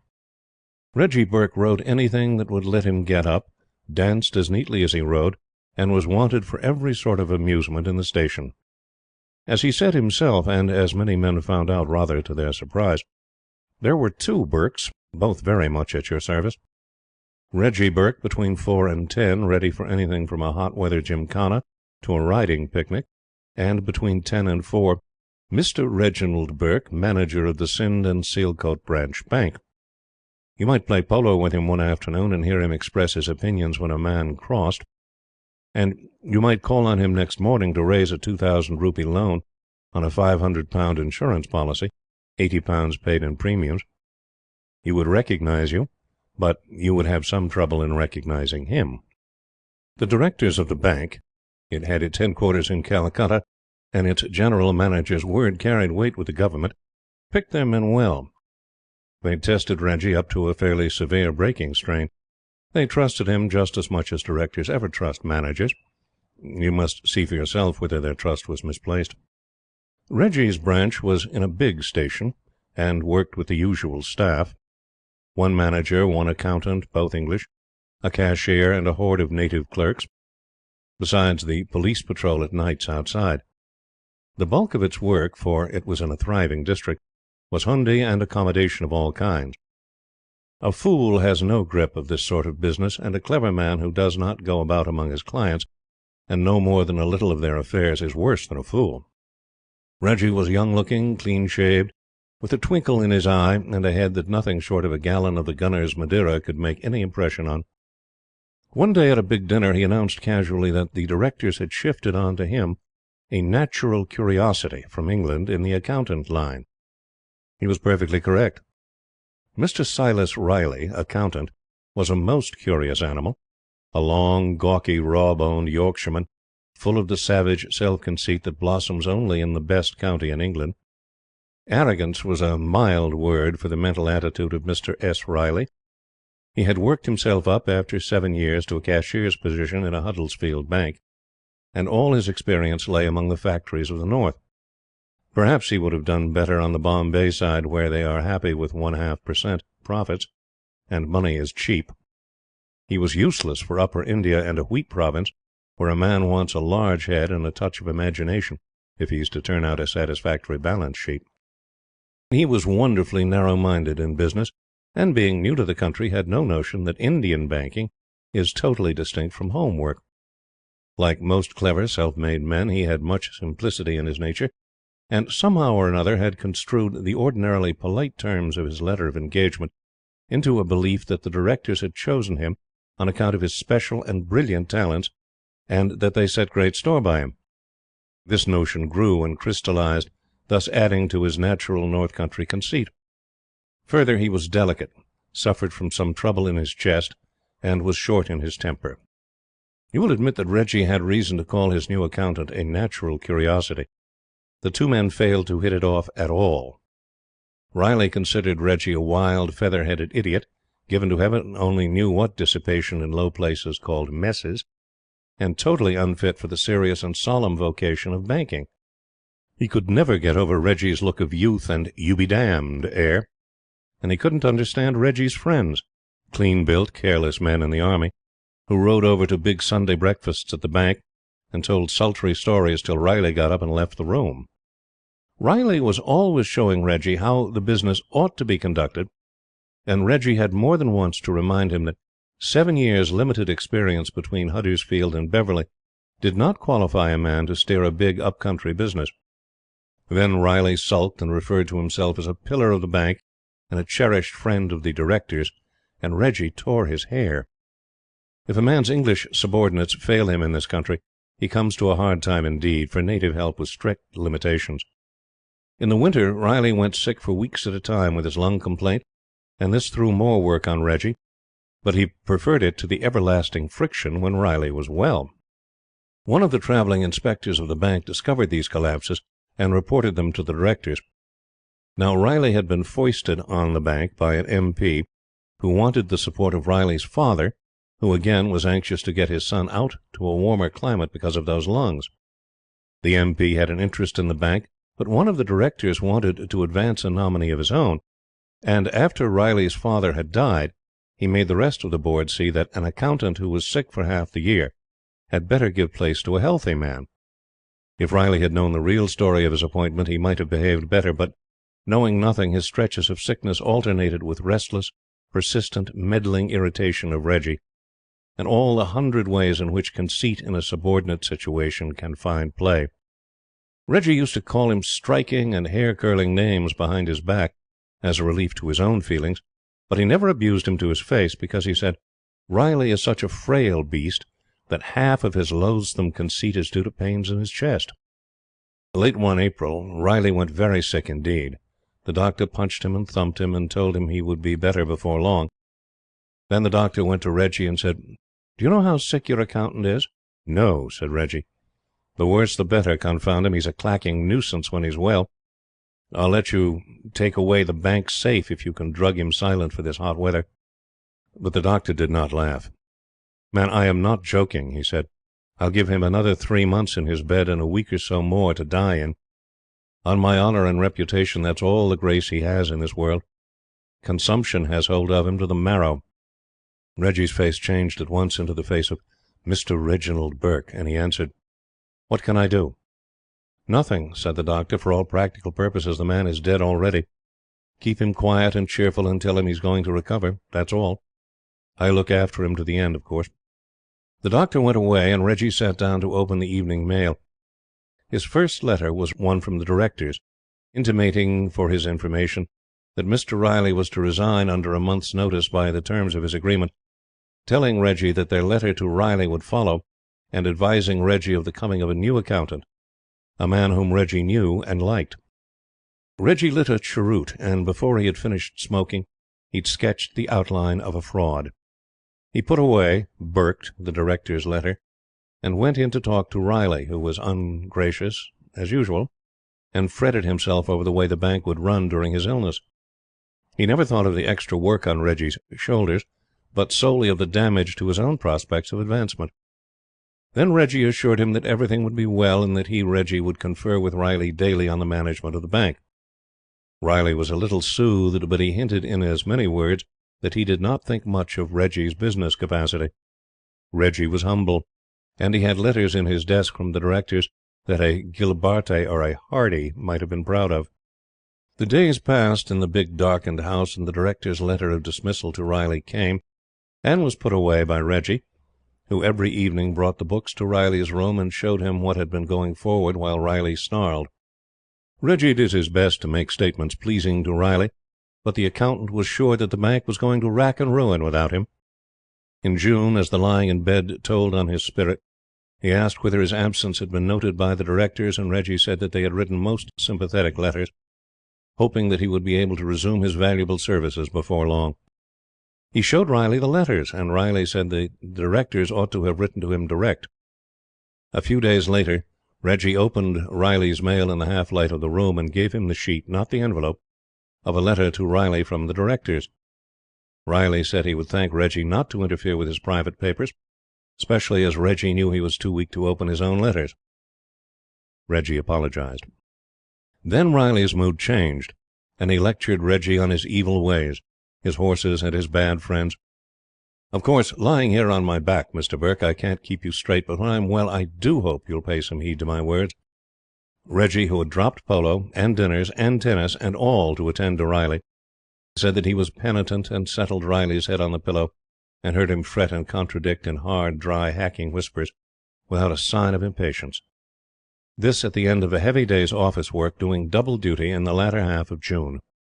When the new accountant came, Reggie told him the facts of the case, and announced to Riley that he had a guest staying with him. Riley said that he might have had more consideration than to entertain his doubtful friends at such a time.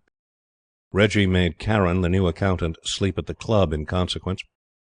Karen's arrival took some of the heavy work off his shoulders, and he had time to attend to Riley's exactions, to explain, soothe, invent, and settle and resettle the poor wretch in bed, and to forge complimentary letters from Calcutta. At the end of the first month, Riley wished to send some money home to his mother. Reggie sent the draft. At the end of the second month, Riley's salary came in just the same. Reggie paid it out of his own pocket, and with it wrote Riley a beautiful letter from the directors. Riley was very ill indeed, but the flame of his life burnt unsteadily. Now and then he would be cheerful and confident about the future, sketching plans for going home and seeing his mother. Reggie listened patiently when the office work was over, and encouraged him. At other times Riley insisted on Reggie's reading the Bible and grim Methody tracts to him. Out of these tracts he pointed morals directed at his manager. But he always found time to worry Reggie about the working of the bank, and to show him where the weak points lay. This indoors sick-room life and constant strains wore Reggie down a good deal, and shook his nerves, and lowered his billiard play by 40 points. But the business of the bank and the business of the sick-room had to go on, though the glass was 116 degrees in the shade. At the end of the third month, Riley was sinking fast, and had begun to realize that he was very sick. But the conceit that made him worry Reggie kept him from believing the worst. "He wants some sort of mental stimulant if he's to drag on," said the doctor. "Keep him interested in life if you care about his living." So Riley, contrary to all the laws of business and the finance, received a 25% rise of salary from the directors. The mental stimulant succeeded beautifully. Riley was happy and cheerful, and is often the case in consumption, healthiest in mind when the body was weakest. He lingered for a full month, snarling and fretting about the bank, talking of the future, hearing the Bible read, lecturing Reggie on sin, and wondering when he'd be able to move abroad. But at the end of September, one mercilessly hot evening, he rose up in his bed with a little gasp, and said quickly to Reggie, "Mr. Burke, I am going to die. I know it in myself. My chest is all hollow inside, and there's nothing to breathe with. To the best of my knowledge, I have done naught," he was returning to the talk of his boyhood, "to lie heavy on my conscience. God be thanked, I have been preserved from the grosser forms of sin. And I counsel you, Mr. Burke," here his voice died down, and Reggie stooped over him, "send my salary for September to my mother. Done great things with the bank, if I had been spared. Mistaken policy. No fault of mine." Then he turned his face to the wall and died. Reggie drew the sheet over its face and went out into the veranda with his last mental stimulant, a letter of condolence and sympathy from the Directors, unused, in his pocket. If I had been only 10 minutes earlier, thought Reggie, I might have heartened him up to pull through another day. Chapter 23. Todd's Amendment. The world hath set its heavy yoke upon the old white-bearded folk, who strive to please the King. God's mercy is upon the young, God's wisdom in the baby tongue that fears not anything. The Parable of Chaju Bhagat. Now Todd's mamma was a singularly charming woman, and everyone in Simla knew Todd's. Most men had saved him from death on occasions. He was beyond his ayah's control altogether, and perilled his life daily to find out what would happen if you pulled a mountain battery's mule's tail. He was an utterly fearless young pagan, about 6 years old, and the only baby who ever broke the holy calm of the Supreme Legislative Council. It happened this way. Todd's pet kid got loose and fled up the hill off the Bolligong Road. Todd's after it until it burst into the Vice-Regal Lodge lawn, then attached to Peterhof. The Council was sitting at the time, and the windows were open because it was warm. The Red Lancer in the porch told Todd's to go away, but Todd's knew the Red Lancer and most of the members of the Council personally. Moreover, he had firm hold of the kid's collar, and was being dragged all across the flower beds. "Give my salam to the Long Councillor Sahib, and ask him to help me take Moti back," grasped Todd. The Council heard the noise through the open windows, and, after an interval, was seen the shocking spectacle of a legal member and a Lieutenant Governor helping, under the direct patronage of a Commander-in-Chief and a Viceroy, one small and very dirty boy in a sailor's suit and a tangle of brown hair, to coerce a lively and rebellious kid. They headed it off down the path to the Mall, and Todd's went home in triumph and told his mamma that all the Councillor Sahibs had been helping him to catch Moti. Whereat his mamma smacked Todd's for interfering with the administration of the Empire. But Todd's met the legal member the next day, and told him in confidence that if the legal member ever wanted to catch a goat, he, Todd's, would give him all the help in his power. "Thank you, Todd's," said the legal member. Todd's was the idol of some 80 Jampanis and half as many Saises. He saluted them all as "Oh, brother." It never entered his head that any living human being could disobey his orders, and he was the buffer between the servants and his mamma's wrath. The working of that household turned on Todd's, who was adored by everyone from the dhobi to the dog boy.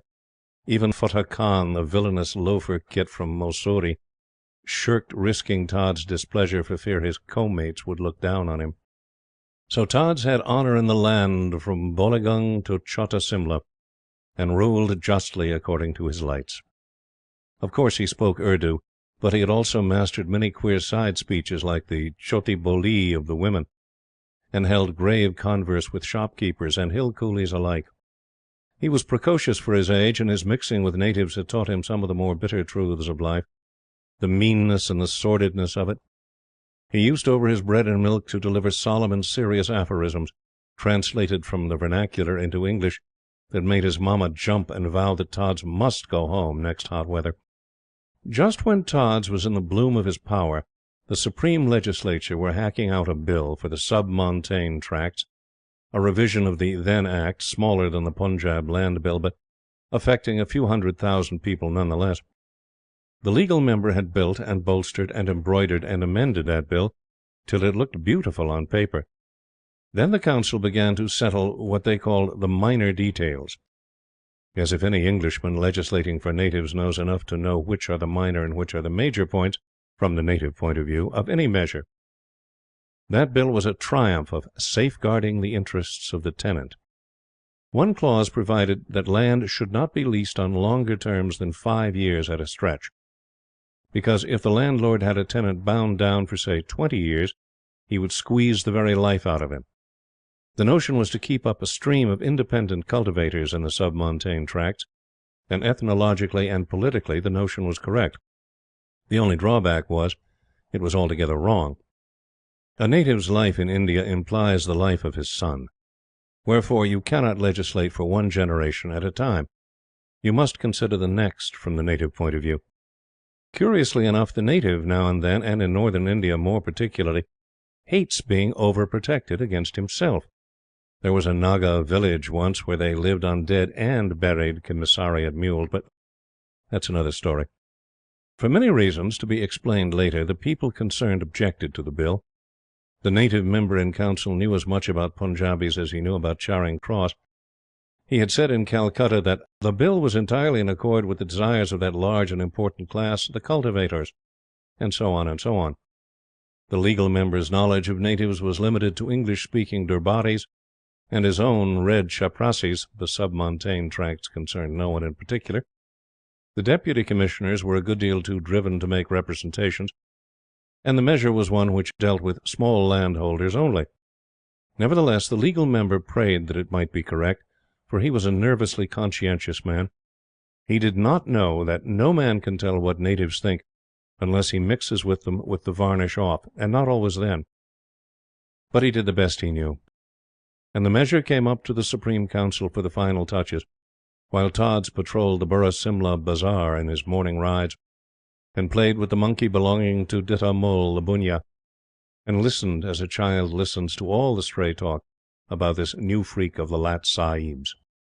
One day there was a dinner party at the house of Tods' mamma, and the legal member came. Tods was in bed, but he kept awake till he heard the bursts of laughter from the men over the coffee. Then he paddled out in his little red flannel dressing gown and his night suit, and took refuge by the side of his father, knowing that he would not be sent back. "See the miseries of having a family," said Tods' father, giving Tods 3 prunes, some water and a glass that had been used for claret, and telling him to sit still. Tods sucked the prunes slowly, knowing that he would have to go when they were finished, and sipped the pink water like a man of the world as he listened to the conversation. Presently the legal member, talking shop to the head of a department, mentioned his bill by its full name, the Sub-Montane Tracts Ryotare Revised Enactment. Tods caught the one native word, and lifting up his small voice said, "Oh, I know all about that. Has it been murramutted yet, Councillor Sahib?" "How much?" said the legal member. "Murramutted, mended, put thick, you know, made nice to please Ditta Mull." The legal member left his place and moved up next to Tods. "What do you know about Ryotwari, little man?" "I am not a little man. I am Tods, and I know all about it. Ditta Mull and Chogalal and Amir Nath and lakhs of my friends tell me about it in the bazaars when I talk to them." "Oh, they do they? What do they say, Tods?" Tods tucked his feet under his red flannel dressing gown and said, "I must think." The legal member waited patiently. Then Tod, with infinite compassion, "You don't speak my talk, do you, Councillor Sahib?" "No, I am sorry to say I do not," said the legal member.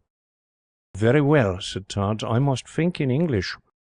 He spent a minute putting his ideas in order, and began very slowly, translating in his mind from the vernacular to English, as many Anglo-Indian children do. You must remember that the legal member helped him on by questions when he halted, for Tods was not equal to the sustained flight of oratory that follows. "Ditta Mull says this thing is the talk of a child and was made up by fools."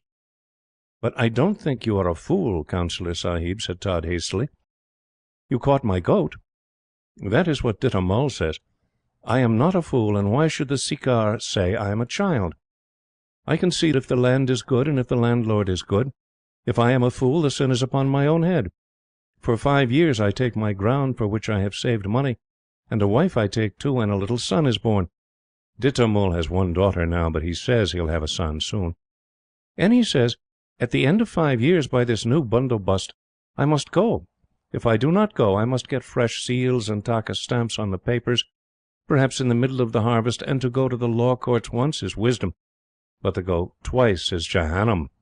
"That is quite true," explained Tods gravely. "All my friends say so. And Ditta Mull says, always fresh takus and paying money to vakils and chaprasis and law courts every 5 years, or else the landlord makes me go. Why do I want to go? Am I a fool? If I am a fool and do not know, after 40 years, good land when I see it, let me die. But if the new bundobust says for 15 years, then it is good and wise. My little son is a man, and I am burnt, and he takes the ground or another ground, paying only once for the taka stamps on the papers, and his little son is born, and at the end of 15 years is a man too. But what profit is there in 5 years and fresh papers? Nothing but Dick. Trouble, Dick. We are not young men who take these lands, but old ones. Not jais, but tradesmen with a little money, and for 15 years we shall have peace. Nor are we children that the Sirkar should treat us so." Here Tods stopped short, for the whole table were listening. The Legal Member said to Tods, "Is that all?" "All I can remember," said Tods. "But you should see Ditta Mull's big monkey. It's just like a Councillor Sahib." "Tods, go to bed," said his father. Tods gathered up his dressing gown tail and departed. The Legal Member brought his hand down on the table with a crash. "By Jove," said the Legal Member, "I believe the boy's right. The short tenure is the weak point." He left early, thinking over what Tods had said. Now, it was obviously impossible for the Legal Member to play with a Bunya's monkey, by way of getting understanding, but he did better. He made inquiries, always bearing in mind the fact that the real native, not the hybrid university-trained mule, is as timid as a colt, and little by little he coaxed some of the men whom the measure concerned most intimately to give in their views, which squared very closely with Tods' evidence. So the bill was amended in that clause, and the Legal Member was filled with an uneasy suspicion that native members represent very little except the orders they carry on their bosoms. But he put the thought from him as illiberal. He was a most liberal man. After a time the news spread through the bazaars that Tods had got the bill recast in the tenure clause, and if Tods' mamma had not interfered, Tods would have made himself sick on the baskets of fruit and pistachio nuts and Kabuli grapes and almonds that crowded the verandah. Till he went home, Tods ranked some few degrees before the Viceroy in popular estimation.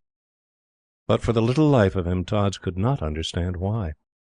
In the Legal Member's private paper box still lies the rough draft of the Submontane Tracts Riotoire Revised Enactment, and opposite the 22nd clause, pencilled in blue chalk and signed by the Legal Member, are the words, "Tods' Amendment." Chapter 24. In the Pride of his Youth. Stopped in the straight when the race was his own. Look at him cutting it cur to the bone. Ask ere the youngster be rated and chidden. What did he carry, and how was he ridden? Maybe they used him too much at the start. Maybe Fate's weight cloths are breaking his heart. Life's handicap. When I was telling you of the joke that the Worm played off on the senior subaltern, I promised a somewhat similar tale, but with all the jest left out. This is that tale. Dicky Hatt was kidnapped in his early youth, neither by landlady's daughter, housemaid, barmaid, nor cook, but by a girl so nearly of his own caste that only a woman could have said she was just the least bit in the world below it. This happened a month before he came out to India, and 5 days after his 21st birthday. The girl was 19, 6 years older than Dicky in the things of this world, that is to say, and for the time twice as foolish as he. Excepting always falling off a horse, there is nothing more fatally easy than marriage before the Registrar. The ceremony costs less than 50 shillings, and is remarkably like walking into a pawn shop. After the declarations of residence have been put in, 4 minutes will cover the rest of the proceedings, fees, attestation, and all. Then the Registrar slides the blotting pad over the names and says grimly, with his pen between his teeth, "Now you're man and wife," and the couple walk out into the street feeling as if something were horribly illegal somewhere. But that ceremony holds, and can drag a man to his undoing just as thoroughly as the "Long as ye both shall live" curse from the altar rails, with the bridesmaids giggling behind, and "the voice that breathed o'er Eden" lifting the roof off. In this manner was Dicky Hatt kidnapped, and he considered it vastly fine, for he had received an appointment in India which carried a magnificent salary from the home point of view. The marriage was to be kept secret for a year. Then Mrs. Dicky Hatt was to come out, and the rest of life was to be a glorious golden mist. That was how they sketched it under the Addison Road Station lamps, and after one short month came Gravesend and Dicky steaming out to his new life, and the girl crying in a 30 shillings a week bed and living room in a back street off Montpelier Square near the Knightsbridge Barracks. But the country that Dicky came to was a hard land, where men of 21 were reckoned very small boys indeed, and life was expensive. The salary that loomed so large 6,000 miles away did not go far. particularly when Dicky divided it by 2 and remitted more than the fair half at 1 6 to Montpelier Square. 135 rupees out of 330, not much to live on. But it was absurd to suppose that Mrs. Hatt could exist forever on the £20 held back by Dicky from his outfit allowance. Dicky saw this and remitted at once, always remembering that rupees 700 were to be paid 12 months later for a first-class passage out for a lady. When you add to these trifling details the natural instincts of a boy beginning a new life in a new country and longing to go about and enjoy himself, and the necessity for grappling with strange work, which, properly speaking, should take up a boy's undivided attention, you will see that Dicky started handicapped. He saw it himself for a breath or two, but he did not guess the full beauty of his future. As the hot weather began, the shackles settled on him and ate into his flesh. First would come letters, big, crossed 7-sheet letters from his wife, telling him how she longed to see him and what a heaven upon earth would be their property when they met. Then some boy of the chummery wherein Dick lodged would pound on the door of his bare little room and tell him to come out and look at a pony, the very thing to suit him. Dick could not afford ponies. He had to explain this. Dick could not afford living in the chummery, modest as it was. He had to explain this before he moved to a single room next the office where he worked all day. He kept house on a green oilcloth table cover, 1 chair, 1 charpoy, 1 photograph, 1 tooth glass, very strong and thick, a 7 rupee 8 anna filter, and messing by contract at 37 rupees a month, which last item was extortion. He had no punkah, for a punkah costs 15 rupees a month, but he slept on the roof of the office with all his wife's letters under his pillow. Now and again he was asked out to dinner, where he got both a punkah and an iced drink, but this was seldom, for people objected to recognizing a boy who had evidently the instincts of a Scotch tallow chandler, and who lived in such a nasty fashion. Dick could not subscribe to any amusement, so he found no amusement, except the pleasure of turning over his bank book and reading what it said about loans on approved security. That cost nothing. He remitted through a Bombay bank, by the way, and the station knew nothing of his private affairs. Every month he sent home all he could possibly spare for his wife, and for another reason which was expected to explain itself shortly, and would require more money. About this time Dicky was overtaken with the nervous, haunting fear that besets married men when they are out of sorts. He had no pension to look to. What if he should die suddenly and leave his wife unprovided for? The thought used to lay hold of him in the still, hot nights on the roof, till the shaking of his heart made him think that he was going to die then and there of heart disease. Now, this is a frame of mind which no boy has a right to know. It's a strong man's trouble, but coming when it did, it nearly drove poor punkaless, perspiring Dicky Hatt mad. He could tell no one about it. A certain amount of screw is as necessary for a man as for a billiard ball. It makes them both do wonderful things. Dicky needed money badly, and he worked for it like a horse. But naturally the men who owned him knew that a boy can live very comfortably on a certain income. Pay in India is a matter of age, not merit, you see. And if their particular boy wished to work like 2 boys, business forbid that they should stop him.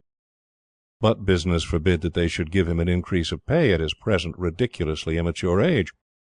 So Dicky won certain rises of salary, ample for a boy, not enough for a wife and child, certainly too little for the 700 rupee passage that he and Mrs. Hatt had discussed so lightly once upon a time, and with this he was forced to be content.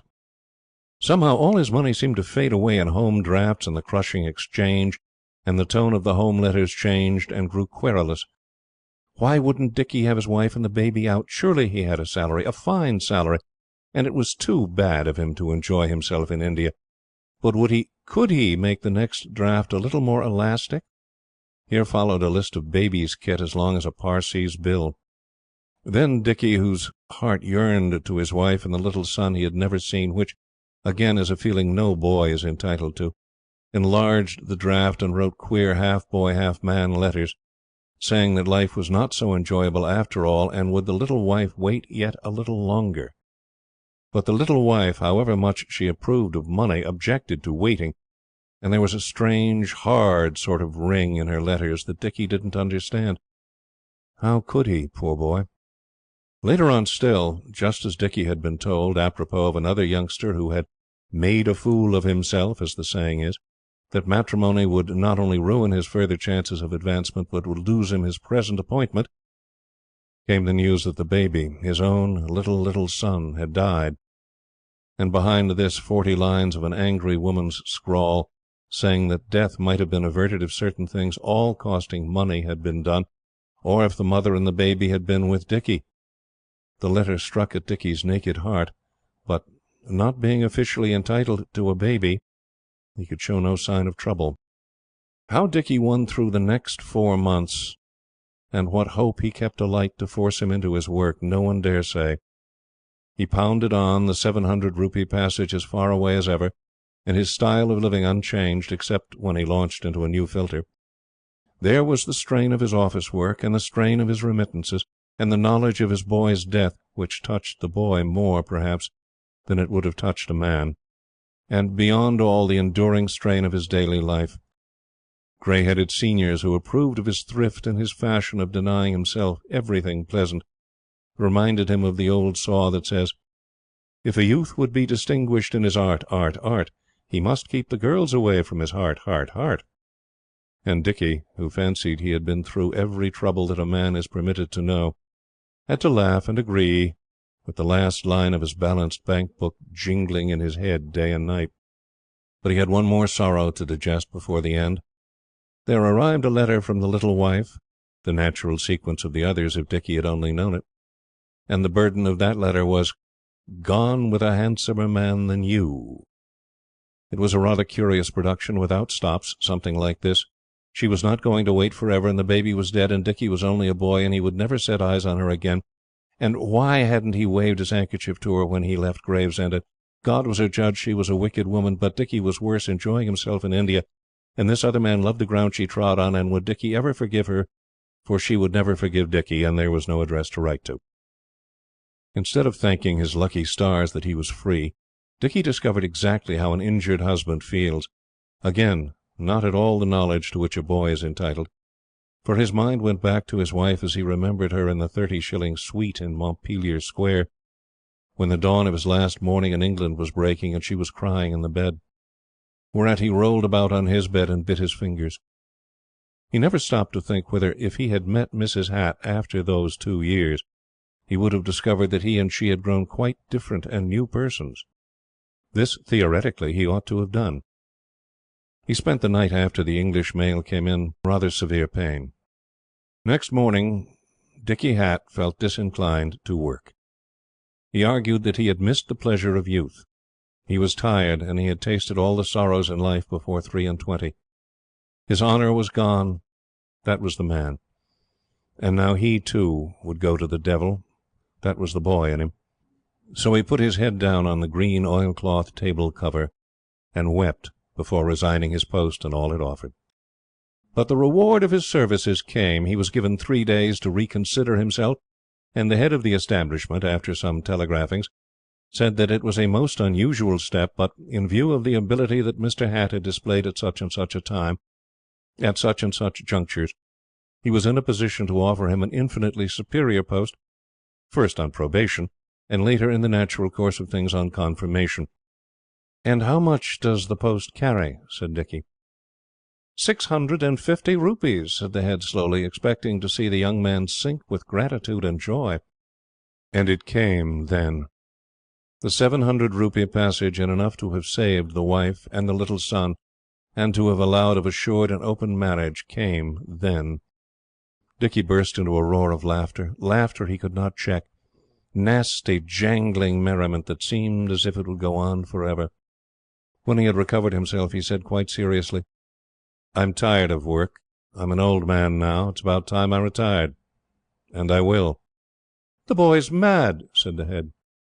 I think he was right, but Dickie Hatt never reappeared to settle the question. Chapter 25. Pig. Go, stalk the red deer or the heather, ride, follow the fox if you can. But for pleasure and profit together, allow me the hunting of man, the chase of the human, the search for the soul to its ruin, the hunting of man. The Old Shikari. I believe the difference began in the matter of a horse with a twist in his temper, whom Pinecoffin sold to Nafferton, and by whom Nafferton was nearly slain. There may have been other causes of offence. The horse was the official stalking horse. Nafferton was very angry, but Pinecoffin laughed and said that he had never guaranteed the beast's manners. Nafferton laughed too, though he vowed that he would write off his fall against Pinecoffin if he waited 5 years. Now, a dalesman from beyond Skipton will forgive any injury when the Strid lets a man live, but a South Devon man is as soft as a Dartmoor bog. You can see from their names that Nafferton had the race advantage of Pinecoffin. He was a peculiar man, and his notions of humour were cruel. He taught me a new and fascinating form of shikar. He hounded Pinecoffin from Mithankot to Jagardee, from Guragaon to Abbottabad, up and across the Punjab, a large province, and in places remarkably dry. He said that he had no intention of allowing Assistant Commissioners to sell him pups, in the shape of ramping, screaming country breds, without making their lives a burden to them. Most Assistant Commissioners develop a bent for some special work after their first hot weather in the country. The boys with digestions hope to write their names large on the frontier, and struggle for dreary places like Bannu and Kohat.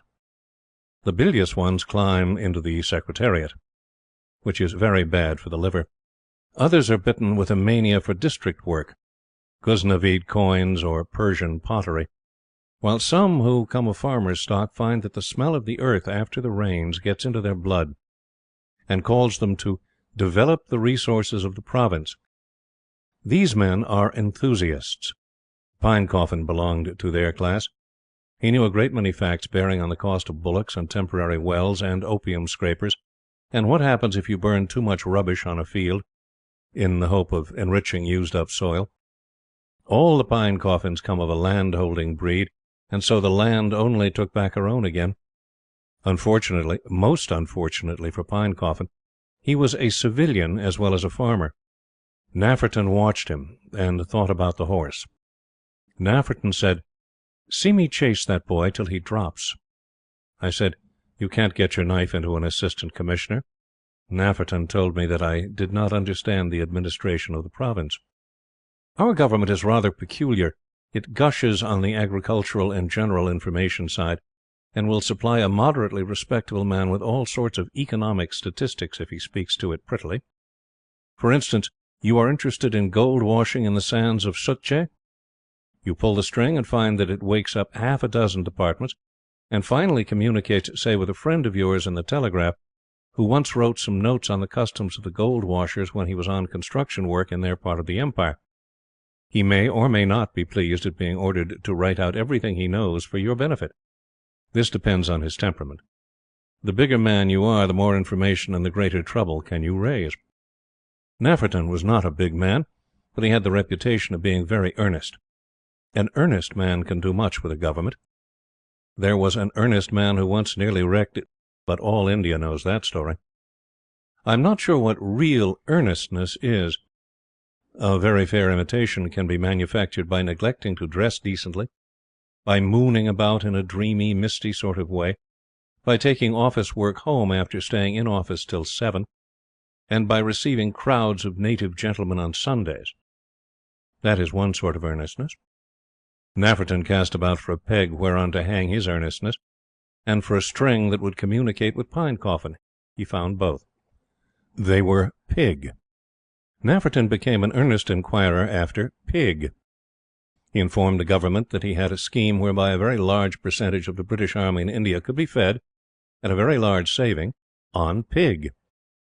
Then he hinted that Pinecoffin might supply him with the varied information necessary to the proper inception of the scheme. So the government wrote on the back of the letter, "Instruct Mr. Pinecoffin to furnish Mr. Nafferton with any information in his power." Government is very prone to writing things on the backs of letters which later lead to trouble and confusion. Nafferton had not the faintest interest in pig, but he knew that Pinecoffin would flounce into the trap. Pinecoffin was delighted at being consulted about pig.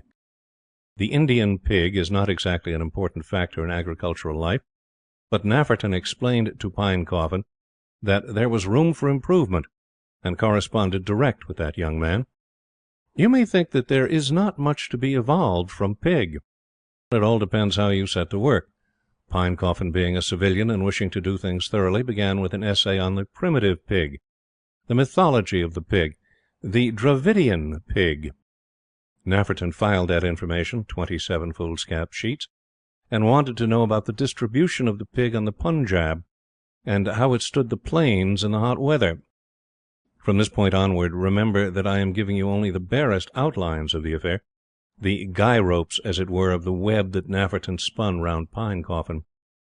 Pinecoffin made a coloured pig population map, and collected observations on the comparative longevity of the pig, A, in the submontane tracts of the Himalayas, and B, in the Rekna Daub. Nafferton filed that, and asked what sort of people looked after pig. This started an ethnological excursus on swineherds, and drew from Pinecoffin long tables, showing the proportion per 1,000 of the caste in the Darajat. Nafferton filed that bundle, and explained that the figures which he wanted referred to the Sist Sutlet states, where he understood that pigs were very fine and large, and where he proposed to start a piggery. By this time Government had quite forgotten their instructions to Mr. Pinecoffin. They were like the gentleman in Keats' poem who turned well-oiled wheels to skin other people. But Pinecoffin was just entering into the spirit of the pig hunt, as Nafferton well knew he would do. He had a fair amount of work of his own to clear away, but he sat up nights reducing pig to 5 places of decimals for the honour of his service. He was not going to appear ignorant of so easy a subject as pig. Then Government sent him on special duty to Kohat to inquire into the big 7-foot iron-shod spades of that district. People had been killing each other with these peaceful tools, and Government wished to know whether a modified form of agricultural implement could not tentatively, and as a temporary measure, be introduced among the agricultural population without needlessly or unduly exasperating the existing religious sentiments of the peasantry. Between those spades and Nafferton's pig, Pinecoffin was rather heavily burdened. Nafferton now began to take up the food supply of the indigenous pig, with a view to the improvement of its capacities as a flesh-former, B, the acclimatization of the exotic pig, maintaining its distinctive peculiarities. Pinecoffin replied exhaustively that the exotic pig would become merged in the indigenous type, and quoted horse-breeding statistics to prove this. The side issue was debated at great length on Pinecoffin's side, till Nafferton owned that he had been in the wrong, and moved the previous question. When Pinecoffin had quite written himself out about flesh-formers, and fibrins, and glucose, and the nitrogenous constituents of maize and lucerne, Nafferton raised the question of expense. By this time Pinecoffin, who had been transferred from Kohat, had developed a pig theory of his own, which he stated in 33 folio pages, all carefully filed by Nafferton, who asked for more. These things took 10 months, and Pinecoffin's interest in the potential piggery seemed to die down after he'd stated his own views. But Nafferton bombarded him with letters on the imperial aspect of the scheme as tending to officialize the sale of pork, and thereby calculated to give offence to the Mohammedan population of Upper India. He guessed that Pinecoffin would want some broad, freehand work after his niggling, stippling decimal details. Pinecoffin handled the latest development of the case in masterly style, and proved that no popular ebullition of excitement was to be apprehended. Nafferton said there was nothing like civilian insight in matters of this kind, and lured him up a bypath, the possible profits to accrue to the Government from the sale of hog bristles.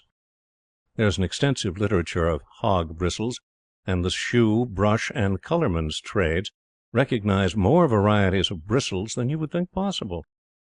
After Pinecoffin had wondered a little at Nafferton's rage for information, he sent back a monograph, 51 pages, on products of the pig. This led him, under Nafferton's tender handling, straight to the Cawnpore factories, the trade in hogskin for saddles, and thence to the tanners. Pinecoffin wrote that pomegranate seed was the best cure for hogskin, and suggested, for the past 14 months had wearied him, that Nafferton should raise his pigs before he tanned them. Nafferton went back to the second section of his fifth question. How could the exotic pig be brought to give as much pork as it did in the West, and yet assume the essentially hirsute characteristics of its Oriental congener. Pinecoffin felt dazed, for he had forgotten that he had written 16 months before, and fancied that he was about to reopen the entire question. He was too far involved in the hideous tangle to retreat, and in a weak moment he wrote, "Consult my first letter," which related to the Dravidian pig. As a matter of fact, Pinecoffin had still to reach the acclimatization stage, having gone off on a side issue on the merging of types. Then Nafferton really unmasked his batteries. He complained to the Government in stately language of the paucity of help accorded to me in my earnest attempts to start a potentially remunerative industry, and the flippancy with which my requests for information are treated by a gentleman whose pseudo-scholarly attainments should at least have taught him the primary differences between the Dravidian and the Berkshire variety of the genus Sus. If I am to understand that the letter to which he refers me contains his serious views on the acclimatization of a valuable, though possibly uncleanly animal, I am reluctantly compelled to believe, etc., etc. There was a new man at the head of the Department of Castigation. The wretched Pinecoffin was told that the service was made for the country, and not the country for the service, and that he had better begin to supply information about pigs. Pinecoffin answered insanely that he had written everything that could be written about pig, and that some furlough was due to him. Nafferton got a copy of that letter, and sent it with the essay on the Dravidian pig to a down-country paper, which printed both in full. The essay was rather high-flown, but if the editor had seen the stacks of paper in Pinecoffin's handwriting on Nafferton's table, he would not have been so sarcastic about the nebulous discursiveness and blatant self-sufficiency of the modern competition-wallah, and his utter inability to grasp the practical issues of a practical question. Many friends cut out these remarks and sent them to Pinecoffin. I have already stated that Pinecoffin came to a soft stock. This last stroke frightened and shook him. He could not understand it, but he felt he had been somehow shamelessly betrayed by Nafferton. He realized that he had wrapped himself up in the pigskin without need, and that he could not well set himself right with his government. All his acquaintances asked after his nebulous discursiveness or his blatant self-sufficiency, and this made him miserable. He took a train and went to Nafferton, whom he had not seen since the pig business began. He also took the cutting from the paper and blustered feebly and called Nafferton names, and then died down to a watery, weak protest of the "I say, it's too bad, you know" order. Nafferton was very sympathetic. "I'm afraid I've given you a good deal of work, haven't I?" said he. "Trouble?" whimpered Pinecoffin. "I don't mind the trouble so much, though that was bad enough. But what I resent is this showing up in print. It will stick to me like a burr all through my service. And I did do my best for your interminable swine. It's too bad of you, on my soul it is." "Oh, I don't know," said Nafferton. "Have you ever been stuck with a horse? It isn't the money I mind, though that is bad enough. But what I resent is the chaff that follows, especially from the boy who stuck me. But I think we'll cry quite now." Pinecoffin found nothing to say save bad words, and Nafferton smiled ever so sweetly and asked him to dinner. Chapter 26. The Rout of the White Hussars. It was not in the open fight we threw away the sword, but in the lonely watching in the darkness by the ford. The waters lapped, the night wind blew, full armed the fear was born and grew, and we were flying ere we knew from panic in the night. Beoni Bar. Some people hold that an English cavalry regiment cannot run. This is a mistake. I have seen 437 sabres flying over the face of the country in abject terror, have seen the best regiment that ever drew bridle wiped off the army list for the space of 2 hours. If you repeat this tale to the White Hussars, they will in all probability treat you severely. They are not proud of the incident. You may know the White Hussars by their side, which is greater than that of all the cavalry regiments on the roster. If this is not a sufficient mark, you may know them by their old brandy. It's been 60 years in the mess, and is worth going far to taste. Ask for the Maguire old brandy, and see that you get it. If the mess sergeant thinks that you are uneducated, and that the genuine article will be lost on you, he will treat you accordingly. He is a good man. But when you are at mess, you must never talk to your hosts about forced marches or long-distance rides. The mess are very sensitive, and if they think that you're laughing at them, will tell you so. As the White Hussars say, it was all the Colonel's fault. He was a new man, and he ought never to have taken the command. He said that the regiment was not smart enough. This to the White Hussars, who knew they could walk round any horse and through any guns and over any foot on the face of the earth. That insult was the first cause of offence. Then the Colonel cast the Drum Horse. The Drum Horse of the White Hussars. Perhaps you do not see what an unspeakable crime he had committed. I'll try to make it clear. The soul of the regiment lives in the Drum Horse who carries the silver kettle drums. He is nearly always a big piebald wailer. That's a point of honour, and a regiment will spend anything you please on a piebald. He is beyond the ordinary laws of casting. His work is very light, and he only manoeuvres at a foot-pace. Wherefore, so long as he can step out and look handsome, his well-being is assured. He knows more about the regiment than the adjutant, and could not make a mistake if he tried. The Drum Horse of the White Hussars was only 18 years old, and perfectly equal to his duties. He had at least 6 years more work in him, and carried himself with all the pomp and dignity of a Drum Major of the Guards. The regiment had paid Rs. 1,200 for him. But the Colonel said that he must go, and he was cast in due form and replaced by a washy bay beast as ugly as a mule, with a ewe-neck, rat-tail, and cow-hocks. The drummer detested that animal, and the best of the band horses put back their ears and showed the whites of their eyes at the very sight of him. They knew him for an upstart, and no gentleman. I fancy that the Colonel's ideas of smartness extended to the band, and that he wanted to make it take part in the regular parade movements.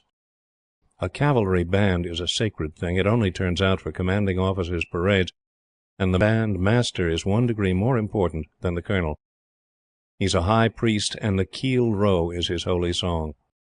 The Keel Row is the cavalry trot, and the man who has never heard that tune rising high and shrill above the rattle of the regiment going past the saluting base has something yet to hear and understand. When the Colonel cast the Drum Horse of the White Hussars, there was nearly a mutiny. The officers were angry, the regiment were furious, and the bandsmen swore like troopers. The Drum Horse was going to be put up to auction, public auction, to be bought perhaps by a Parsee and put into a cart. It was worse than exposing the inner life of the regiment to the whole world, or selling the mess plate to a Jew, a black Jew. The Colonel was a mean man and a bully.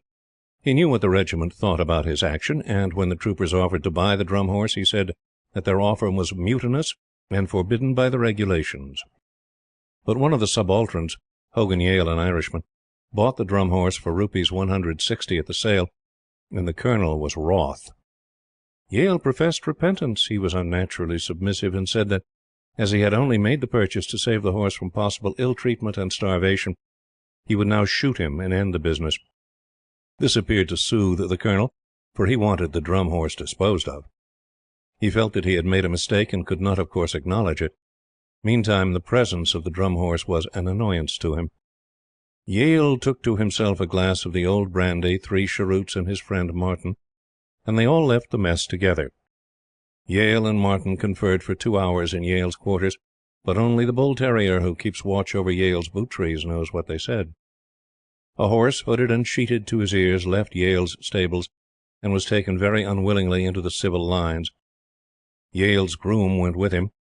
2 men broke into the regimental theatre and took several paint-pots and some large scenery brushes. Then night fell over the cantonments, and there was a noise as of a horse kicking his loose box to pieces in Yale's stables.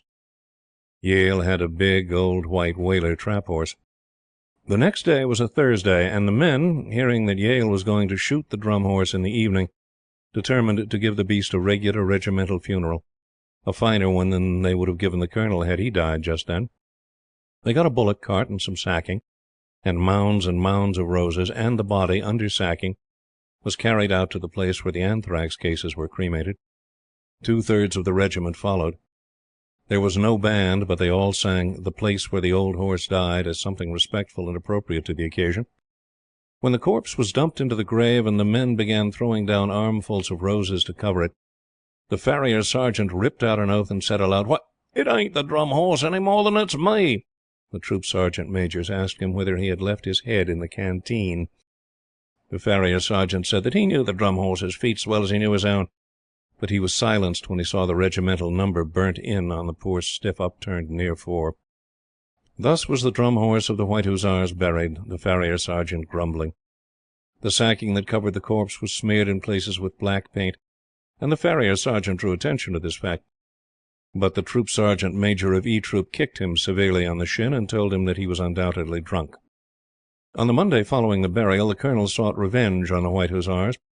Unfortunately, being at that time temporarily in command of the station, he ordered a brigade field day.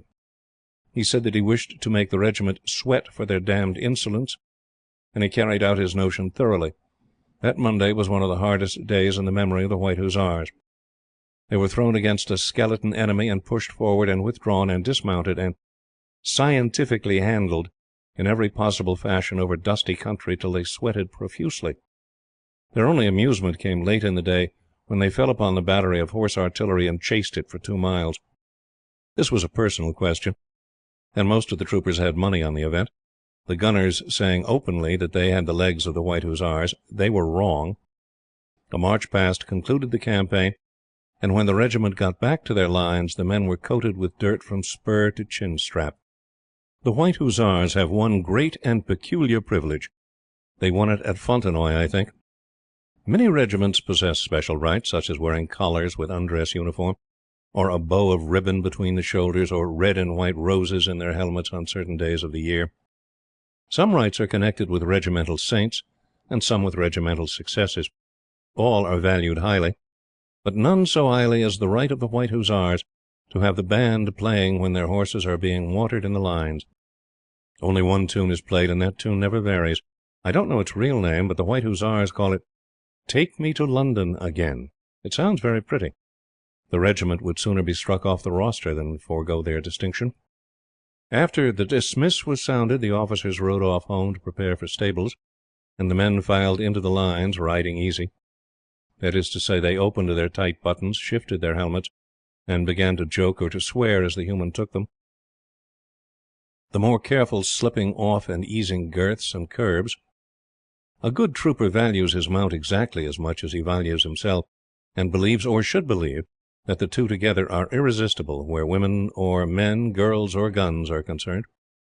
Then the orderly officer gave the order, "Water horses," and the regiment loafed off to the squadron troughs, which were in the rear of the stables and between these and the barracks.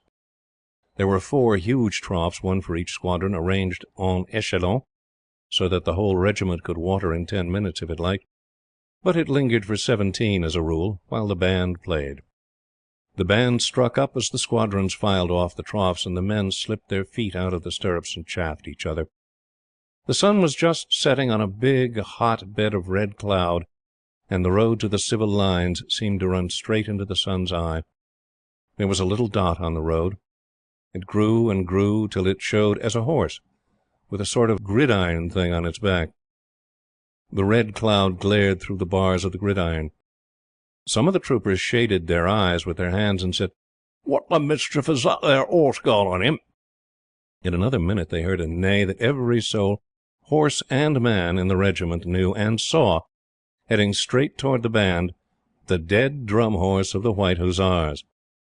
On his withers banged and bumped the kettle drums draped in crape, and on his back, very stiff and soldierly, sat a bareheaded skeleton. The band stopped playing, and for a moment there was a hush. Then someone in E Troop, men said it was the troop sergeant major, swung his horse round and yelled. No one can account exactly for what happened afterwards, but it seemed that at least one man in each troop set an example of panic, and the rest followed like sheep.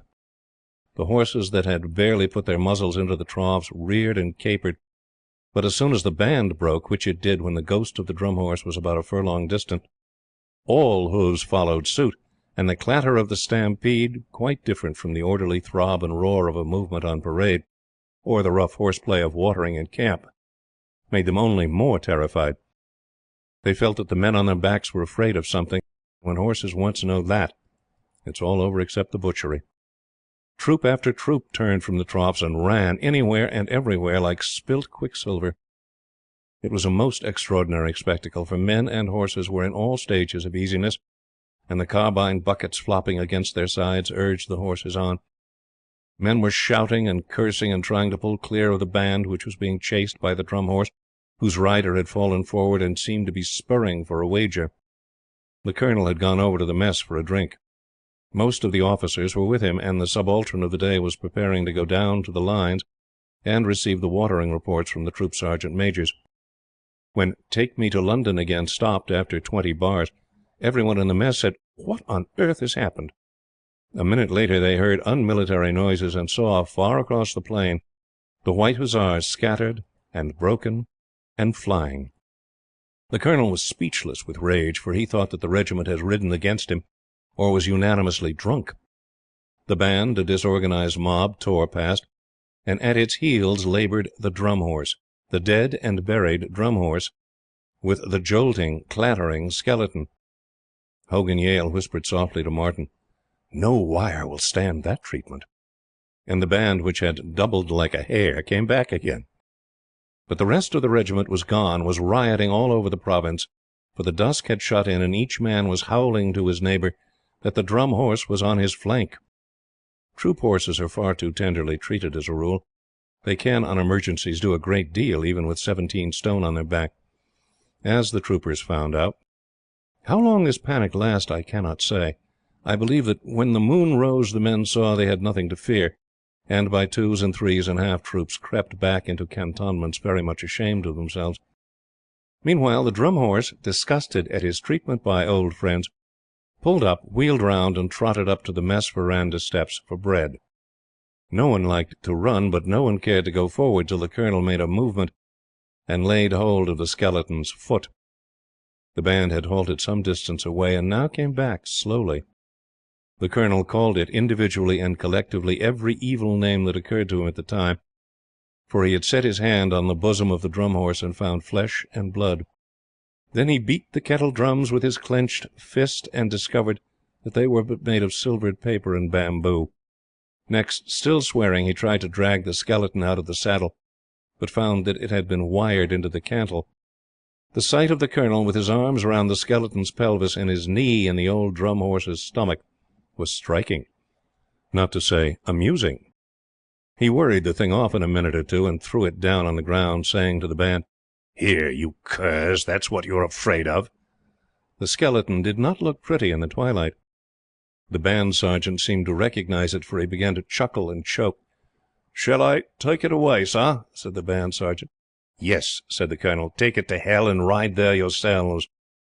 The band sergeant saluted, hoisted the skeleton across his saddle bow, and led off to the stables. Then the Colonel began to make inquiries for the rest of the regiment, and the language he used was wonderful. He would disband the regiment, he would court-martial every soul in it, he would not command such a set of rabble, and so on and so on. As the men dropped in, his language grew wilder, until at last it exceeded the utmost limits of free speech allowed even to a colonel of horse. Martin took Hogan Yale aside and suggested compulsory retirement from the service as a necessity when all was discovered. Martin was the weaker man of the two. Hogan Yale put up his eyebrows and remarked, firstly, that he was the son of a lord, and secondly, that he was as innocent as the babe unborn of the theatrical resurrection of the drum horse. "My instructions," said Yale, with a singularly sweet smile, "were that the drum horse should be sent back as impressively as possible. I ask you, am I responsible if a mule-headed friend sends him back in such a manner as to disturb the peace of mind of a regiment of Her Majesty's cavalry?" Martin said, "You're a great man, and will in time become a general, but I'd give my chance of a troop to be safe out of this affair." Providence saved Martin and Hogan Yale. The second in command led the Colonel away to the little curtained alcove wherein the subalterns of the White Hussars were accustomed to play poker of nights, and there, after many oaths on the Colonel's part, they talked together in low tones. I fancy that the second in command must have represented the scare as the work of some trooper whom it would be hopeless to detect, and I know that he dealt upon the sin and the shame of making a public laughing-stock of the scare. "They will call us," said the second in command, who had really a fine imagination, "they will call us the Fly-by-Nights. They will call us the Ghost Hunters. They will nickname us from one end of the army list to the other. All the explanations in the world won't make outsiders understand that the officers were away when the panic began. For the honour of the regiment, and for your own sake, keep this thing quiet." The Colonel was so exhausted with anger that soothing him down was not so difficult as might be imagined. He was made to see, gently and by degrees, that it was obviously impossible to court-martial the whole regiment, and equally impossible to proceed against any subaltern who, in his belief, had any concern in the hoax. "But the beast's alive! He's never been shot at all!" shouted the Colonel. "It's flat, flagrant disobedience. I've known a man broken for less, damned sight less. They're mocking me, I tell you, Muttman, they're mocking me." Once more the second in command set himself to soothe the Colonel, and wrestled with him for half an hour. At the end of that time the regimental sergeant major reported himself. The situation was rather novel, tell to him, but he was not a man to be put out by circumstances. He saluted and said, "Regiment all come back, sir." Then, to propitiate the Colonel, "And none of the horses any the worse, sir?" The Colonel only snorted and answered, "You'd better tuck the men into their cots, then, and see that they don't wake up and cry in the night." The sergeant withdrew. His little stroke of humour pleased the Colonel, and further, he felt slightly ashamed of the language he had been using. The second in command worried him again, and the two sat talking far into the night. Next day but one there was a commanding officers' parade, and the Colonel harangued the White Hussars vigorously. The pith of his speech was that, since the Drum Horse in his old age had proved himself capable of cutting up the whole regiment, he should return to his post of pride at the head of the band, but the regiment were a set of ruffians with bad consciences. The White Hussars shouted and threw everything movable about them into the air, and when the parade was over they cheered the Colonel till they couldn't speak. No cheers were put up for Lieutenant Hogan Yale, who smiled very sweetly in the background. Said the second in command to the Colonel unofficially, "These little things ensure popularity, and do not the least affect discipline." "But I went back on my word," said the Colonel. "Never mind," said the second in command. "The White Hussars will follow you anywhere from today. Regiments are just like women, they'll do anything for trinketry." A week later Hogan Yale received an extraordinary letter from someone who signed himself Secretary Charity and Zeal 3709 E.C. and asked for the return of our skeleton, which we have reason to believe is in your possession. "Who the deuce is this lunatic who trades in bones?" said Hogan Yale. "Beg your pardon, sir," said the band sergeant, "but the skeleton's with me, and I'll return it if you'll pay the carriage into the civil lines. There's a coffin with it, sir." Hogan Yale smiled and handed 2 rupees to the band sergeant, saying, "Write the date on the skull, will you? If you doubt this story and know where to go, you can see the date on the skeleton. But don't mention the matter to the White Hussars. I happen to know something about it, because I prepared the Drum Horse for his resurrection." He did not take kindly to the skeleton at all. Chapter 27. The Bronkhorst Divorce Case. In the daytime, when she moved about me, in the night, when she was sleeping at my side, I was wearied. I was wearied of her presence. Day by day and night by night I grew to hate her. Would to God that she or I had died. Confessions. There was a man called Bronkhorst, a 3-cornered, middle-aged man in the army, grey as a badger, and some people said with a touch of country blood in him. That, however, cannot be proved. Mrs. Bronkhorst was not exactly young, though 15 years younger than her husband. She was a large, pale, quiet woman, with heavy eyelids, over-weak eyes, and hair that turned red or yellow as the lights fell on it. Bronkhorst was not nice in any way. He had no respect for the pretty public and private lies that make life a little less nasty than it is. His manner toward his wife was coarse. There are many things, including actual assault with the clenched fist, that a wife will endure, but seldom a wife can bear, as Mrs. Bronkhorst bore, with a long course of brutal, hard chaff, making light of her weaknesses, her headaches, her small fits of gaiety, her dresses, her queer little attempts to make herself attractive to her husband, when she knows that she is not what she has been, and, worst of all, the love that she spends on her children. That particular sort of heavy-handed jest was specially dear to Bronkhorst. I suppose that he had first slipped into it, meaning no harm in the honeymoon, when folk find their ordinary stock of endearments run short, and so go to the other extreme to express their feelings. A similar impulse makes a man say, "Hut, you old beast," when a favourite horse nuzzles his coat front. Unluckily, when the reaction of marriage sets in, the form of speech remains, and, the tenderness having died out, hurts the wife more than she cares to say. But Mrs. Bronckhorst was devoted to her Teddy, as she called him. Perhaps that was why he objected to her. Perhaps this is only a theory to account for his infamous behaviour later on. He gave way to the queer, savage feeling that sometimes takes by the throat a husband 20 years married, when he sees across the table the same face of his wedded wife, and knows that as he has sat facing it, so must he continue to sit until the day of its death or his own. Most men and all women know the spasm. It only lasts for 3 breaths, as a rule, must be a throwback to times when men and women were rather worse than they are now, and is too unpleasant to be discussed. Dinner at the Bronckhorsts was an infliction few men cared to undergo. Bronckhorst took a pleasure in saying things that made his wife wince. When their little boy came in at dessert, Bronckhorst used to give him half a glass of wine, and naturally enough the poor little mite got first riotous, next miserable, and was removed screaming. Bronckhorst asked if that was the way Teddy usually behaved, and whether Mrs. Bronckhorst could not spare some of her time to teach the little beggar decency. Mrs. Bronckhorst, who loved the boy more than her own life, tried not to cry. Her spirit seemed to have been broken by her marriage. Lastly, Bronckhorst used to say, "There, that'll do, that'll do. For God's sake, try to behave like a rational woman. Go into the drawing-room." Mrs. Bronckhorst would go, trying to carry it all off with a smile, and the guest of the evening would feel angry and uncomfortable.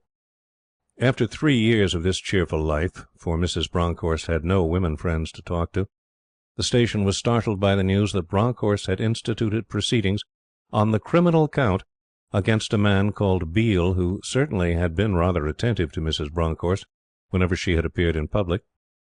The utter want of reserve with which Bronckhorst treated his own dishonour helped us to know that the evidence against Beale would be entirely circumstantial and native.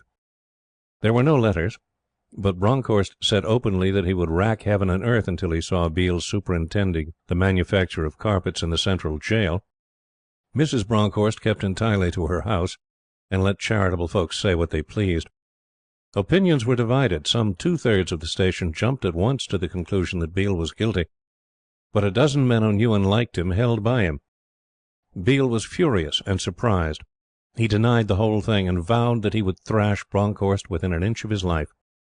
No jury, we knew, could convict a man on the criminal count on native evidence in a land where you can buy a murder charge, including the corpse, all complete, for 54 rupees. But Beale did not care to scrape through by the benefit of a doubt. He wanted the whole thing cleared. But, as he said one night, he can prove anything with servants' evidence, and I've only my bare word. This was about a month before the case came on, and beyond agreeing with Beale, we could do little. All that we could be sure of was that the native evidence would be bad enough to blast Beale's character for the rest of his service, for when a native begins perjury he perjures himself thoroughly. He does not boggle over details. Some genius at the end of the table whereat the affair was being talked over said, "Look here, I don't believe lawyers are any good. Get a man to wire to Strickland and beg him to come down and pull us through." Strickland was about 180 miles up the line. He had not long been married to Miss Youghal, but he scented in the telegram a chance of returning to the old detective work that his soul lusted after, and next night he came in and heard our story. He finished his pipe and said oracularly, "We must get at the evidence. Uriya bearer, Mussulman Kit, and Mathanrihaya, I suppose, are the pillars of the charge. I am on in this piece, but I am afraid I am getting rusty in my talk." He rose and went into Beale's bedroom, where his trunk had been put, and shut the door. An hour later we heard him say, "I hadn't the heart to part with my old make-ups when I married. Will this do?" There was a loathly fakir salaaming in the doorway. "Now lend me 50 rupees," said Strickland, "and give me your words of honour that you won't tell my wife." He got all that he asked for, and left the house while the table drank his health. What he did only he himself knows. A fakir hung about Bronckhorst's compound for 12 days. Then a meter appeared, and then Beale heard of him. He said that Strickland was an angel full-fledged. Whether the Metter made love to Janki, Mrs. Bronckhorst's ayah, is a question which concerns Strickland exclusively. He came back at the end of 3 weeks and said quietly, "You spoke the truth, Beale. The whole business is put up from beginning to end. Jove, it almost astonishes me. That Bronckhorst beast isn't fit to live." There was uproar and shouting, and Beale said, "How are you going to prove it? You can't say that you've been trespassing on Bronckhorst's compound in disguise." "No," said Strickland. "Tell your lawyer fool, whoever he is, to get up something strong about inherent improbabilities and discrepancies of evidence. He won't have to speak, but it will make him happy. I'm going to run this business." Beale held his tongue, and the other men waited to see what would happen. They trusted Strickland, as men trust quiet men. When the case came off, the court was crowded. Strickland hung about in the veranda of the court till he met with Mohammedan Khitmatgar. Then he murmured a fakir's blessing in his ear and asked him how his second wife did. The man spun round, and as he looked into the eyes of Estreekan Sahib, his jaw dropped. You must remember that before Strickland was married he was, as I have told you already, a power among natives. Strickland whispered a rather coarse vernacular proverb to the effect that he was abreast of all that was going on, and went into the court armed with a gut trainer's whip. The Mohammedan was the first witness, and Strickland beamed upon him from the back of the court. The man moistened his lips with his tongue, and, in his abject fear of Estreekan Sahib, the fakir went back on every detail of his evidence, said he was a poor man, and God was his witness that he had forgotten everything that Bronckhorst Sahib had told him to say. Between his terror of Strickland, the judge, and Bronckhorst, he collapsed, weeping. Then began the panic among the witnesses. Janki, the ayah, leering chastely behind her veil, turned grey, and the bearer left the court. He said that his mamma was dying, and that it was not wholesome for any man to lie unthriftily in the presence of Estreekan Sahib. Beale said politely to Bronckhorst, "Your witnesses don't seem to work. Haven't you any forged letters to produce?" But Bronckhorst was swaying to and fro in his chair, and there was a dead pause after Beale had been called to order. Bronckhorst's counsel saw the look on his client's face, and without more ado pitched his papers on the little green baize table, and mumbled something about having been misinformed. The whole court applauded wildly, like soldiers at a theatre, and the judge began to say what he thought.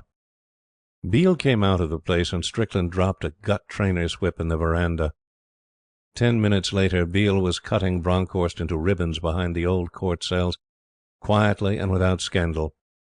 What was left of Bronckhorst was sent home in a carriage, and his wife wept over it and nursed it into a man again.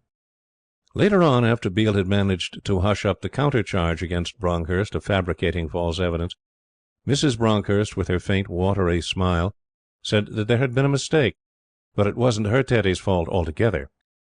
She would wait till her Teddy came back to her. Perhaps he had grown tired of her, or she had tried his patience, and perhaps we wouldn't cut her any more, and perhaps the mothers would let their children play with little Teddy again. He was so lonely.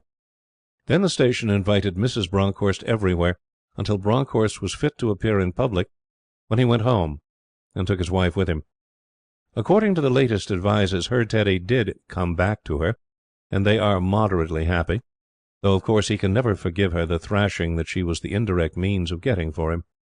What Beale wants to know is, why didn't I press home the charge against the Bronckhorst brute, and have him run in?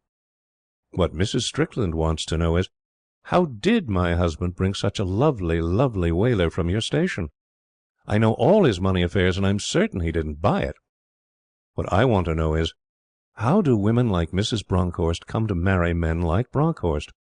And my conundrum is the most unanswerable of the three. Chapter 28. Venus Anadomini.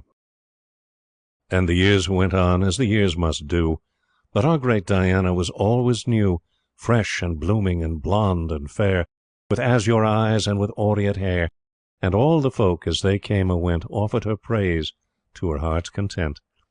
Diana of Ephesus.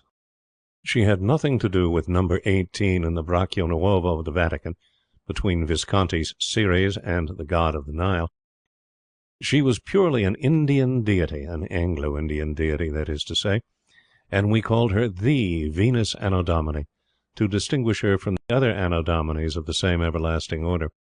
There was a legend among the hills that she had once been young, but No living man was prepared to come forward and say boldly that the legend was true.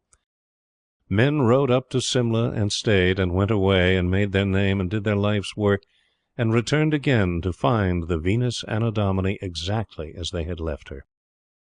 She was as immutable as the hills, but not quite so green. All that a girl of 18 could do in the way of riding, walking, dancing, picnicking, and overexertion generally, the Venus Anadomini did, and showed no sign of fatigue or a trace of weariness. Besides perpetual youth, she had discovered, men said, the secret of perpetual health, and her fame spread about the land. From a mere woman she grew to be an institution, insomuch that no young man could be said to be properly formed who had not at some time or another worshipped at the shrine of the Venus Anadomini. There was no one like her, though there were many imitations. 6 years in her eyes were no more than 6 months in ordinary women, and 10 made less visible impression on her than does a week's fever on an ordinary woman. Everyone adored her, and in return she was pleasant and courteous to nearly everyone. Youth had been a habit of hers for so long that she could not part with it, never realized, in fact, the necessity of parting with it, and took for her more chosen associates young people. Among the worshippers of the Venus Anadomini was young Gayerson. Very young Gayerson he was called, to distinguish him from his father, young Gayerson, a Bengal civilian, who affected the customs, as he had the heart, of youth. Very young Gayerson was not content to worship placidly and for form's sake as the other young men did, or to accept a ride or a dance or a talk from the Venus Anadomini in a properly humble and thankful spirit. He was exacting, and therefore the Venus Anadomini repressed him. He worried himself nearly sick in a futile sort of way over her, and his devotion and earnestness made him appear either shy or boisterous or rude, as his mood might vary, by the side of the older men who, with him, bowed before the Venus Anadomini. She was sorry for him.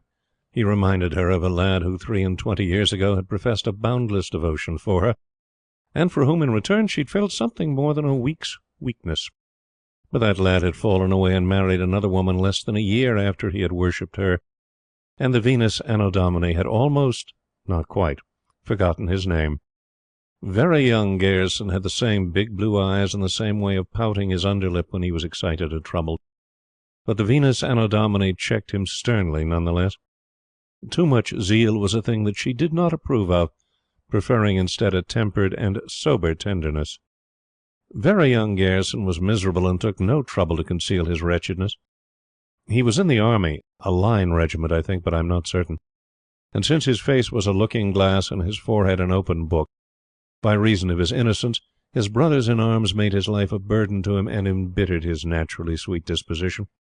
No one except very young Gayerson, and he never told his views, knew how old very young Gayerson believed the Venus Anadomini to be. Perhaps he thought her 25, or perhaps she told him that she was this age. Very young Gayerson would have forded the Gugger in flood to carry her lightest word, and had implicit faith in her. Everyone liked him, and everyone was sorry when they saw him so bound a slave of the Venus Anadomini. Everyone, too, admitted that it was not her fault, for the Venus Anadomini differed from Mrs. Hawksby and Mrs. Reaver in this particular. She never moved a finger to attract anyone. But, like Ninon de l'Enclos, all men were attracted to her. One could admire and respect Mrs. Hawksby, despise and avoid Mrs. Reaver, but one was forced to adore the Venus Anadomini. Very young Gayerson's papa held a division or a collectorate or something administrative in a particularly unpleasant part of Bengal, full of baboos who edited newspapers proving that young Gayerson was a Nero and a Scylla and a Charybdis, and in addition to the baboos, there was a good deal of dysentery and cholera abroad for 9 months of the year. Young Gayerson, who was about 45, rather liked baboos, they amused him, but he objects to dysentery, and when he could get away went to Darjeeling for the most part. This particular season he fancied that he'd come up to Simla and see his boy. The boy was not altogether pleased. He told the Venus Anadomini that his father was coming up, and she flushed a little, and said that she would be delighted to make his acquaintance. Then she looked long and thoughtfully at very young Gayerson, because she was very, very sorry for him, and he was a very, very big idiot. "My daughter is coming out in a fortnight, Mr. Gayerson," she said. "Your what?" said he. "Daughter," said the Venus Annodomini. "She's been out for a year at home already, and I want her to see a little of India. She's 19 and very sensible. Nice girl, I believe." Very Young Gayerson, who was a short 22 years old, nearly fell out of his chair with astonishment, for he had persisted in believing, against all belief, in the youth of the Venus Annodomini. She, with her back to the curtained window, watched the effect of her sentences and smiled. Very Young Gayerson's papa came up 12 days later, and had not been in Simla 24 hours before two men, old acquaintances of his, had told him how Very Young Gayerson had been conducting himself. Young Gayerson laughed a good deal, and inquired who the Venus Annodomini might be, which proves that he had been living in Bengal, where nobody knows anything except the rate of exchange. Then he said boys will be boys, and spoke to his son about the matter. Very Young Gayerson said that he felt wretched and unhappy, and Young Gayerson said that he repented of having helped to bring a fool in the world. He suggested that his son had better cut his leave short and go down to his duties. This led to an unfilial answer, and relations were strained until Young Gayerson demanded that they should call on the Venus Annodomini. Very Young Gayerson went with his papa, feeling somehow uncomfortable and small. When Venus Annodomini received them graciously, and Young Gayerson said, "By Jove, it's Kitty!" Very Young Gayerson would have listened for an explanation, if his time had not been taken up with trying to talk to a large, handsome, quiet, well-dressed girl, introduced to him by the Venus Annodomini as her daughter. She was far older in manners, style, and repose than Very Young Gayerson, and, as he realized this thing, he felt sick. Presently he heard the Venus Annodomini say, "Do you know that your son is one of my most devoted admirers?" "I don't wonder," said Young Gayerson. Here he raised his voice. "He follows his father's footsteps. Didn't I worship the ground you trod on ever so long ago, Kitty? And you haven't changed since then. How strange it all seems." Very Young Gayerson said nothing. His conversation with the daughter of the Venus Annodomini was, through the rest of the call, fragmentary and disjointed. "At 5 tomorrow, then," said the Venus Annodomini. "And mind you are punctual." "At 5 punctual," said Young Gayerson. "You can lend your old father a horse, I dare say, youngster. Can't you? I'm going for a ride tomorrow afternoon." "Certainly," said Very Young Gayerson. "I'm going down tomorrow morning. My ponies are at your service, sir." The Venus Annodomini looked at him across the half-light of the room, and her big grey eyes filled with moisture. She rose and shook hands with him. "Good-bye, Tom," whispered the Venus Annodomini. Chapter 29. The Bisara of Puri. Little blind fish, thou art marvellous wise. Little blind fish, who put out thy eyes? Open thine ears while I whisper my wish. Bring me a lover, thou little blind fish. The charm of the Bisara. Some natives say that it came from the other side of Kulu, where the 11-inch temple sapphire is. Others, that it was made at the devil shrine of Ao Chong in Tibet, was stolen by a Kafir, from him by a Gurkha, from him again by a Lahuli, from him by a Khitmagar, and by this latter sold to an Englishman, so all its virtue was lost, because to work properly the Bisara of Puri must be stolen, with bloodshed if possible, but at any rate stolen. These stories of the coming into India are all false. It was made at Puri ages since. The manner of its making would fill a small book. Was stolen by one of the temple dancing girls there for her own purposes, and then passed on from hand to hand steadily northward till it reached Hanla, always bearing the same name, the Bisara of Puri. In shape it is a tiny, square box of silver, studded outside with 8 small balas rubies. Inside the box, which opens with a spring, is a little eyeless fish, carved from some sort of dark, shiny nut, and wrapped in a shred of faded gold cloth. That is the Bisara of Puri, and it were better for a man to take a king cobra in his hand than to touch the Bisara of Puri. All kinds of magic are out of date and done away with, except in India, where nothing changes in spite of the shiny, toy-scum stuff that people call civilization. Any man who knows about the Bisara of Puri will tell you what its powers are. always supposing that it has been honestly stolen. It is the only regularly working, trustworthy love charm in the country, with one exception.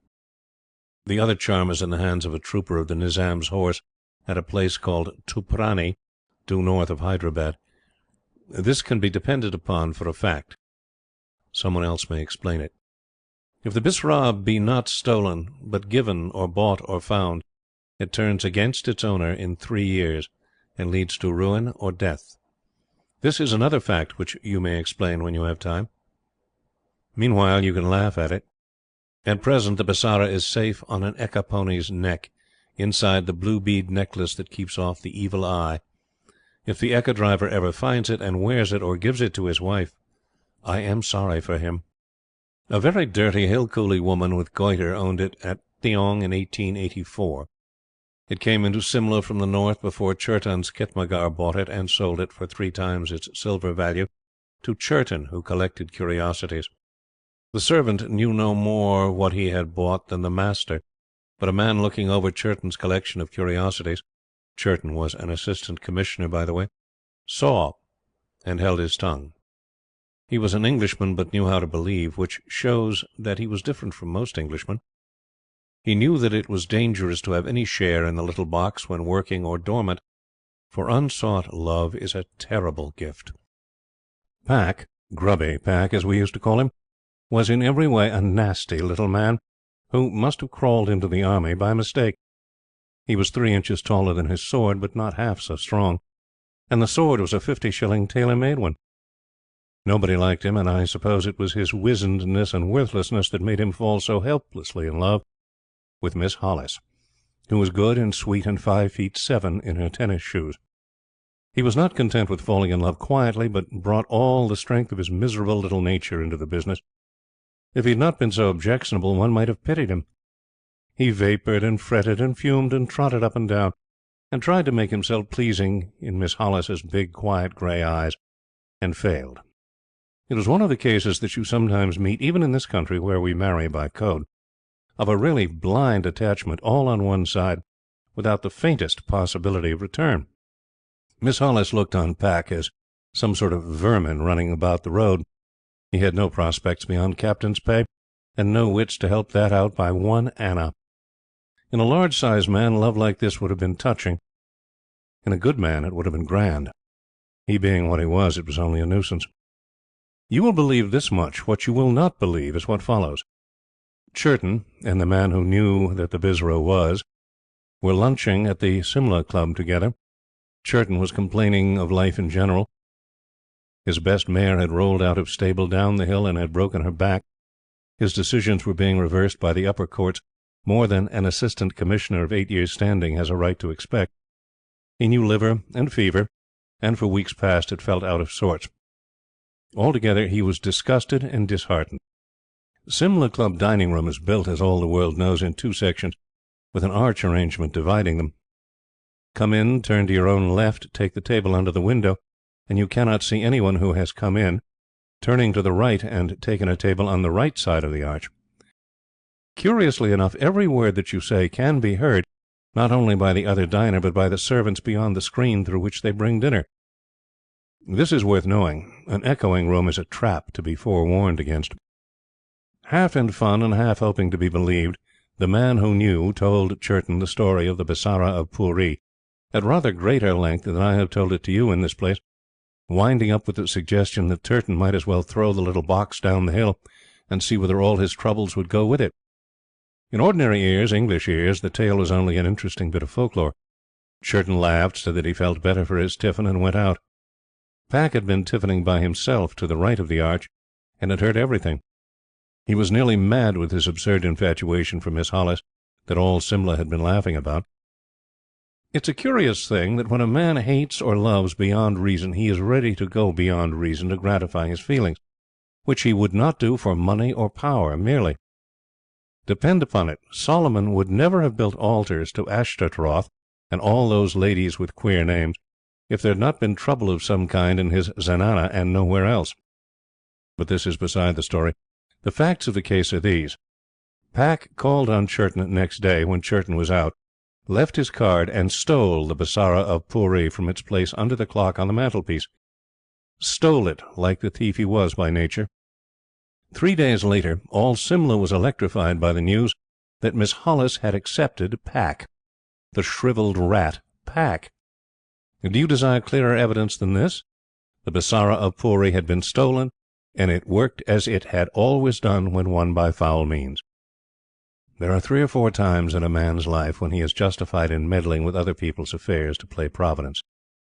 The man who knew felt that he was justified, but believing and acting on a belief are quite different things. The insolent satisfaction of Pack as he ambled by the side of Miss Hollis, and Churton's striking release from liver as soon as the Basara of Puri had gone, decided the man. He explained to Churton, and Churton laughed, because he was not brought up to believe that men on the Government House list steal, at least little things. But the miraculous acceptance by Miss Hollis of that tailor Pack decided him to take steps on suspicion. He vowed that he only wanted to find out where his ruby-studded silver box had vanished to. You cannot accuse a man on the Government House list of stealing, and if you rifle his room you are a thief yourself. Churton, prompted by the man who knew, decided on burglary. If he found nothing in Pack's room, but it is not nice to think of what would have happened in that case. Pack went to a dance at Benmore. Benmore was Benmore in those days, and not an office, and danced 15 waltzes out of 22 with Miss Hollis. Churton and the man took all the keys that they could lay hands on, and went to Pack's room in the hotel, certain that his servants would be away. Pack was a cheap soul. He had not purchased a decent cash box to keep his papers in, but one of those native imitations that you can buy for 10 rupees. It opened to any sort of key, and there, at the bottom, under Pack's insurance policy, lay the Basara of Puri. Churton called Pack names, put the Basara of Puri in his pocket, and went to the dance with the man. At least he came in time for supper, and saw the beginning of the end in Miss Hollis's eyes. She was hysterical after supper, and was taken away by her mamma. At the dance, with the abominable Basara in his pocket, Churton twisted his foot on one of the steps leading down to the old rink, and had to be sent home in a rickshaw, grumbling. He did not believe in the Basara of Puri any more for this manifestation, but he sought out Pack, and called him some ugly names, and thief was the mildest of them. Pack took the names with the nervous smile of a little man who wants both soul and body to resent an insult, and went his way. There was no public scandal. A week later, Pack got his definite dismissal from Miss Hollis. There had been a mistake in the placing of her affections, she said, so he went away to Madras, where he can do no great harm, even if he lives to be a colonel. Churton insisted upon the man who knew taking the Basara of Puri as a gift. The man took it, went down to the cart road at once, found an Eka pony with a blue head necklace, fastened the Basara of Puri inside the necklace with a piece of shoestring, and thanked heaven that he was rid of a danger. Remember, in case you ever find it, that you must not destroy the Basara of Puri. I have not time to explain why just now, but the power lies in the little wooden fish. Mr. Gubernatus or Max Muller could tell you more about it than I. You'll say that all this story is made up. Very well. If ever you come across a little silver, ruby-studded box, 7/8 of an inch long by 3/4 wide, with a dark brown wooden fish wrapped in gold cloth inside it, keep it. Keep it for 3 years, and then you will discover for yourself whether my story is true or false. Better still, steal it, as Pack did, and you will be sorry that you have not killed yourself in the beginning. Chapter 30. The Gate of 100 Sorrows. If I can attain heaven for a pice, why should you be envious? Opium smoker's proverb.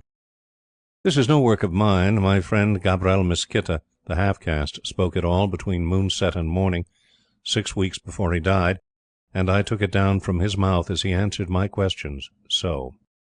It lies between the coppersmith's gully and the pipe-stem seller's quarter. Within 100 yards, too, as the crow flies, of the mosque of Wazir Khan. I don't mind telling anyone this much, but I defy him to find the gate, however well he may think he knows the city. You might even go through the very gully it stands in 100 times and be none the wiser. We used to call the gully of the Black Smoke, but its native name is altogether different, of course. A loaded donkey couldn't pass between the walls, and at one point Just before you reach the gate, a bulged house front makes people go along all sideways. It isn't really a gate, though. It's a house. Old Fung Ching had it first 5 years ago. He was a bootmaker in Calcutta. They say that he murdered his wife there when he was drunk. That was why he dropped bazaar rum and took to the Black Smoke instead. Later on he came up north and opened the gate as a house where you could get your smoke in peace and quiet. Mind you, it was a pukka, respectable opium house, and not one of those stifling, sweltering chandukhanas that you can find all over the city. Now, the old man knew his business thoroughly, and he was most clean for a Chinaman. He was a one-eyed little chap, not much more than 5 feet high, and both his middle fingers were gone. All the same, he was the handiest man at rolling black pills I have ever seen. Never seemed to be touched by the smoke, either. And what he took day and night and day, was a caution. I've been at it 5 years, and I can do my fair share of the smoke with anyone, but I was a child to Fung Ching that way. All the same, the old man was keen on his money, very keen, and that's what I can't understand. I heard he saved a good deal before he died, but his nephew has got all that now, and the old man's gone back to China to be buried. He kept the big upper room where his best customers gathered as neat as a new pin. In one corner used to stand Fung Ching's Joss, almost as ugly as Fung Ching, and there were always sticks burning under his nose, but you never smelt him when the pipes were going thick. Opposite the Joss was Fung Ching's coffin. He'd spent a good deal of his savings on that, and whenever a new man came to the gate he was always introduced to it. It was lacquered black with red and gold writings on it, and I've heard that Fung Ching brought it out all the way from China. I don't know whether that's true or not, but I know that if I came first in the evening I used to spread my mat just at the foot of it. It was a quiet corner, you see, and a sort of breeze from the gully came in at the window now and then. Besides the mats, there was no other furniture in the room, only the coffin, and the old Joss, all green and blue and purple with age and polish. Fung Ching never told us why he called the place the Gate of 100 Sorrows. He was the only Chinaman I knew who used bad-sounding fancy names. Most of them are flowery, as you'll see in Calcutta. We used to find that out for ourselves. Nothing grows on you so much if you're white as the Black Smoke. A yellow man is made different. Opium doesn't tell on him scarcely at all, but white and black suffer a good deal. Of course, there are some people that the smoke doesn't touch any more than tobacco would at first. They just doze a bit, as one would fall asleep naturally, and next morning they're almost fit for work. Now, I was one of that sort when I began, but I've been at it for 5 years pretty steadily, and it's different now. There was an old aunt of mine down Agra way, and she left me a little at her death. About 60 rupees a month secured. 60 isn't much. I can recollect a time, seems hundreds and hundreds of years ago, that I was getting my 300 a month in pickings when I was working on a big timber contract in Calcutta. I didn't stick to that work for long. The Black Smoke does not allow much other business, and even though I am very little affected by it, as men go, I couldn't do a day's work now to save my life. After all, 60 rupees is what I want. When old Fung Ching was alive, he used to draw the money for me, give me about half of it to live on. I eat very little, and the rest he kept himself. I was free of the gate at any time of the day and night, and could smoke and sleep there when I liked, so I didn't care. I knew the old man made a good thing of it, but that's no matter. Nothing matters much to me, and besides, the money always came fresh and fresh each month. There was 10 of us met at the gate when the place was first opened. Me and 2 baboos from Government office somewhere in Anarkuli, but they got the sack and couldn't pay. No man who has to work in the daylight can do the Black Smoke for any length of time straight on. A Chinaman that was Fung Ching's nephew, a bazaar woman that had got a lot of money somehow, an English loafer, Mac somebody I think, but I've forgotten, that smoked heaps but never seemed to pay anything. They said he had saved Fung Ching's life at some trial in Calcutta when he was a barrister. Another Eurasian like myself from Madras, a half-caste woman, and a couple of men who said they had come from the north. I think they must have been Persians or Afghans or something. There are not more than 5 of us living now, but we come regular. I don't know what happened to the baboos, but the bazaar woman, she died after 6 months of the gate, and I think Fung Ching took her bangles and nose ring for himself, but I'm not certain. The Englishman, he drank as well as smoked, and he dropped off. One of the Persians got killed in a row at night by the big well near the mosque a long time ago. and the police shut up the well because they said it was full of foul air. They found him dead at the bottom of it. So you see, there's only me, the Chinaman, the half-caste woman that we call the Mem Sahib. She used to live with Fung Ching, the other Eurasian, and one of the Persians. The Mem Sahib looks very old now. I think she was a young woman when the gate was opened, but we are all old, for the matter of that, hundreds and hundreds of years old. It's very hard to keep count of time in the gate, and besides, time doesn't matter to me. I draw my 60 rupees fresh and fresh every month. A very, very long while ago, when I used to be getting 350 rupees a month and pickings on a big timber contract at Calcutta, I had a wife of sorts, but she's dead now. People said that I killed her by taking to the black smoke. Perhaps I did, but it's so long since it doesn't matter. Sometimes when I first came to the gate I used to feel sorry for it, but that's all over and done with long ago. And I draw my 60 rupees fresh and fresh every month, and am quite happy. Not drunk happy, you know, but always quiet and soothed and contented. How did I take to it? It began at Calcutta. I used to try it in my own house just to see what it was like. I never went very far, but I think my wife must have died then. Anyhow, I found myself here and got to know Fung Ching. I don't remember rightly how that came about, but he told me of the gate, and I used to go there, and somehow I have never got away from it since. Mind you, though, the gate was a respectable place in Fung Ching's time, where you could be comfortable, and not at all like the Chandu Khanas where the niggers go. No, it was clean and quiet and not crowded. Of course, there were others besides us 10 and the man, but we always had a mat apiece with a wadded woolen headpiece, all covered with black and red dragons and things, just like a coffin in the corner. At the end of one's third pipe, the dragons used to move about and fight. I've watched 'em many and many a night through. I used to regulate my smoke that way, and now it takes a dozen pipes to make 'em stir. Besides, they're all torn and dirty like the mats, and old Fung Ching is dead. He died a couple of years ago and gave me the pipe I always use now, a silver one, with queer beasts crawling up and down the receiver bottle below the cup. Before that, I think I used a big bamboo stem with a copper cup, a very small one, and a green jade mouthpiece. It was a little thicker than a walking-stick stem and smoked sweet, very sweet. The bamboo seemed to suck up the smoke. Silver doesn't, and I've got to clean it out now and then. That's a great deal of trouble. But I smoke it for the old man's sake. He must have made a good thing out of me, but he always gave me clean mats and pillows, and the best stuff you could get anywhere.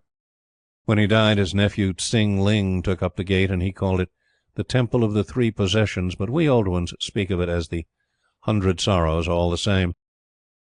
The nephew does things very shabbily, and I think the Mem Sahib must help him. She lives with him, same as she used to do with the old man. The two let in all sorts of low people, niggers and all, and the black smoke isn't as good as it used to be. I found burnt bran in my pipe over and over again. The old man would have died if that had happened in his time. Besides, the room is never cleaned, and all the mats are torn and cut at the edges. The coffin has gone to China again, with the old man and 2 ounces of smoke inside it in case he shouldn't want him on the way. The Joss doesn't get so many sticks burnt under his nose as he used to. That's a sign of ill luck, as sure as death. He's all brown, too, and no one ever attends to him. That's the Mem Sahib's work, I know, because when Tsing Ling tried to burn gilt paper before him, she said it was a waste of money, and if he kept a stick burning very slowly, the Joss wouldn't know the difference. So now we've got the sticks mixed with a lot of glue, and they take half an hour longer to burn and smell stinky, let alone the smell of the room by itself. No business can get on if they try that sort of thing. The Joss doesn't like it. I can see that. Late at night, sometimes he turns all sorts of queer colors, blue and green and red, just as he used to do when old Fung Ching was alive, and he rolls his eyes and stamps his feet like a devil. I don't know why I don't leave the place and smoke quietly in a little room of my own in the bazaar. Most like Tsing Ling would kill me if I went away. He draws my 60 rupees now. And besides, it's so much trouble, and I've grown to be very fond of the gate. It's not much to look at, not what it was in the old man's time, but I couldn't leave it. I've seen so many come in and out, and I've seen so many die here on the mats that I should be afraid of dying in the open now. I've seen some things that people would call strange enough, but nothing is strange when you're on the Black Smoke, except the Black Smoke. And if it was, it wouldn't matter. Fung Ching used to be very particular about his people, and never got in anyone who'd give trouble by dying messy and such. But the nephew isn't half so careful. He tells everywhere that he keeps a first chop house, never tries to get men in quietly and make them comfortable like Fen Ching Dig. That's why the gate is getting a little bit more known than it used to be. Among the niggers, of course. The nephew daren't get a white, or, for the matter of that, a mixed skin into the place. He has to keep us three, of course, me and the Memsahib and the other Eurasian. We're fixtures. But he wouldn't give us credit for a pipeful, not for anything. One of these days, I hope, I shall die in the gate. The Persian and the Madras man are terribly shaky now. They've got a boy to light their pipes for them. I always do that myself. Most like I shall see them carried out before me. I don't think I shall ever outlive the Memsahib or Tsin Ling.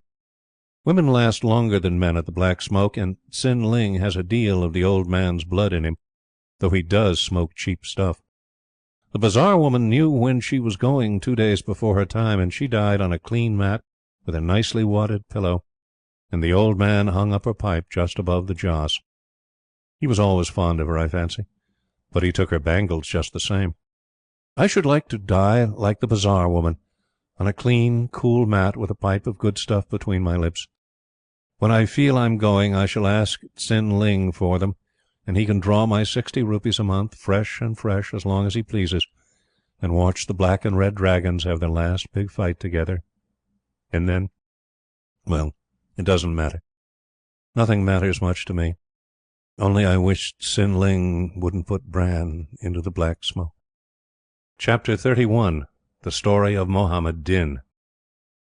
Who is the happy man? He that sees in his own house at home little children crowned with dust, leaping and falling and crying. Manachandra translated by Professor Peterson.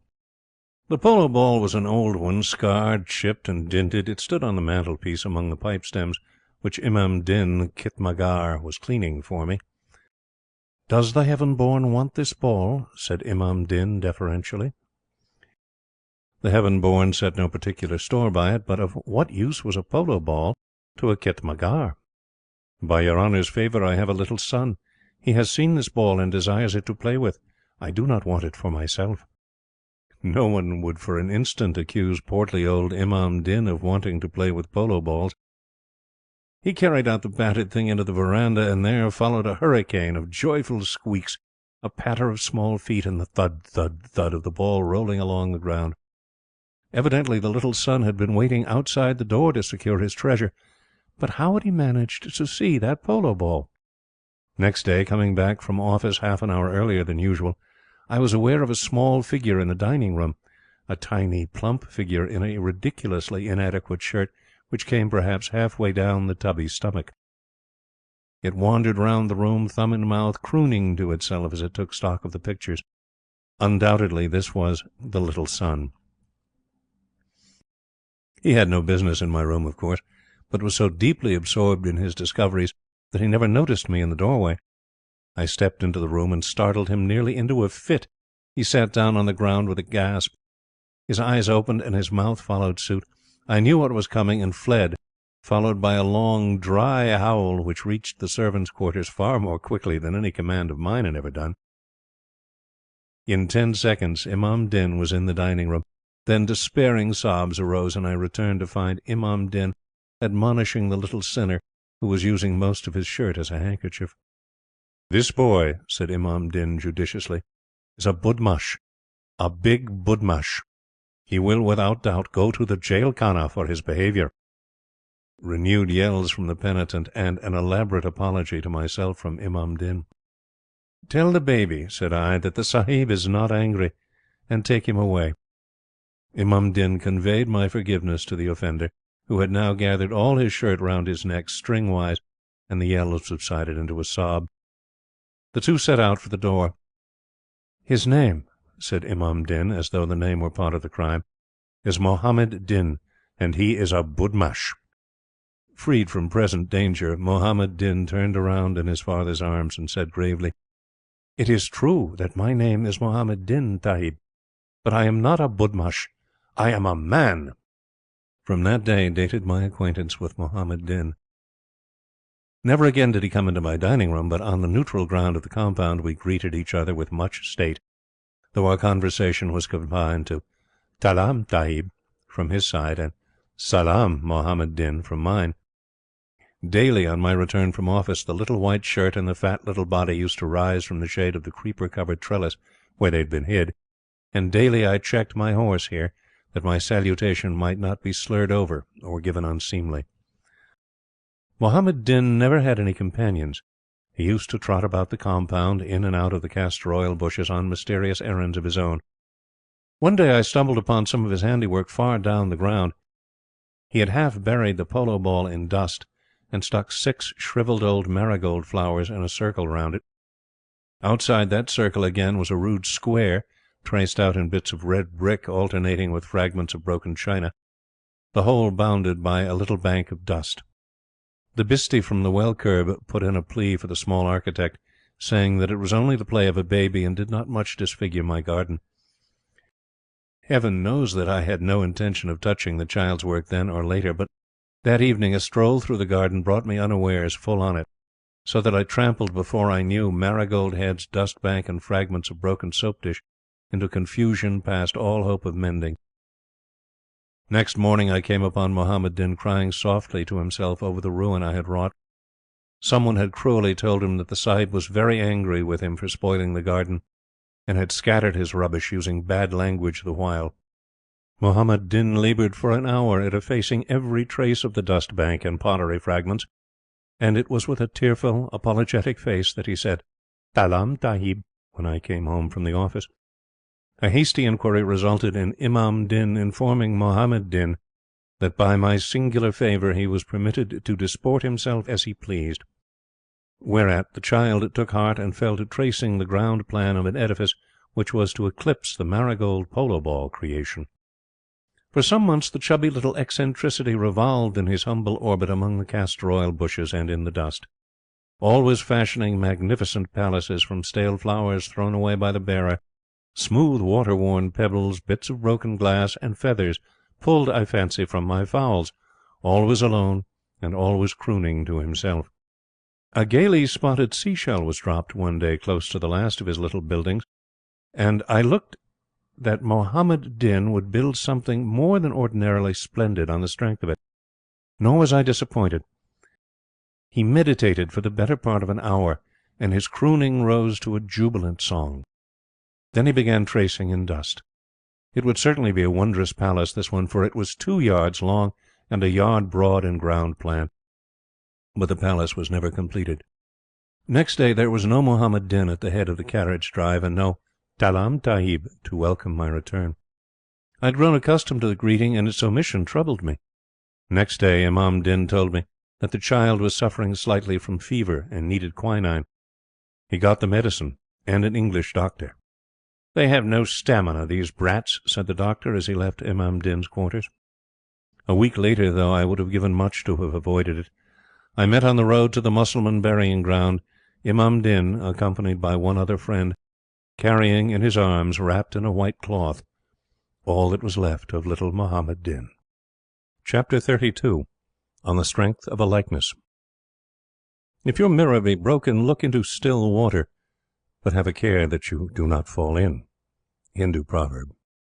Next to a requited attachment, one of the most convenient things that a young man can carry about with him at the beginning of his career is an unrequited attachment. It makes him feel important and businesslike, and blasé and cynical, and whenever he has a touch of liver or suffers from want of exercise, he can mourn over his lost love and be very happy in a tender, twilight fashion. Hannasyde's affair of the heart had been a godsend to him. It was 4 years old, and the girl had long since given up thinking of it. She had married and had many cares of her own. In the beginning she had told Hannaside that, while she could never be anything more than a sister to him, she would always take the deepest interest in his welfare. This startling, new, and original remark gave Hannaside something to think over for 2 years, and his own vanity filled in the other 24 months. Hannasyde was quite different from Phil Garron, but nonetheless had several points in common with that far too lucky man. He kept his unrequited attachment by him as men keep a well-smoked pipe, for comfort's sake and because it had grown dear in the using. It brought him happily through the Simla season. Hannasyde was not lovely. There was a crudity in his manners and a roughness in the way in which he helped a lady on her horse that did not attract the other sex to him, even if he had cast about for their favour, which he did not. He kept his wounded heart all to himself for a while. Then trouble came to him. All who go to Simla know the slope from the Telegraph to the Public Works Office. Hannasyde was loafing up the hill one September morning between calling hours, when a rickshaw came down in a hurry, and in the rickshaw sat the living, breathing image of the girl who had made him so happily unhappy. Hannasyde leaned against the railing and gasped. He wanted to run downhill after the rickshaw, but that was impossible, so he went forward with most of his blood in his temples. It was impossible, for many reasons, that the woman in the rickshaw could be the girl he had known. She was, he discovered later, the wife of a man from Dindigul, or Coimbatore, or some out-of-the-way place, and she had come up to Simla early in the season for the good of her health. She was going back to Dindigul, or wherever it was, at the end of the season, and in all likelihood would never return to Simla again, her proper hill station being Ootacamund. That night, Hannasyde, raw and savage from the raking up of all old feelings, took counsel with himself for one measured hour. What he decided upon was this, and you must decide for yourself how much genuine affection for the old love, and how much a very natural inclination to go abroad and enjoy himself, affected the decision. Mrs. Landis Haggert would never in all human likelihood cross his path again, so whatever he did didn't much matter. She was marvellously like the girl who took a deep interest and the rest of the formula.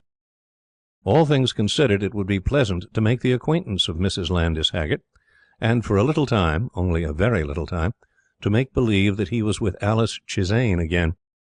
Everyone is more or less mad on one point. Hannasyde's particular monomania was his old love, Alice Chisane. He made it his business to get introduced to Mrs. Haggert, and the introduction prospered. He also made it his business to see as much as he could of that lady. When a man is in earnest as to interviews, the facilities which Simla offers are startling. There are garden parties and tennis parties and picnics and luncheons at Annandale, and rifle matches and dinners and balls, besides rides and walks, which are matters of private arrangement. Hannasyde had started with the intention of seeing a likeness, and he ended by doing much more. He wanted to be deceived, he meant to be deceived, and he deceived himself very thoroughly. Not only were the face and figure of Alice Chisane, but the voice and lower tones were exactly the same, and so were the turns of speech, and the little mannerism that every woman has of gait and gesticulation, were absolutely and identically the same. The turn of the head was the same, the tired look in the eyes at the end of a long walk was the same. The sloop and wrench over the saddle to hold in a pulling horse was the same. And once, most marvellous of all, Mrs. Landis Haggert, singing to herself in the next room, while Hannasyde was waiting to take her for a ride, hummed note for note with a throaty quiver of the voice in the second line, "Poor wandering one," exactly as Alice Chisane had hummed it for Hannasyde in the dusk of an English drawing-room. In the actual woman herself, in the soul of her, there was not the least likeness, she and Alice Chisane being cast in different moulds. But all that Hannasyde wanted to know and see and think about was this maddening and perplexing likeness of face and voice and manner. He was bent on making a fool of himself that way, and he was in no sort disappointed. Open and obvious devotion from any sort of man is always pleasant to any sort of woman, but Mrs. Landis Haggert, being a woman of the world, could make nothing of Hannasyde's admiration. He would take any amount of trouble, he was a selfish man habitually, to meet and forestall, if possible, her wishes. Anything she told him to do was law, and he was, there could be no doubting it, fond of her company so long as she talked to him and kept on talking about trivialities. But when she launched into expression of her personal views and her wrongs, those small social differences that make the spice of Simla life, Hannasyde was neither pleased nor interested. He didn't want to know anything about Mrs. Landis Haggert or her experiences in the past. She had travelled nearly all over the world and could talk cleverly. He wanted the likeness of Alice Chisane before his eyes, and her voice in his ears. Anything outside that, reminding him of another personality, jarred, and he showed that it did. Under the new post office one evening, Mrs. Landis Haggett turned on him and spoke her mind shortly and without warning. "Mr. Hannasyde," said she, "will you be good enough to explain why you have appointed yourself my special cavaliere servante? I don't understand it, but I am perfectly certain somehow or other that you don't care the least bit in the world for me." This seemed to support, by the way, the theory that no man can act or tell lies to a woman without being found out. Hannasyde was taken off his guard. His defence never was a strong one, because he was always thinking of himself, and he blurted out, before he knew what he was saying, this inexpedient answer: "No more I do." The queerness of the situation and the reply made Mrs. Landis Haggett laugh. Then it all came out, and at the end of Hannasyde's lucid explanation, Mrs. Haggett said, with the least little touch of scorn in her voice: "So I'm to act as the lay figure for you to hang the rags of your tattered affections on, am I?" Hannasyde didn't see what answer was required, and he devoted himself generally and vaguely to the praise of Alice Chisane, which was unsatisfactory. Now it is to be thoroughly made clear that Mrs. Haggett had not the shadow of a ghost of an interest in Hannasyde. Only no woman likes being made love through instead of to, especially on behalf of a musty divinity of 4 years' standing. Hannasyde did not see that he had made any very particular exhibition of himself. He was glad to find a sympathetic soul in the arid wastes of Simla. When the season ended, Hannasyde went down to his own place, and Mrs. Haggett to hers. "It was like making love to a ghost," said Hannasyde to himself, "and it doesn't matter, and now I'll get to my work." But he found himself thinking steadily of the Haggett Chisane ghost, and he could not be certain whether it was Haggett or Chisane that made up the greater part of the pretty phantom. He got understanding a month later. A peculiar point of this peculiar country is the way in which a heartless government transfers men from one end of the empire to the other. You can never be sure of getting rid of a friend or an enemy till he or she dies. There was a case once, but that's another story. Haggett's department ordered him up from Dindigul to the frontier at 2 days' notice, and he went through, losing money at every step, from Dindigul to his station. He dropped Mrs. Haggett at Lucknow to stay with some friends there, to take part in a big ball at the Chutter Munzil, and to come on when he had made the new home a little comfortable. Lucknow was Hannisdale's station, and Mrs. Haggett stayed a week there. Hannasyde went to meet her, and the train came in. He discovered which he had been thinking of for the past month. The unwisdom of his conduct also struck him. The Lucknow week, with 2 dances and an unlimited quantity of rides together, clinched matters, and Hannasyde found himself pacing this circle of thought.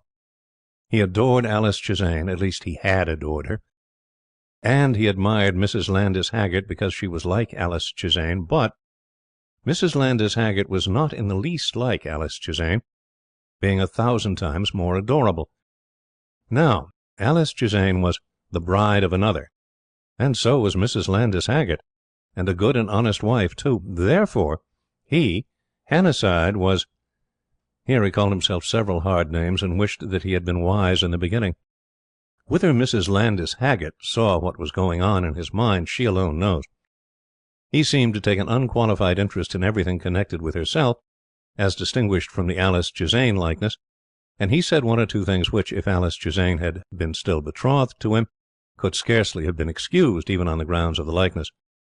But Mrs. Haggett turned the remarks aside, and spent a long time in making Hannasyde see what a comfort and a pleasure she had been to him because of her strange resemblance to his old love.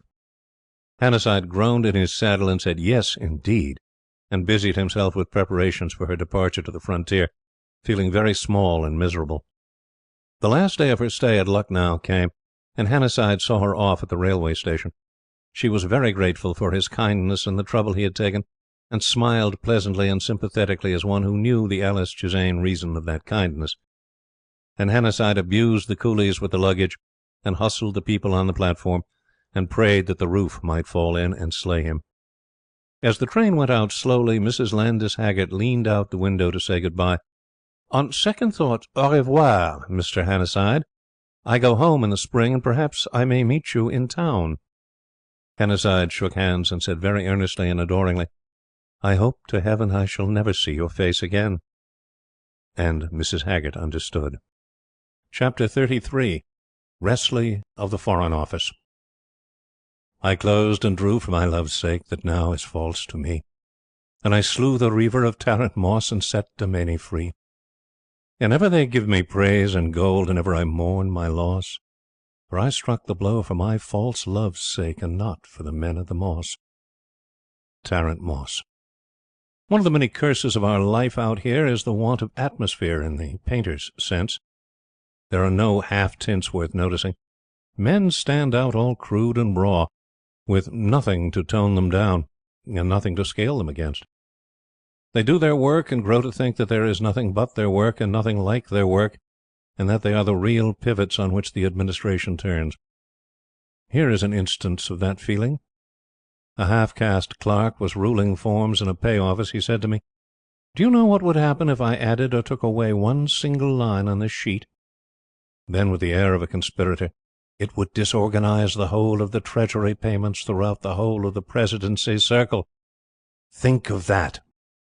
If man had not this delusion as to the ultra-importance of their own particular employments, I suppose that they would sit down and kill themselves. But their weakness is wearisome, particularly when the listener knows that he himself commits exactly the same sin. Even the Secretariat believes that it does good when it asks an overdriven executive officer to take census of wheat weevils through a district of 5,000 square miles.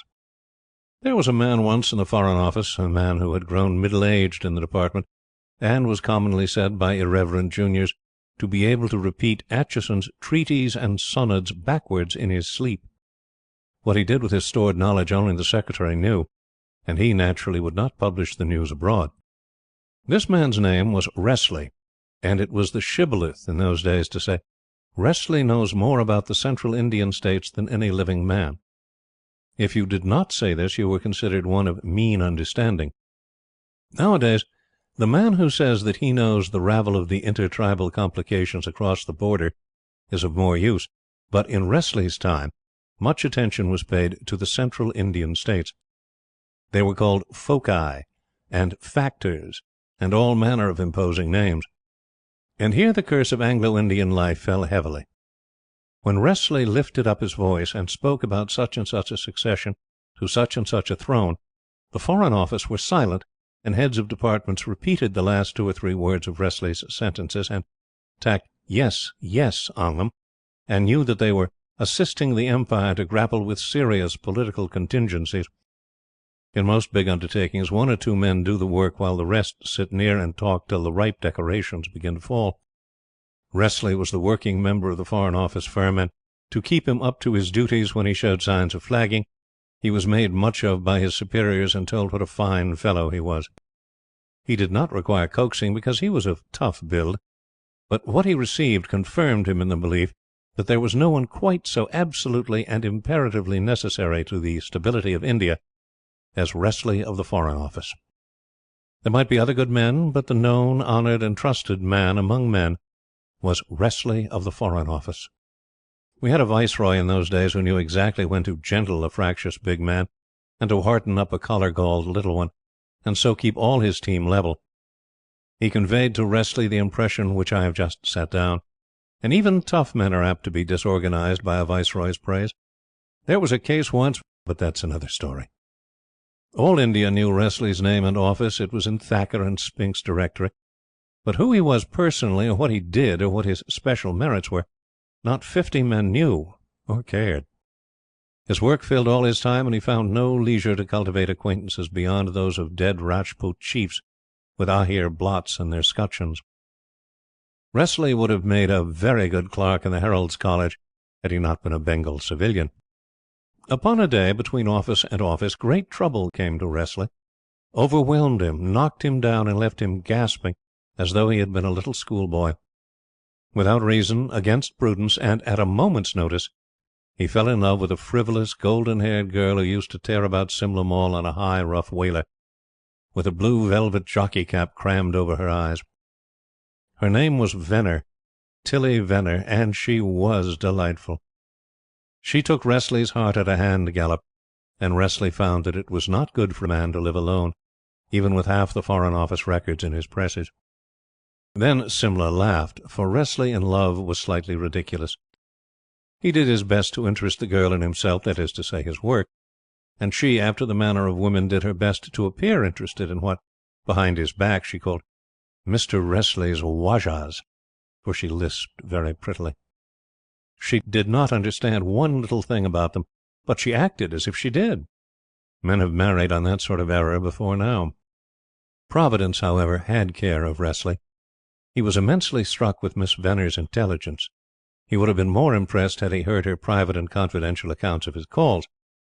He held peculiar notions as to the wooing of girls. He said that the best work of a man's career should be laid reverently at their feet.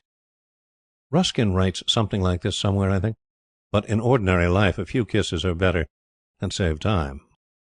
About a month after he had lost his heart to Miss Venner, and had been doing his work vilely in consequence, the first idea of his native rule in Central India struck Wrestly and filled him with joy.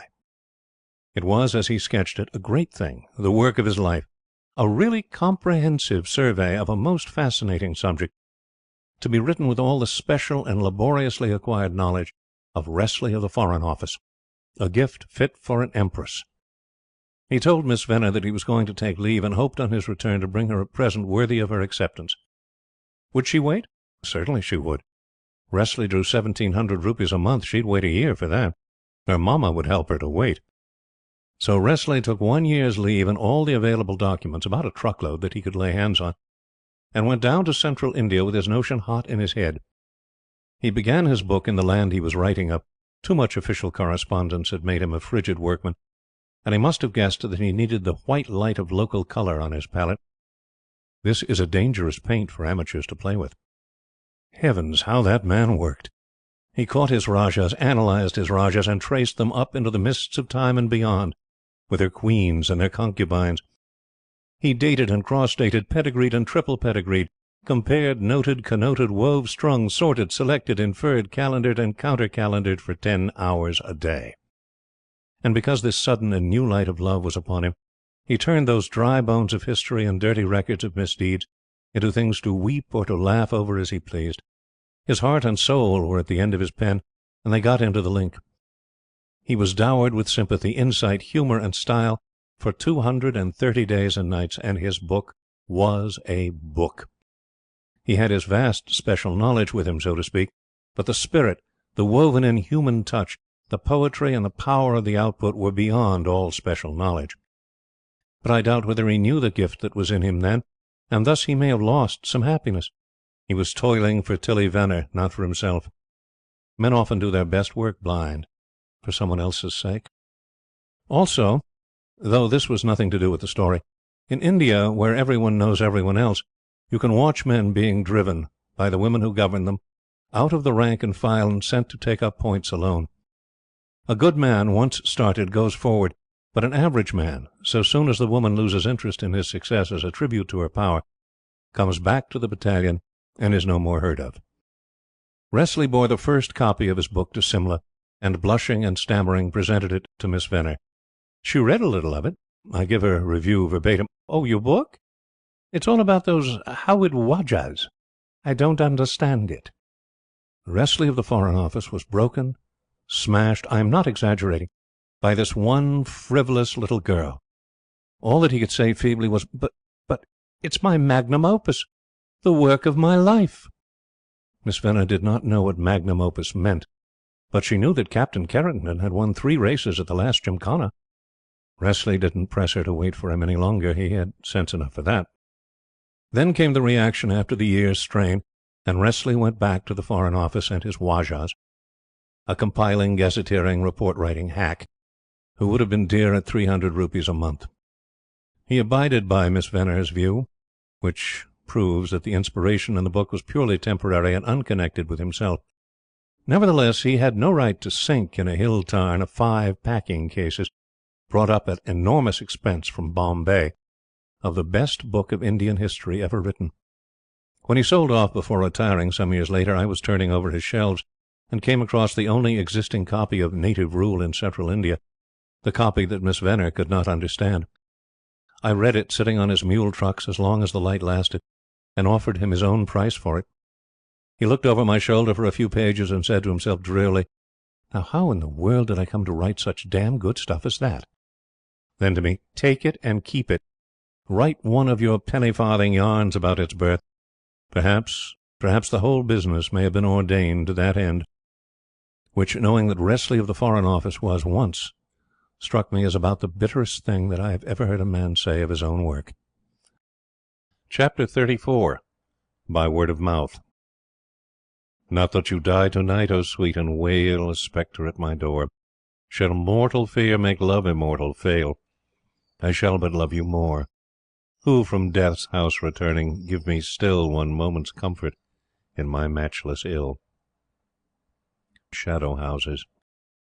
This tale may be explained by those who know how souls are made, and where the bounds of the possible are put down. I have lived long enough in this country to know that it is best to know nothing, and can only write the story as it happened. Dumoise was our civil surgeon at Meredki, and we called him Dormouse because he was round, a little sleepy little man. He was a good doctor and never quarrelled with anyone, not even with our deputy commissioner, who had the manners of a bargee and the tact of a horse. He married a girl as round and as sleepy-looking as himself. She was a Miss Hillardyce, daughter of Squash Hillardyce of the Berrars, who married his chief's daughter by mistake, but that's another story. The honeymoon in India is seldom more than a week long, but there's nothing to hinder a couple from extending it over 2 or 3 years. This is a delightful country for married folk who are wrapped up in one another. They can live absolutely alone and without interruption, just as the Dormice did. These 2 little people retired from the world after their marriage, and were very happy. They were forced, of course, to give occasional dinners, but they made no friends hereby, and the station went its own way and forgot them, only saying occasionally that Dormouse was the best of good fellows, though dull. A civil surgeon who never quarrels is a rarity, appreciated as such. Few people can afford to play Robinson Crusoe anywhere, least of all in India, where we are few in the land, and very much dependent on each other's kind offices. Dumoise was wrong in shutting himself from the world for a year, and he discovered his mistake when an epidemic of typhoid broke out in the station, in the heart of the cold weather, and his wife went down. He was a shy little man, and 5 days were wasted before he realized that Mrs. Dumoise was burning with something worse than simple fever, and 3 days more passed before he ventured to call on Mrs. Shute, the engineer's wife, and timidly speak about his trouble. Nearly every household in India knows that doctors are very helpless in typhoid. The battle must be fought out between death and the nurses, minute by minute and degree by degree. Mrs. Shute almost boxed Dumoise's ears for what she called his criminal delay, and went off at once to look after the poor girl. We had 7 cases of typhoid in the station that winter, and as the average of death is about 1 in every 5 cases, we felt certain that we should have to lose somebody. But all did their best. The women sat up nursing the women, and the men turned to and tended the bachelors who were down, and we wrestled with those typhoid cases for 56 days, and brought them through the Valley of the Shadow in triumph. But just when we thought all was over, and were going to give a dance to celebrate the victory, little Mrs. Dumoise got a relapse and died in a week, and the station went to the funeral. Dumoise broke down utterly at the brink of the grave, and had to be taken away. After the death, Dumoise crept into his own house and refused to be comforted. He did his duties perfectly, but we all felt that he should go on leave, and the other men of his own service told him so. Dumoise was very thankful for the suggestion.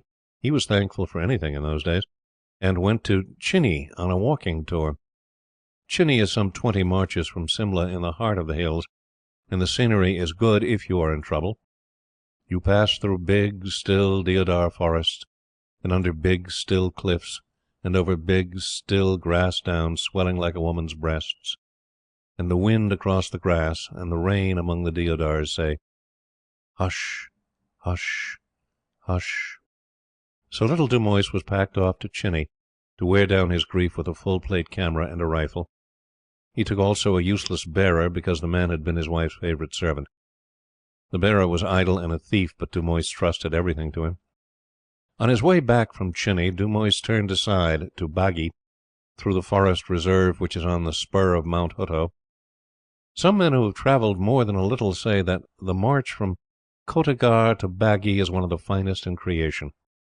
It runs through dark, wet forest, and ends suddenly in bleak, nipped hillside and black rocks. Baggy Dak Bungalow is open to all the winds and is bitterly cold. Few people go to Baggy. Perhaps that was the reason why Dumoise went there. He halted at 7 in the evening, and his bearer went down the hillside to the village to engage coolies for the next day's march. The sun had set, and the night winds were beginning to croon among the rocks. Dumoise leaned on the railing of the verandah, waiting for his bearer to return. The man came back almost immediately after he had disappeared, and at such a rate that Dumoise fancied he must have crossed a bear. He was running as hard as he could up the face of the hill. But there was no bear to account for his terror. He raced to the verandah and fell down, the blood spurting from his nose and his face iron grey. Then he gurgled, "I have seen the Memsahib! I have seen the Memsahib!" "Where?" said Dumoise. "Down there, walking on the road to the village. She was in a blue dress, and she lifted the veil of her bonnet and said, 'Ram Das, give my salams to the Sahib, and tell him that I shall meet him next month at Nudia.' Then I ran away, because I was afraid." What Dumoise said or did I do not know. Ram Das declares that he said nothing, but walked up and down the verandah all the cold night, waiting for the Memsahib to come up the hill, and stretching out his arms into the dark like a madman. But no Memsahib came, and next day he went on to Simla, cross-questioning the bearer every hour. Ram Das could only say that he had met Mrs. Dumoise, and that she had lifted up her veil and given him the message which he had faithfully repeated to Dumoise. To this statement Ram Das adhered. He did not know where Nudia was, had no friends at Nudia, and could most certainly never go to Nudia, even though his pay were doubled. Nudia is in Bengal, and has nothing whatever to do with a doctor serving in the Punjab. It must be more than 1,200 miles from Meridki. Dumoise went through Simla without halting, and returned to Meridki, there to take over charge from the man who had been officiating for him during his tour. There were some dispensary accounts to be explained, and some recent orders of the Surgeon General to be noted, and altogether the taking over was a full day's work. In the evening Dumoise told his locum tenens, who was an old friend of his bachelor days, what had happened at Baghi, and the man said that Ram Das might as well have chosen Tuticorin while he was about it. At that moment a telegraph peon came in with a telegram from Simla, ordering Dumoise not to take over charge at Meridki, but to go at once to Nudia on special duty. There was a nasty outbreak of cholera at Nudia, and the Bengal government, being short-handed as usual, had borrowed a surgeon from the Punjab. Dumoise threw the telegram across the table and said, "Well?" The other doctor said nothing. It was all that he could say. Then he remembered that Dumoise had passed through Simla on his way from Baghi, and thus might possibly have heard the first news of the impending transfer. He tried to put the question, and the implied suspicion, into words, but Dumoise stopped him with, "If I had desired that, I should never have come back from Chini. I was shooting there. I wish to live, for I have things to do, but I shall not be sorry." The other man bowed his head, and helped in the twilight to pack up Dumoise's just-opened trunk. Ram Das entered with the lamps. "Where is the Sahib going?" he asked. "To Nudia," said Dumoise softly. Ram Das clawed Dumoise's knees and boots, and begged him not to go. Ram Das wept and howled till he was turned out of the room. Then he wrapped up all his belongings and came back to ask for a character. He was not going to Nudia to see his Sahib die, and perhaps to die himself. So Dumoise gave the man his wages and went down to Nudia alone, the other doctor bidding him goodbye as one under sentence of death. 11 days later he had joined his Memsahib, and the Bengal government had to borrow a fresh doctor to cope with that epidemic at Nudia. The first importation lay dead in Chudanga Dak Bungalow. Chapter 35. To be held for reference. By the hoof of the wild goat, uptossed from the cliff where she lay in the sun, fell the stone. To the tarn where the daylight is lost, so she fell from the light of the sun, and alone. Now the fall was ordained from the first, with the goat and the cliff and the tarn, but the stone knows only her life is accursed, as she sinks to the depths of the tarn, and alone. O thou who hast builded the world, O thou who hast lighted the sun, O thou who hast darkened the tarn, judge thou the sin of the stone that was hurled by the goat from the light of the sun as she sinks in the mire of the tarn. Even now, even now, even now. From the unpublished pages of Mackintosh Gelladon. Say, is it dawn? Is it dusk in thy bower? Thou who I long for, who longest for me, oh, be it night, be it. Here he fell over a little camel colt that was sleeping in the serai where the horse traders and the best of the blackguards from Central Asia live, and because he was very drunk indeed, and the night was dark, he could not rise again till I helped him. That was the beginning of my acquaintance with Mackintosh Jalaluddin. When a loafer and drunk sings the song of the bower, he must be worth cultivating. He got off the camel's back and said rather thickly, I am a bit screwed, but a dip in loggerhead will put me right again. And I say, have you spoken to Synods about the mare's knees? Now, loggerhead was 6,000 weary miles away from us, close to Mesopotamia, where you mustn't fish and poaching is impossible, and Charlie Simmons' stable a half-mile further across the paddocks. It was strange to hear all the old names on a May night among the horses and camels of the Sultan Caravanserai.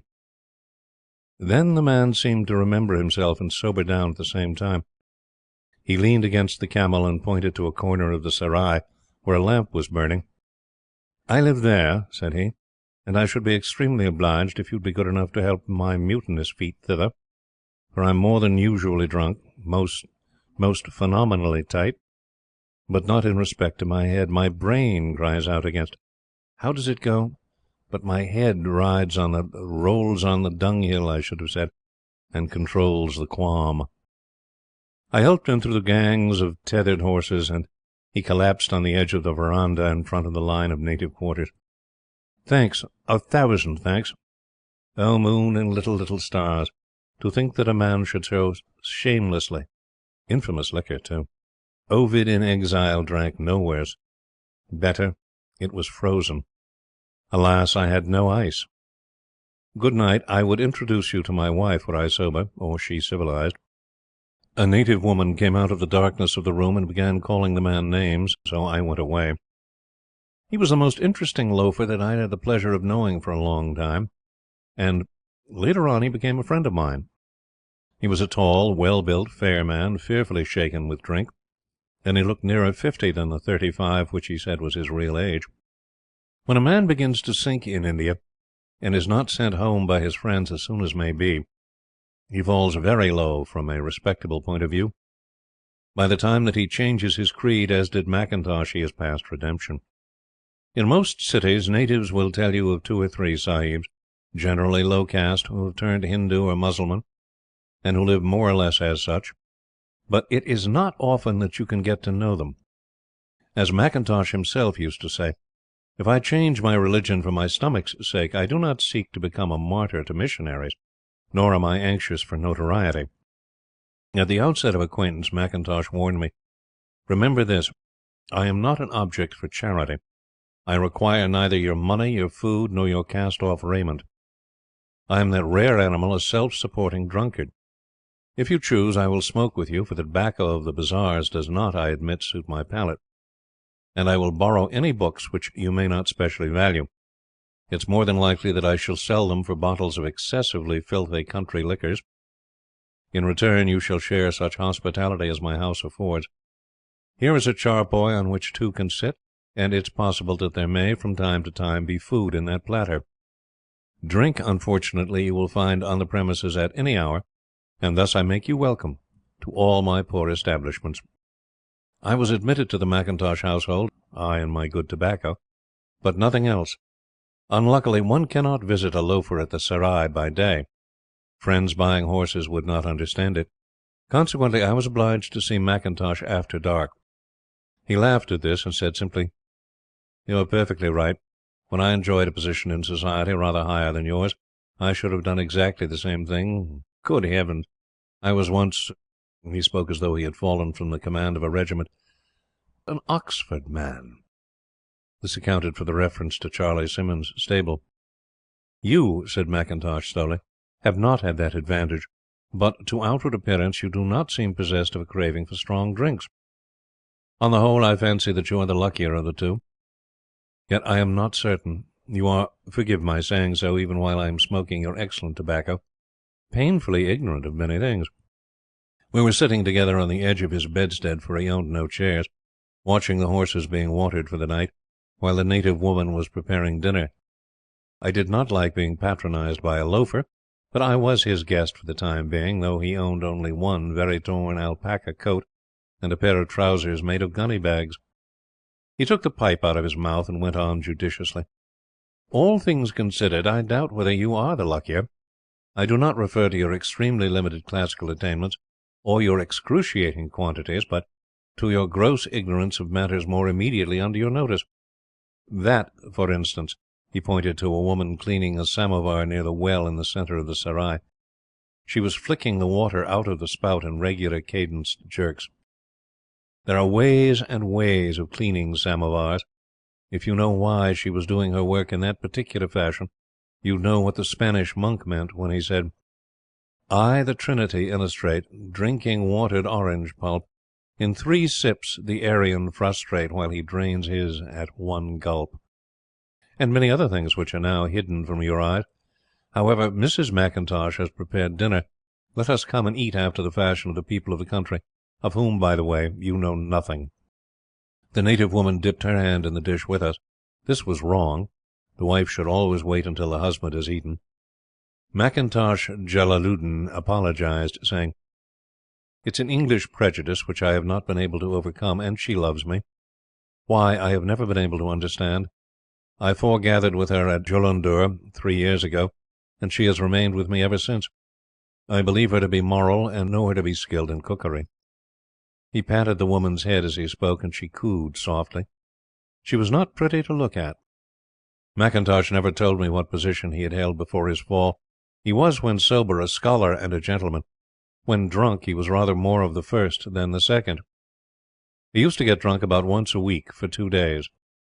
On those occasions the native woman tended him while he raved in all tongues except his own. One day, indeed, he began reciting Atalanta in Caledon, and went through it to the end, beating time to the swing of the verse with a bedstead leg. But he did most of his ravings in Greek or German. The man's mind was a perfect rag-bag of useless things. Once, when he was beginning to get sober, he told me that I was the only rational being in the inferno into which he had descended. A Virgil in the shades, he said, and that in return for my tobacco he would, before he died, give me the materials of a new inferno that should make me greater than Dante. Then he fell asleep on a horse-blanket and woke up quite calm. "Man," said he, "when you have reached the uttermost depths of degradation, little incidents which would vex a higher life are to you of no consequence. Last night my soul was among the gods, but I make no doubt that my bestial body was writhing down here in the garbage." "You were abominably drunk, if that's what you mean," I said. "I was drunk, filthy drunk. I, who am the son of a man with whom you have no concern. I, who was once fellow of a college whose buttery hatch you have not seen. I was loathsomely drunk.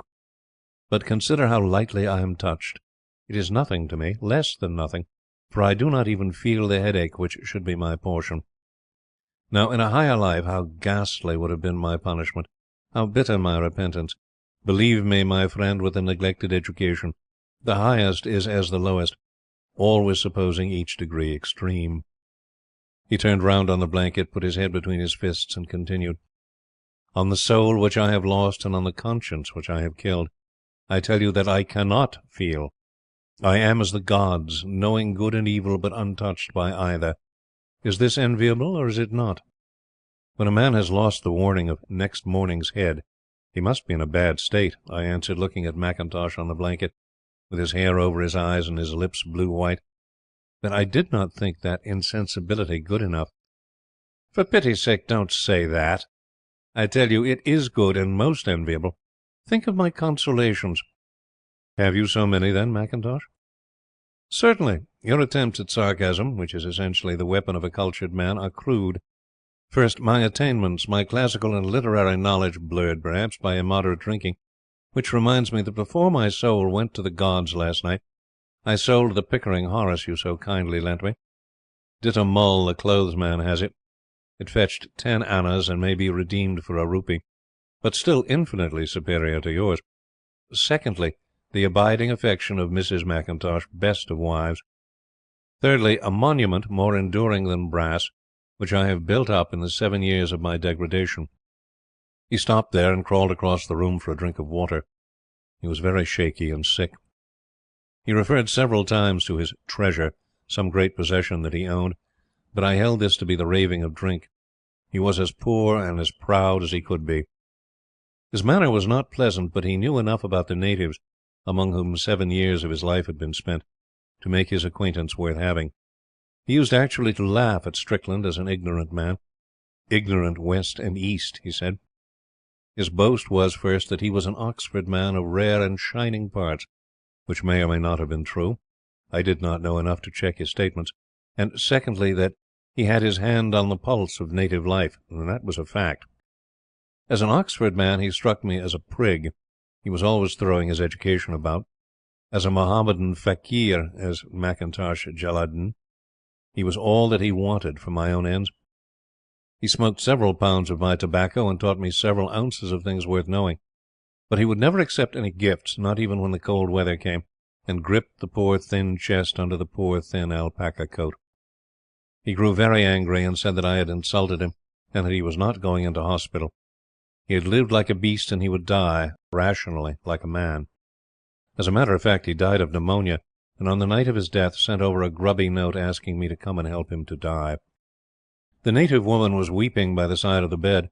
Mackintosh, wrapped in a cotton cloth, was too weak to resent a fur coat being thrown over him. He was very active as far as his mind was concerned, and his eyes were blazing. When he had abused the doctor who came with me so foully that the indignant old fellow left, he cursed me for a few minutes and calmed down. Then he told his wife to fetch out the book from a hole in the wall. She brought out a big bundle wrapped in the tail of a petticoat, of old sheets of miscellaneous notepaper, all numbered and covered with fine, cramped writing. Mackintosh ploughed his hand through the rubbish and stirred it up lovingly. "This," he said, "is my work, the book of Mackintosh Jalaluddin, showing what he saw and how he lived, and what befell him and others, being also an account of life and sins and death of Mother Maturin. What Mirza Murad Ali Beg's book is to all other books on native life, will my work be to Mirza Murad Ali Beg's." This, as will be conceded by anyone who knows Mirza Ali Beg's book, was a sweeping statement. The papers did not look specially valuable, but Mackintosh handled them as if they were currency notes. Then he said slowly, "In despite the many weaknesses of your education, you have been good to me. I'll speak of your tobacco when I reach the gods. I owe you much thanks for many kindnesses, but I abominate indebtedness. For this reason, I bequeath to you now the monument more enduring than brass, my one book, rude and imperfect in parts, but oh, how rare in others. I wonder if you'll understand it. It's a gift more honourable than— Bah!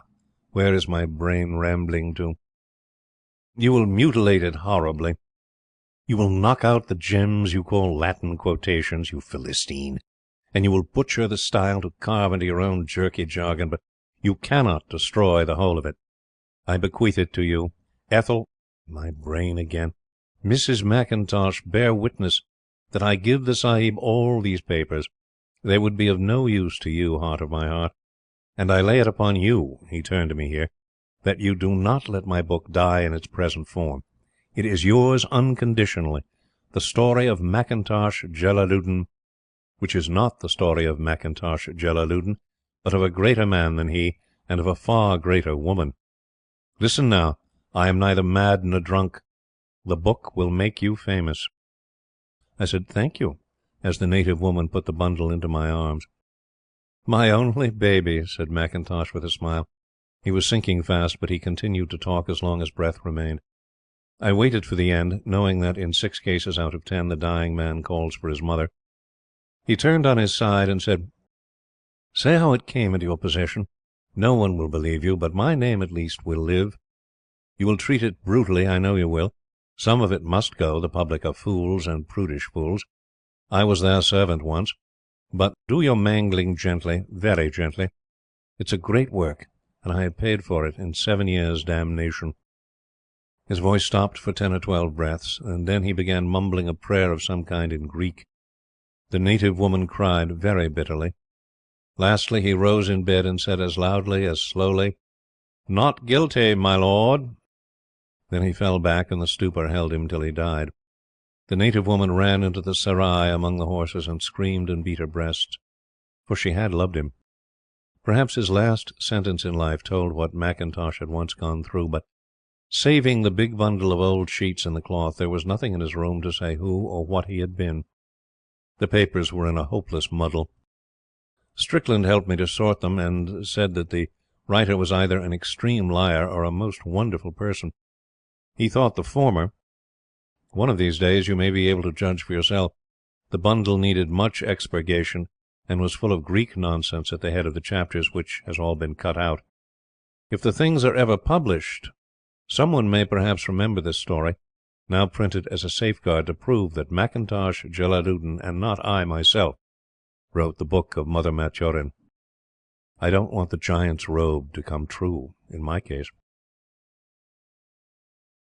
If you like the video, put a like, subscribe to the channel and click on the bell to not miss our new videos.